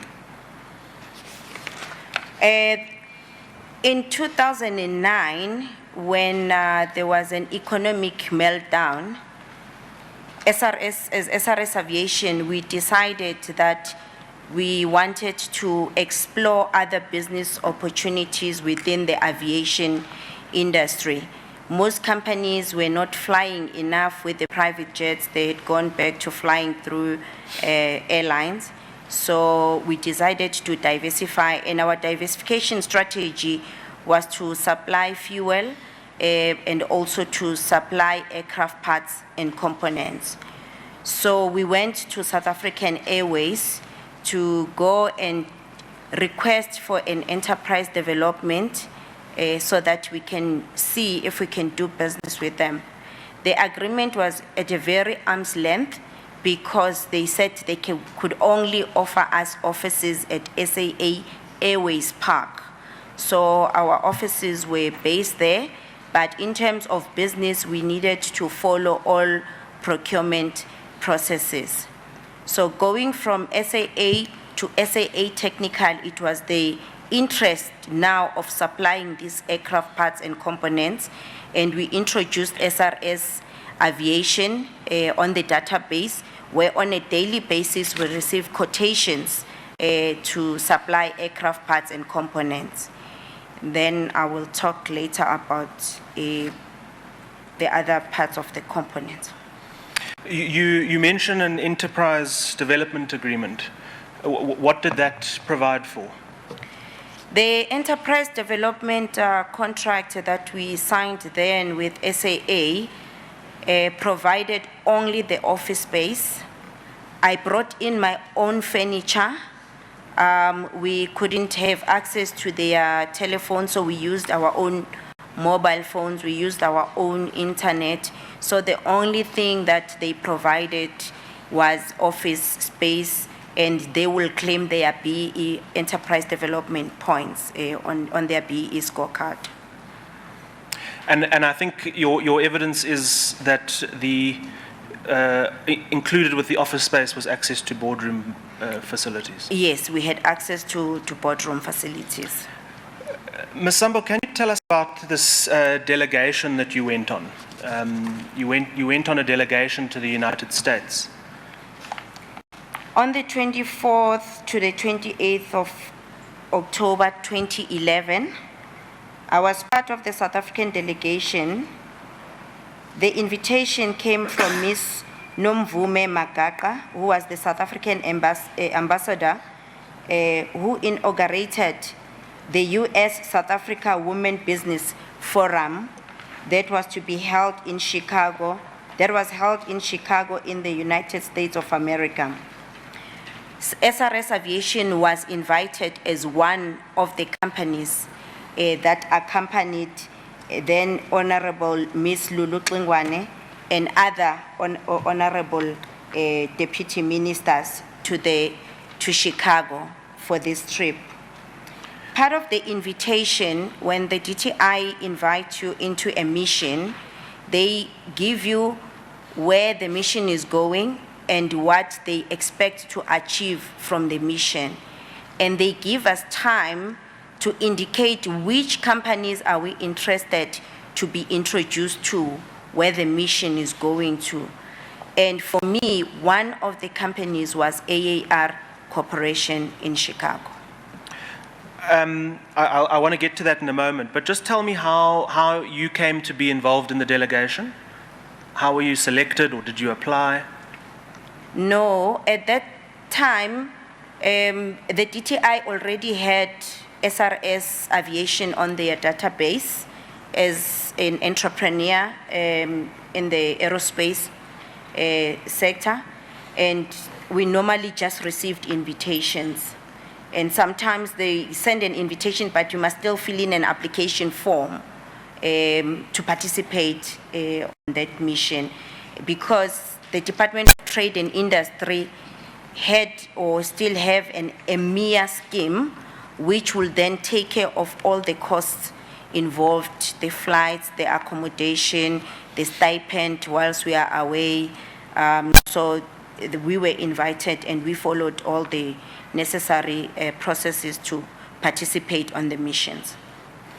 And you say that you identified AAR as a potential partner. What did you know about AAR at that stage?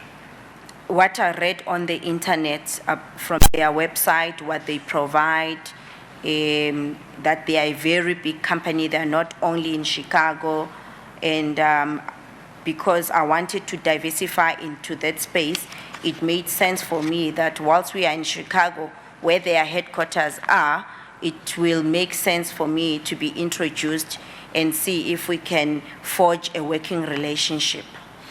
And I'm sorry, did you come across their name after you knew about the delegation or the trip that was going to happen, or you had done some research and just came across them much earlier than that?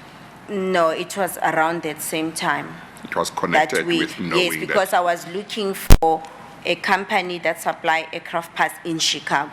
Okay. Then they are being popped. Okay. And what sort of strategic partnership were you interested in? I wanted to become their partner, a full partner in this environment. When I say this environment in South Africa, with an aim to expand to the rest of the African continent.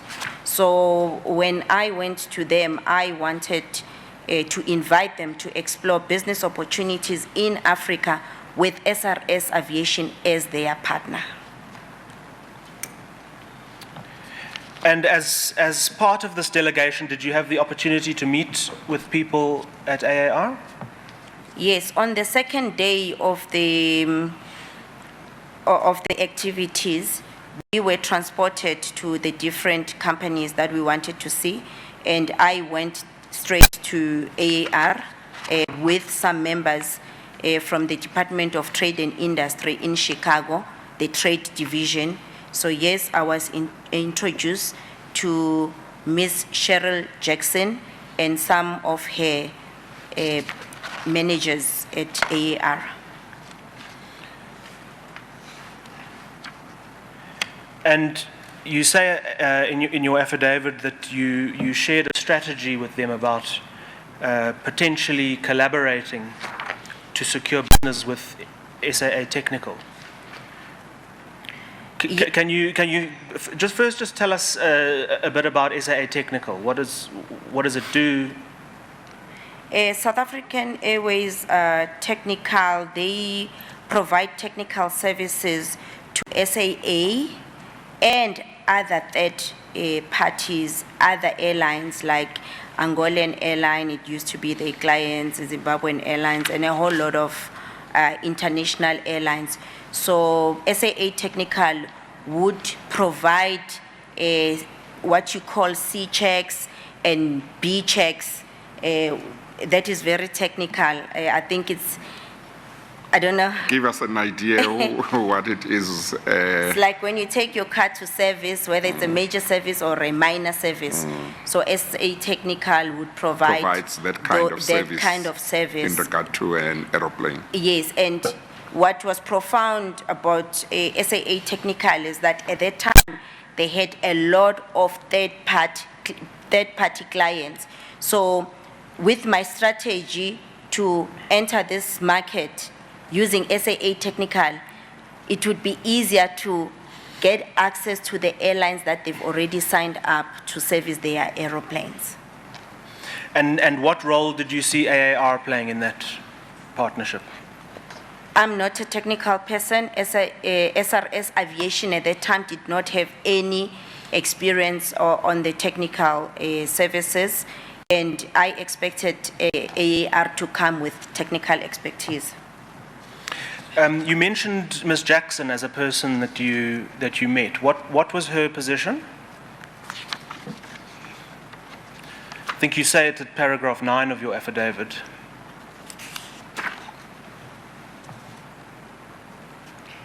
She was the Vice President, Government Affairs and Corporate Development.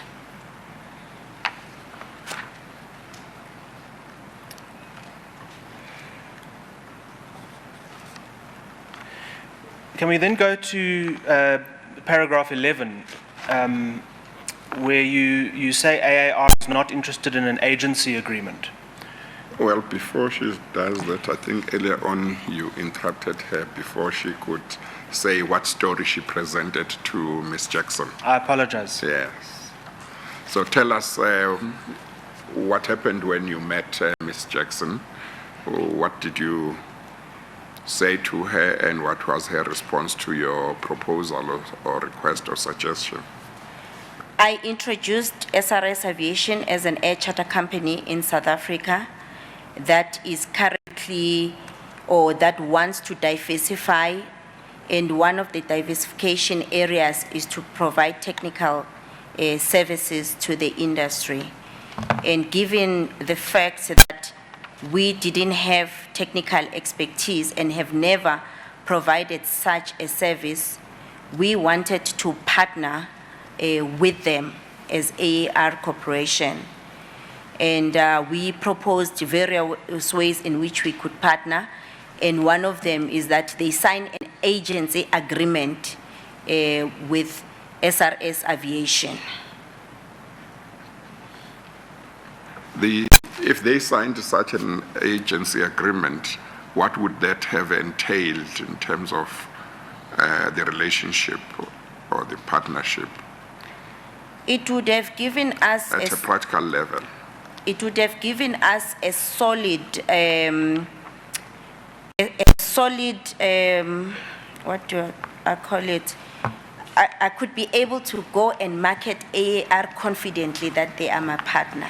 So would it have enabled SRS to go to SAA and any other aeroplane company and say, we are able to provide technical services, technical expertise for aeroplanes because we are in partnership with AAR. And then if there was work to be done, you would then arrange for AAR to send people who have the required expertise. Is that what would happen? That was the intention. Okay. And so when you returned to South Africa, what was the arrangement that you had in place? At the meeting, immediately, Ms. Jackson indicated that as AAR, they do not sign any agency agreements with foreign companies, but they would suggest that I go back and get to understand what the contractor was talking about at SAA Technical and give them the details. What does it entail? How big is the contract? And also introduce them to SAA Technical. So, but when I returned to South Africa, the communication was not flowing easy between AAR and SRS as I would have loved to have a solid relationship and communication channel. Then I had to go back. Well, before you go back, let's finish the meeting, the first meeting you have with Ms. Jackson. Okay. So you put your proposal, and your proposal was one of a partnership. Yes. And then when she didn't like that, you then suggested an agency. Is that correct? Yes, or an do I misunderstand something? Is that yes, how it went? Yes, I proposed to become their agent in Africa, yes. Yes. And in response to that, did she say we can look into that, but you must go back and give us more details? She didn't say they would look at that, but she indicated that there is a policy that they have in the United States that governs the agency agreements with foreign companies, and so they don't sign agency agreement before the deal is on the table. So did she say we want to know more about the deal that we might get through you, and then if we like it, we might consider signing? They wanted, yes, to know more about the contract at SAA Technical, and they wanted to be introduced. Yeah. Yes. Before they could consider signing anything. They were very clear from the beginning that they would pay up to 8% of the value of the contract the day they get the contract.